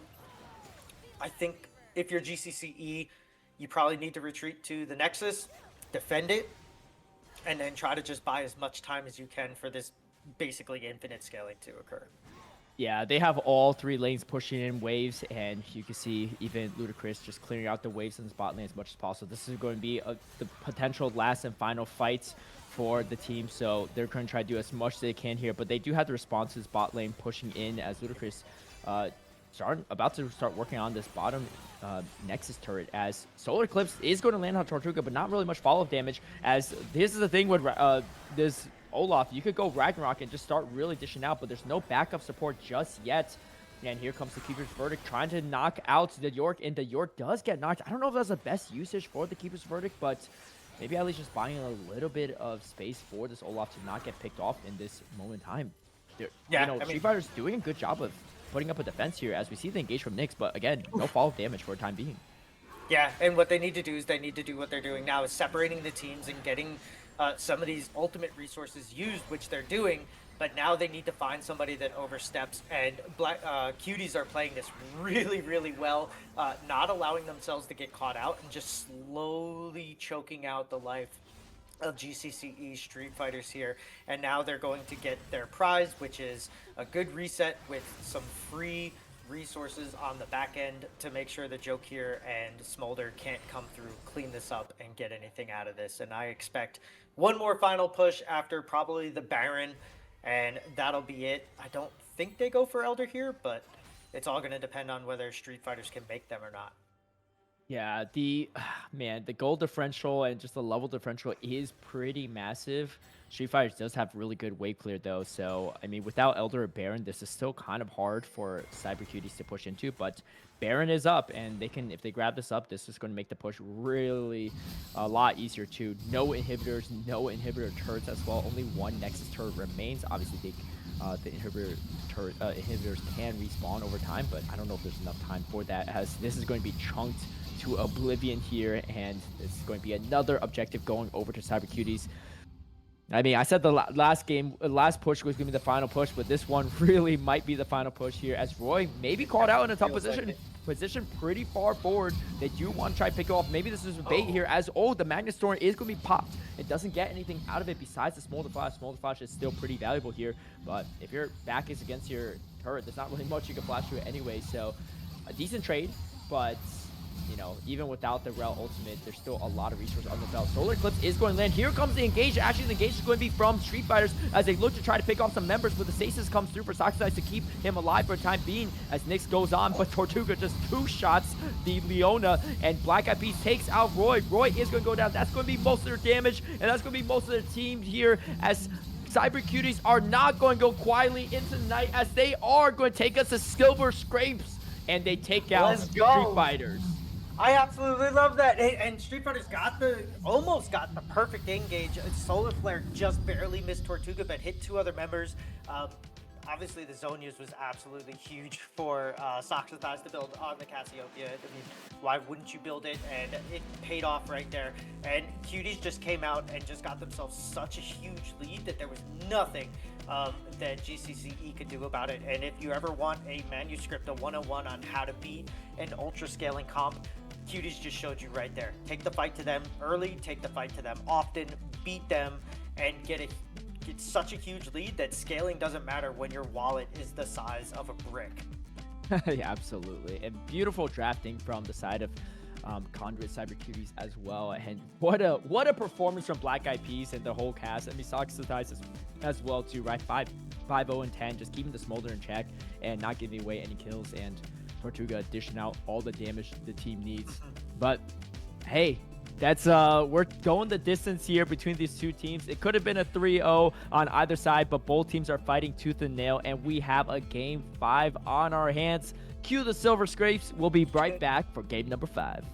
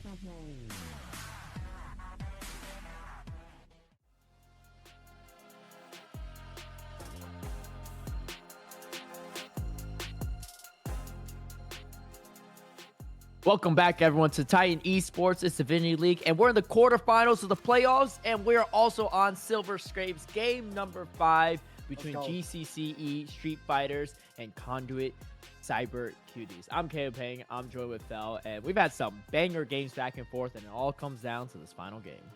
Yeah, and I think that game 4 was actually the only game that from the beginning, I would say from draft and on, Cuties just absolutely dominated. Like, they mollywopped them in game 4, and I think the draft was better. Their execution of their comp was better. Everything was just better by Cuties, and that's the only game that we've had that wasn't like a, oh, we're ahead, then we're going to throw, and then we're going to throw. So I'm excited to see what game 5 holds for us. Yeah, definitely. I mean, and that fourth game was really on the backs of Black Eyed Peas, right? Like winning the 50-50 objectives. I think there was one Drake that was stolen from Joker, but outside of that, right? Deathless, peeling for the team, getting so many engages, and just, really great, team fighting in general, and just leadership throughout that series, and just gave the teammates the advantages they need in pretty much every single lane. And Black Eyed Peas has been probably one of the most consistent players in the entire series from both teams combined. So let's see if he could do it again. But if the pattern continues, though, it has been going back and forth and trading game for game, and it seems like it might be Street Fighter's time to shine. So let's see how it goes. But the draft looked a little bit rough for Street Fighters in the last one, and they opt for the red side this time, though. And so looking for that counter pick instead of going for that first pick. Yeah, and I think that's huge. At this point, you're at game 5. There's 50 banned champions. You're about to get another 10 banned out here now. So or 40 and 50 total. So I think there's not any one champion that's going to be a super prio pick for any one of these teams. I wouldn't think, anyways, unless we have like a Swain one trick or something on our hands. So I think giving your mid or your top laner counter pick and getting a winning matchup is paramount here. I expect to see some good control junglers coming out, especially if you're GCCE. You're going to want to play that disciplined, late scaling, not a lot of deaths games that you're used to, and you need to draw Cuties into your plan, and we'll see if they can do that as the bans stay the same. We get these same 6 front round 1 bans throughout the entire series, so sorry, Emilio fans, not gonna see it. We get the Sivir pickup. I do like Sivir here. I mean, a lot of team fight potential, also scales very, very well in the hands of Tortuga. We saw how much damage Tortuga did last game, so could be a good early pickup. Not a lot of really great counters here. We get the Kaisa pickup as well, too. So hyper carry into hyper carry. I do think a Skarner or a Dr. Mundo would be really strong here, especially with Trundle banned out, right? But it just really depends on if Black Eyed Peas or they're going to pick up the buy instead, so going for that guaranteed lockdown could be good. You obviously have the spell shield on Sivir, but once that's down, It is a good way to lock down that ADC and just get the surefire kill. The follow up from Kaisa could be big. So we get the so no Skarner, no Dr. Mundo, but likely going to be a Zac jungle. Huh? Could be Zac top. You never know. It could be Zac top. It could be Zac top. I've seen a few Zac supports in my day. Honestly, they're not the worst if they really know how to play it, but it's going to be a Zac pickup and a Zyra pickup. So it's going to be interesting. Going to be a lot of, I think we're going to go for a lot of dive on the side of Street Fighters. And they're going to pick up the Nico. Nico very, very strong in the support role right now and does lend heavily into that dive composition from Street Fighters. Yeah, and I really think putting so many flexers out in the beginning, Zyra can support, she can mid very well. It's she can jungle.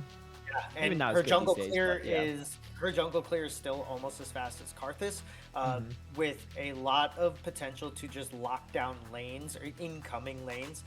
So the Vi or the Nico, they're gonna have to fight through the plants to kind of get there. So I really like the Zyra pickup, the Zac as well. So we're not going to see a Shen. I wouldn't mind seeing like a Galio or something for the mid lane from GCCE here. Either like Galio, maybe Twisted Fate, something where we can have some global presence to go along with the whole. There's the Galio.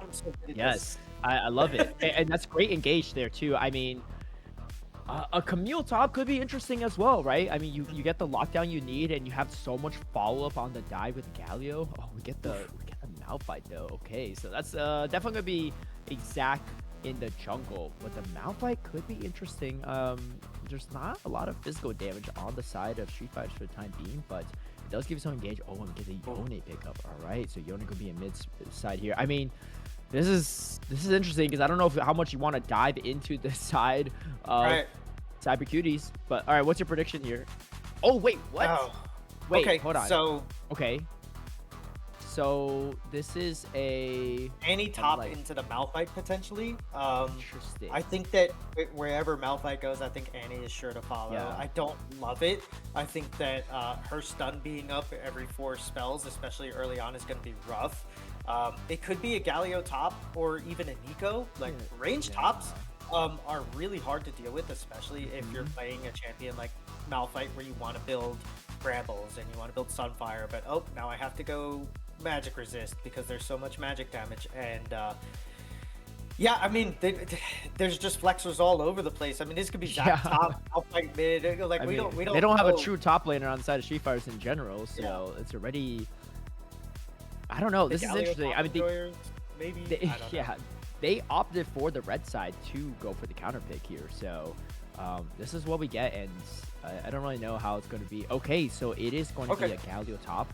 Going to be matching the Malphite, which obviously Malphite has some, AP damage, but the Galio is interesting. I don't know. I don't. There's not that much magic damage on the side of Street Fighters, but I mean, there's some, right? And you do need to build tanky though, because you don't really have much of a tanky front line. Right. But it was a solid flex, I think, for them to kind of confuse things a little bit. I mean, it forced the Yone, right? Essentially, because you don't want to go mage into a Galio.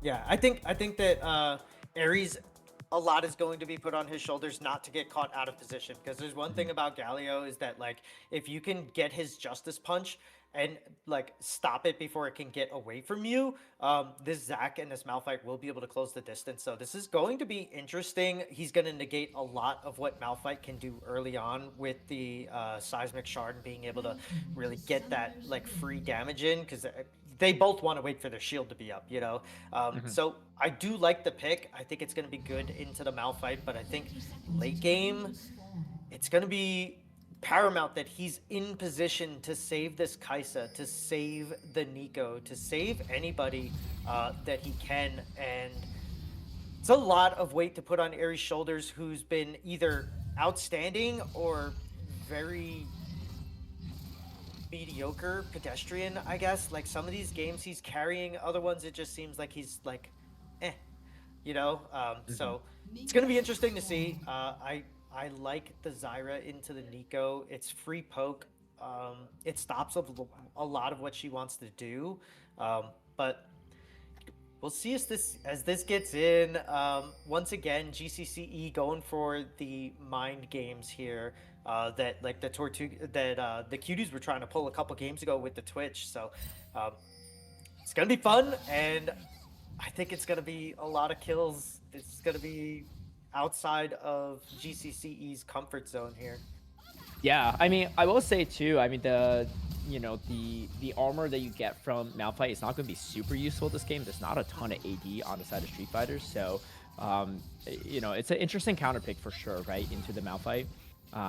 But you do provide a lot of that dive potential with that Galio, as Nyx gets chunked quite a bit in this double range bot lane. I mean, Zyra support just provides so much coverage and so much additional damage as well, so it is a little bit hard to walk up in CS here in a lot of these fights. And I mean, and also of course Sivir with the ricochet, with the boomerang, just does a ton of damage as well in these specific matchups. So we'll kind of see how it goes, but it looks like Ludacris is going for the Comet, just going for just some, poke damage and just slowing down the Galio as much as possible. So, as expected, but Yeah, I that think, along with the mana flow band is just so useful on him. Once you get the Yep. stacks up, which it doesn't take long to get to 250, once you do that, you get so much mana regen. So I like this build.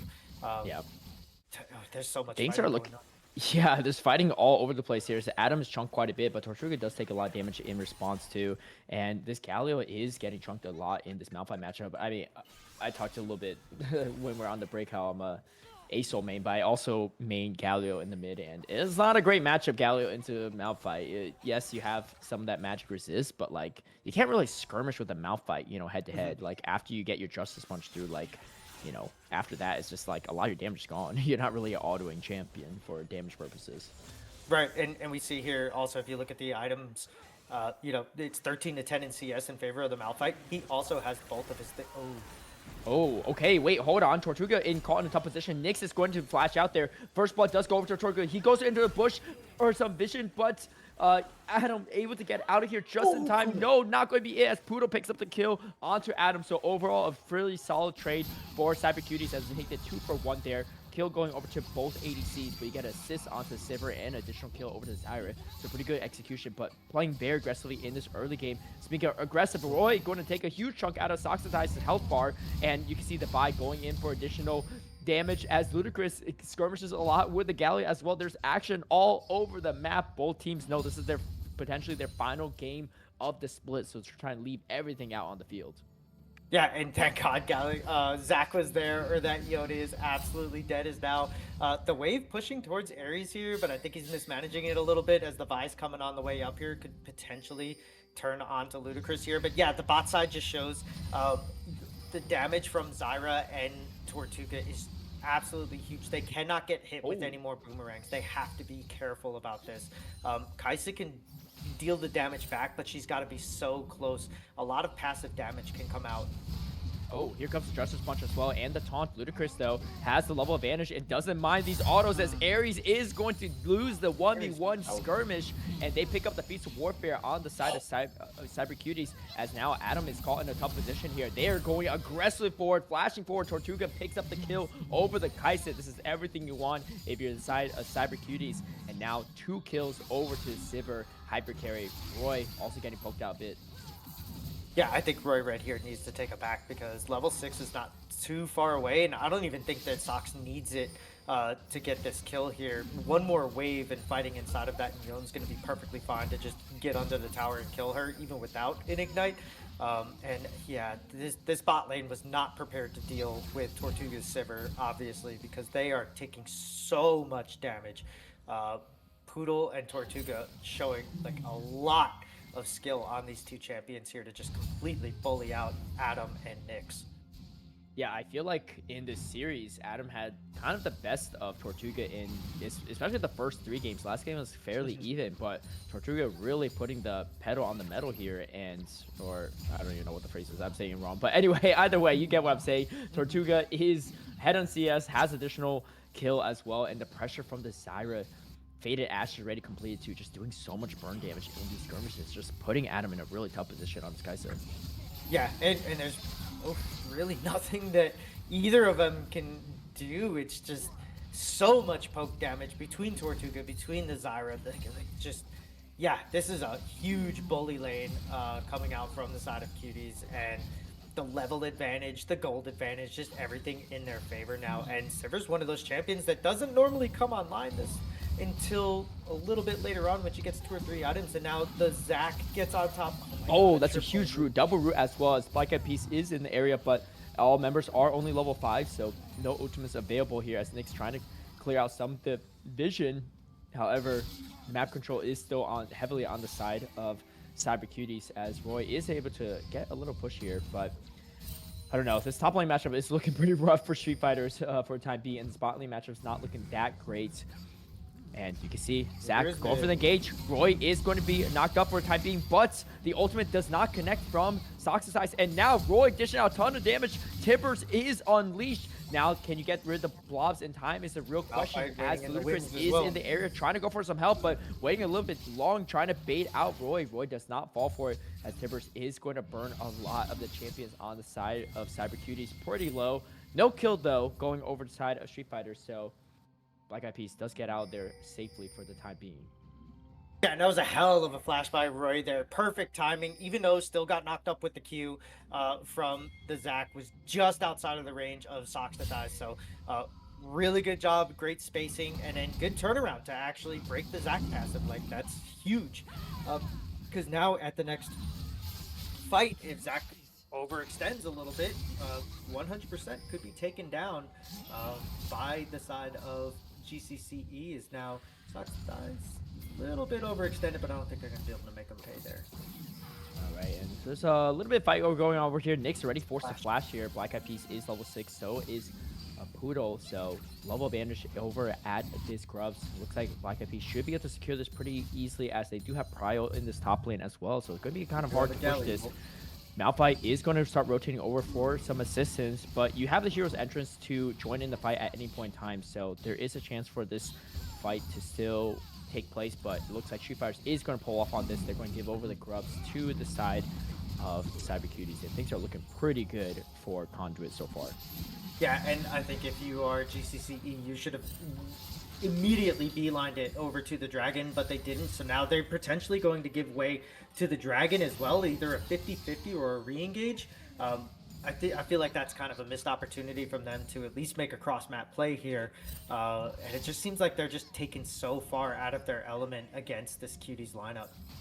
Yeah, Tortuga maybe being pinched a little bit, but Poodle is in the air, gets roots up Nyx, and now the ultimate is dropped as well, and Nyx taking a ton of damage. The Ignite is going to start taking out the health bar, and just Poodle gets in just in time, gets the auto. Nyx goes down. That's a 2-0 and 2 Zyra, and the pressure on the bot lane is just mounting.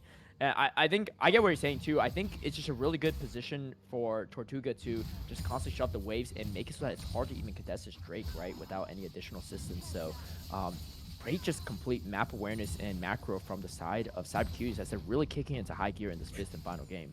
Yeah, and that's 2 plates for the spot side now. Tortuga has 1 solo, and I don't know if that second one counted as solo. Poodle was off in the wings fighting for vision in a tri-brush, so potentially, 2 of those with 2 kills and a CS, a super minor CS lead for Tortuga here. They are just in complete control of this bot lane, and it just seems like Joker is either super late to every game or every fight and objective, or Black Eyed Peas is just doing what he's been doing this entire time and just pushing this tempo really, really hard and fast. So Cuties getting everything that they want in this early game.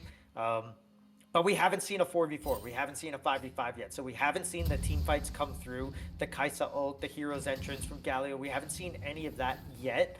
So this could still be one of those we get to late and turn it around. But Adam forced a flash and completely slowed. Yeah. Killer Instinct already going popped as well for some additional shielding and movement, but Tortuga picks up the kill over Adam yet again. Black Eyed Peas now is here for some additional assistance as Nyx is caught in a tough position yet again. Poodle and Zac just dishing out as much damage as possible and slowing them down here as the Vi is here as well, but might be caught in a tough position and just has to back off. Things are looking so strong right now for Cyber Cuties as another bot lane skirmish does not go the way of Street Fighters, and they are now about to lose another objective. 7-1 is the score, about 300 cold.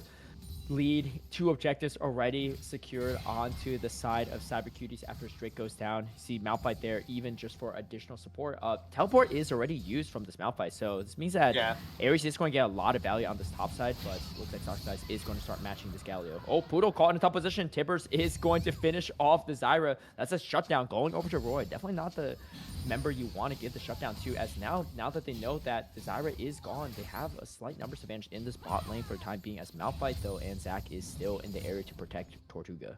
Yeah, and I really hated that teleport from the Malphite. For one, if there was a fight that broke out, it was way too late to the party. And then two, as you said, Galio just gets all this free catch-up, in the top lane. He went from 9 CS under to 2 CS ahead. Malphite got nothing for it, and I know you want to use the Malphite ult, I know you want to make the big plays, and you want to put your team like really far ahead, but sometimes allowing teams like GCCE to sit back and do what they want and to just get the little resources here and there is what allows them to stay in these games. So they're kind of playing into their hand when they make plays like that and don't have any follow through. But Poodle wants some revenge on Roy here. All right, let's see if Poodle can get to it or not, as does not root up Roy, and Roy is going to get out to safety. Yeah, I like this swap though. Yone going into Galio. It's not a fun matchup for the Galio, but it looks like Galio is going to just TP back in this top lane. Just try to even up the CS as much as he can. Tortuga, tries to go, but the Pop Blossom does catch Tortuga. However, and takes a couple of turret shots as well. The turret is not going to go down just quite yet. However, Poodle is there for some additional backup. I don't know if they can hold defense or not. First turret going down would not be great. Oh, Malphite ult comes through, and here comes the Zac jumping in as well. Roy does not have the mobility to get out of this, as Roy does go down. Adam goes down yet again, a killing spree to Tortuga. Nyx does at least pick up the shutdown onto the Sivir, but might have to run out of here. Turret, I think, might go down in the bot lane though, so a decent trade yet again. Tortuga picking up another kill in this ADC head-to-head matchup.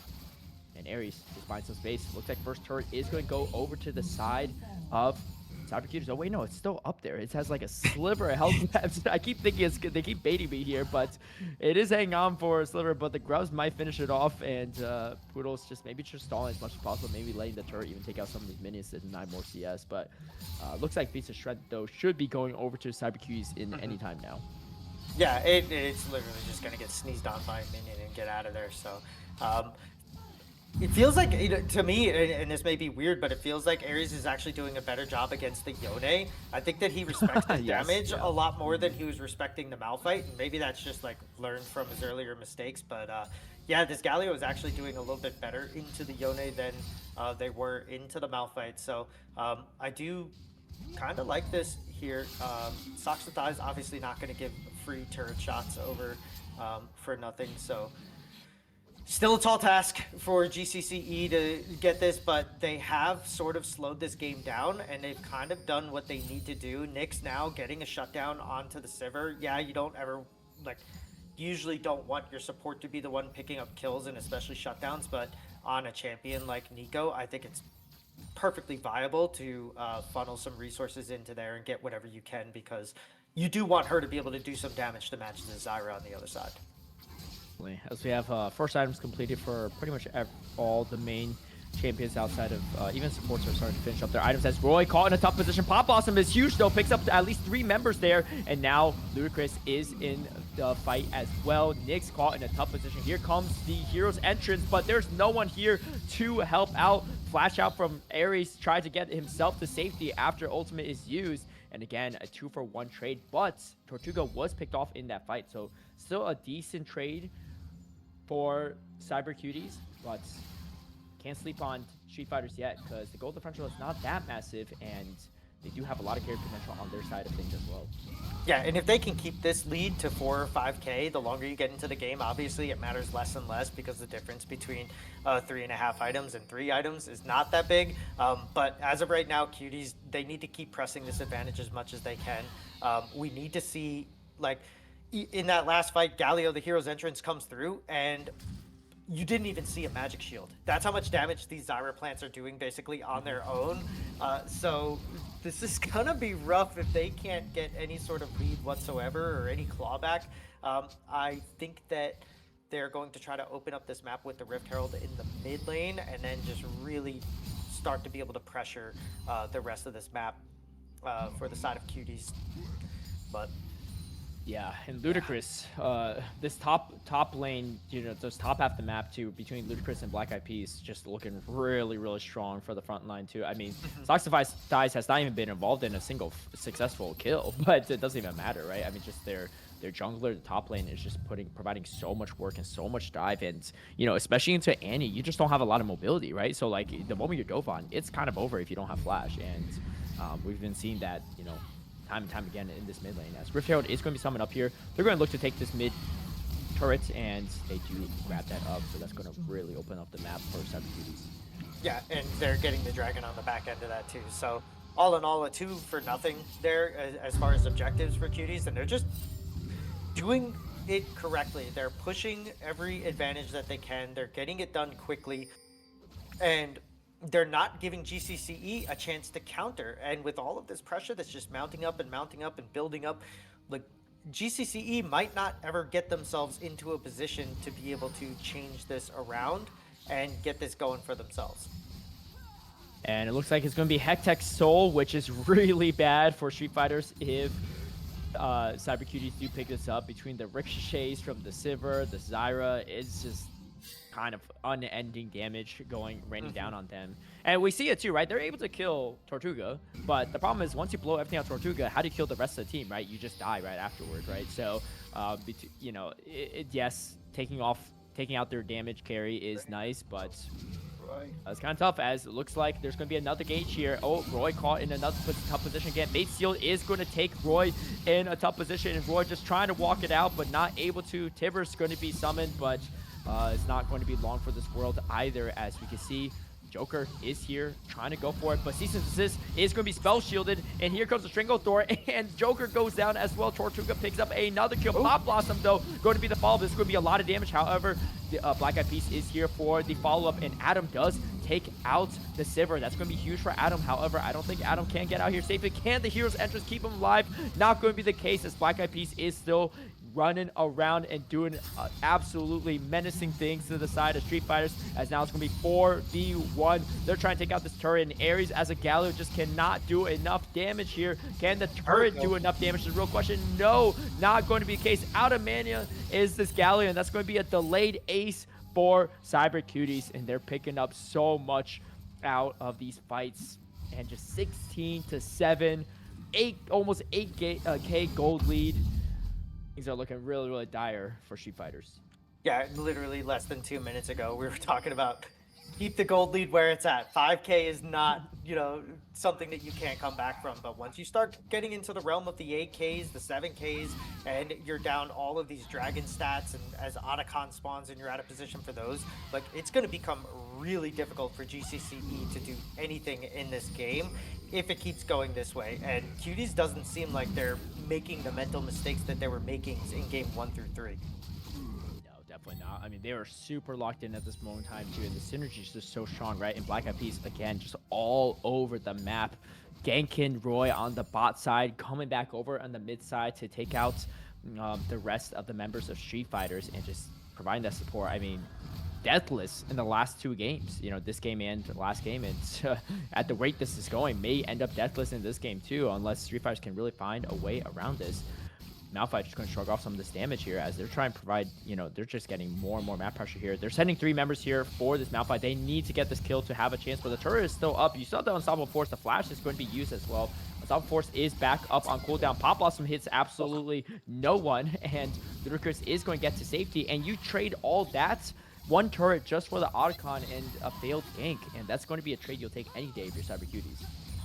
Oh yeah, 100%. Dude. Malphite gets to walk away with just burning the flash. Still has his ultimate in case a re-engage wants to come out. Like, absolute perfect trade for the side of Cuties, and they may end up getting a second turret here. But here comes the Unstoppable Force though. Nyx is caught up. It's going to take a lot of damage, and the turret aggro is on Joker for the time being. Here comes the shutdown though, as the Killer Instinct comes out for the Kai'Sa. Adam is going to pick up a necessary kill, a shutdown, maybe a turret for them. So, again, tough recall positions there is the name of the story. Oh, and Tortuga almost stopping the back. Nyx, though, has to run for their lives. I think Tortuga is going to flash forward and is going to clean up afterwards. So still a 1-for-1 trade, but they get, a shutdown going to Kaisa is still something. Rage Blade is 800 completed gold. now for the Kaisa, and that was a lot of gold going over now to that ADC. And, if they're going to get back in this game, it is going to have to be on the backs of Adam's damage. Oh yeah, 100%. Like Kaisa has to play out of their mind. Adam is gonna have to pilot this champion almost to perfection, and we saw in the mid lane fight, like he did that. Like he got away from the Zac. He got on top of who he wanted to.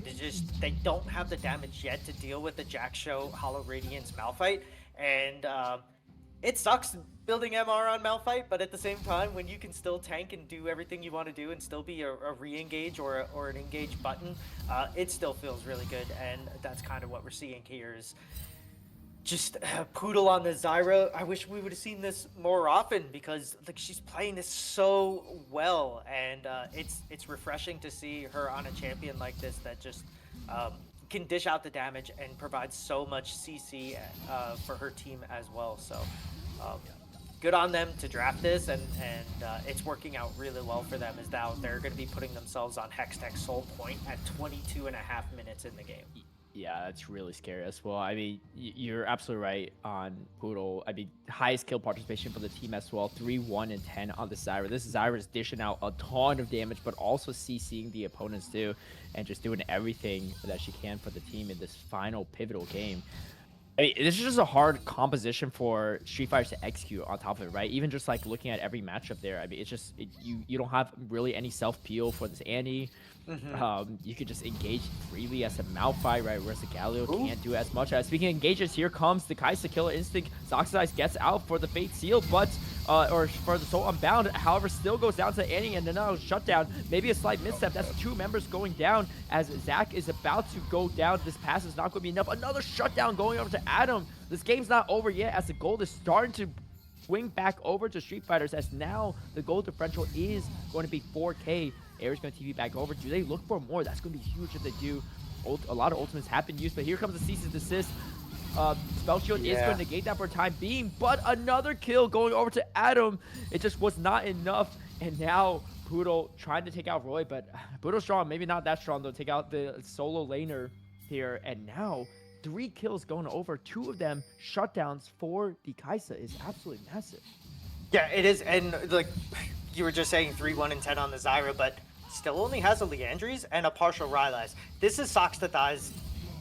I hate saying this because we said this throughout games 1 through 3. Just don't be there. Like, we're overcommitting to plays that there's nothing to get from this. The Dragon was already gotten, and now you just made Black Eyed Peas go in there as well.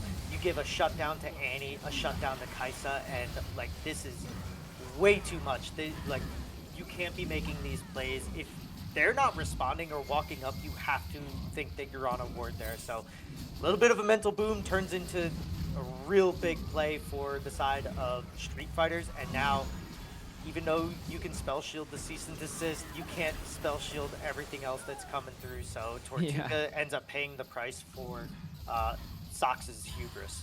Even Ludicrous, like, I want none of this smoke. I'm out of here. You're on your own, Tortuga. And Tortuga might have had a great lead early on. 3 items completed on Sivir, but has also died 5 times. I mean, so has the Adam, too. So both ADCs actually dying quite a bit on respective ends. But they're playing aggressively. Terminus is actually completed now. And on the Kaisa, as here's entrance does come through here. Going to knock up 2 members on the side of Cyber Cuties. But Joker's going to be the first one to fall here, as there's a clone just providing a lot of distraction. And Tortuga trying to do whatever he can, but Adam is super strong right now. Killer Instinct is going to pick up the kill on the head-to-head ADC matchup. Now Adam just caught by themselves, though. So 2 members going down for the side of Street Fighters. Not the best fight for them, but not bad in the sense that they can still fight back at this given point in time. However, if this is Baron for Cyber Cuties, that's going to be a big gold swing and a lot of map pressure. I mean, I think they just have to give this up. There is no fight to contend with. I think they go for it. But I think they go for the fight here with used up right now, but I don't think there's enough damage. Potentially, I don't know.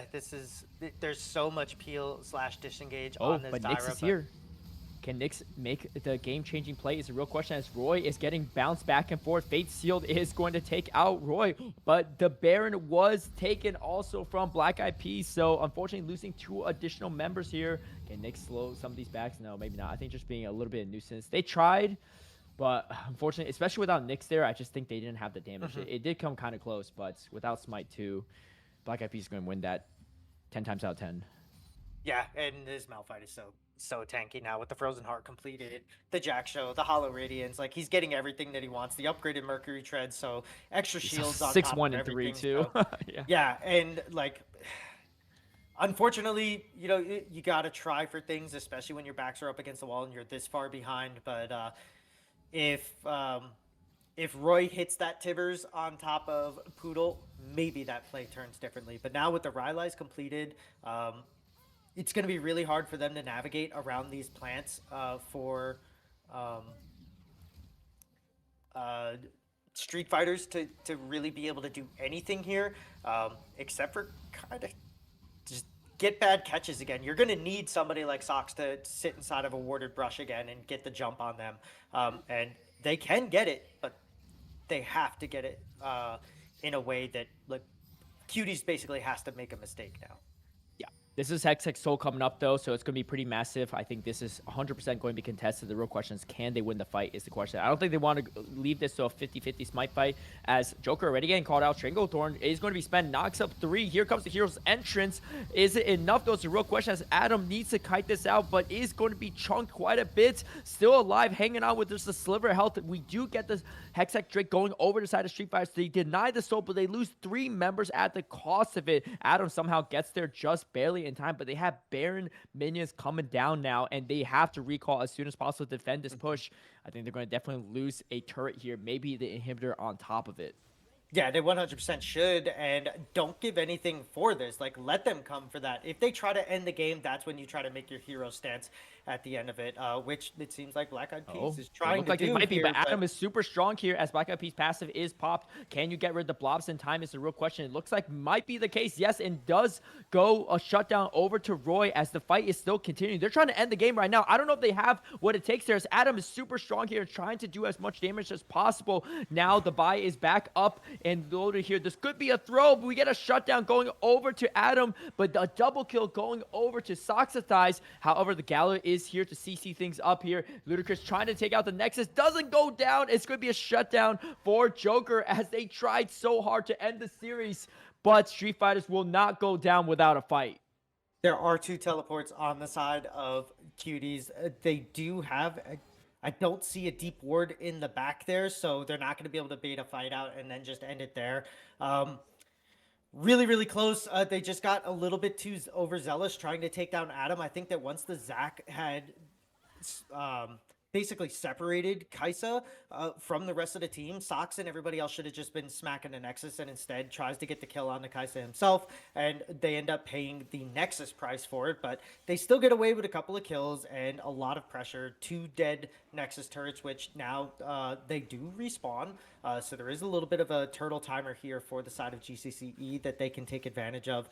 Now it's up to Cuties to figure out a way to close this game, and if they don't do it on the back, or if they don't do it in the way of you know, couple more turrets, then this might be the way that GCCE gets back in the game here, as Sox does a lot of damage, but doesn't end up taking the fight to Nyx all the way, which I think that could have been an easy kill onto the Nico there. We have a 4-item Kaisa as well. Adam is super strong right now, even ahead of Tortuga in item completion, but still 2 levels down, so still, you know, Tortuga is still someone to fear of. Ares caught in a tough position. Does Ares get picked off here? Ares does go down. Pudo's going to be the one to pick up the kill. Cease and desist comes through on Tortuga, but it's going to be spell shielded as Joker goes down yet again. A Pop Blossom comes and connects onto 3 members here as Adam trying to do as much as possible. Here comes the Unstoppable Force. Killer Instinct is not enough to get Adam out of it. 1 for 5. That's going to be an ace, and that's going to be the game here as Cyber Cuties has fought all the way back down on match series point against Street Fighters in game 4 to close it out, and now they close out game number 5 here as they move forward into the semifinals. Oh my god, that is such like defeated.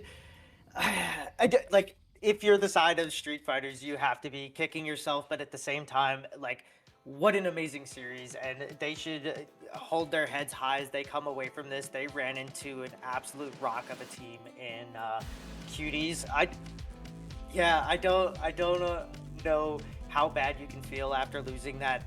That series was back and forth. They did take the 2-1 lead, as you were talking about, but Cuties showing why they were 6-1 in the regular season and why they were the #1 seed.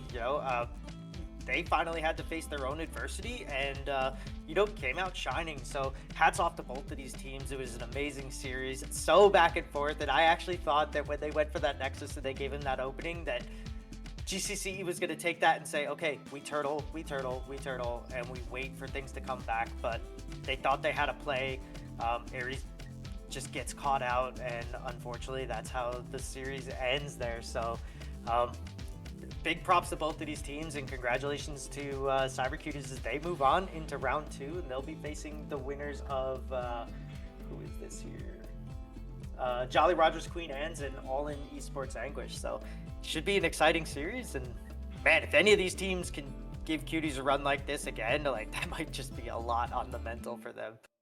Yeah, I mean, what a banger series. I know this broadcast has been going on for almost 5 hours at this point, going all the way to game 5 and pushing Cyber Cuties to the limit. But like you said, they were almost undefeated in the regular season for a reason. And a great season from Street Fighters as well there too, right? To make this such a close series. But fantastic performance from the whole crew. And, it was a pleasure casting this with you, Fel. And shout out Hell to yeah, same to Shrogan you. on the broadcast and Loki. Loki on the observer side of things. But if you all love bangers like this, we'll be back next week for the semifinals. So stay tuned. See you on Monday for Divinity League. And I'm very excited to see how the next one shakes out. And hey, maybe we'll have another Silver Scrapes on our hand. Until then, we'll catch you all next week. Hope you all have a good one. Yes, he did.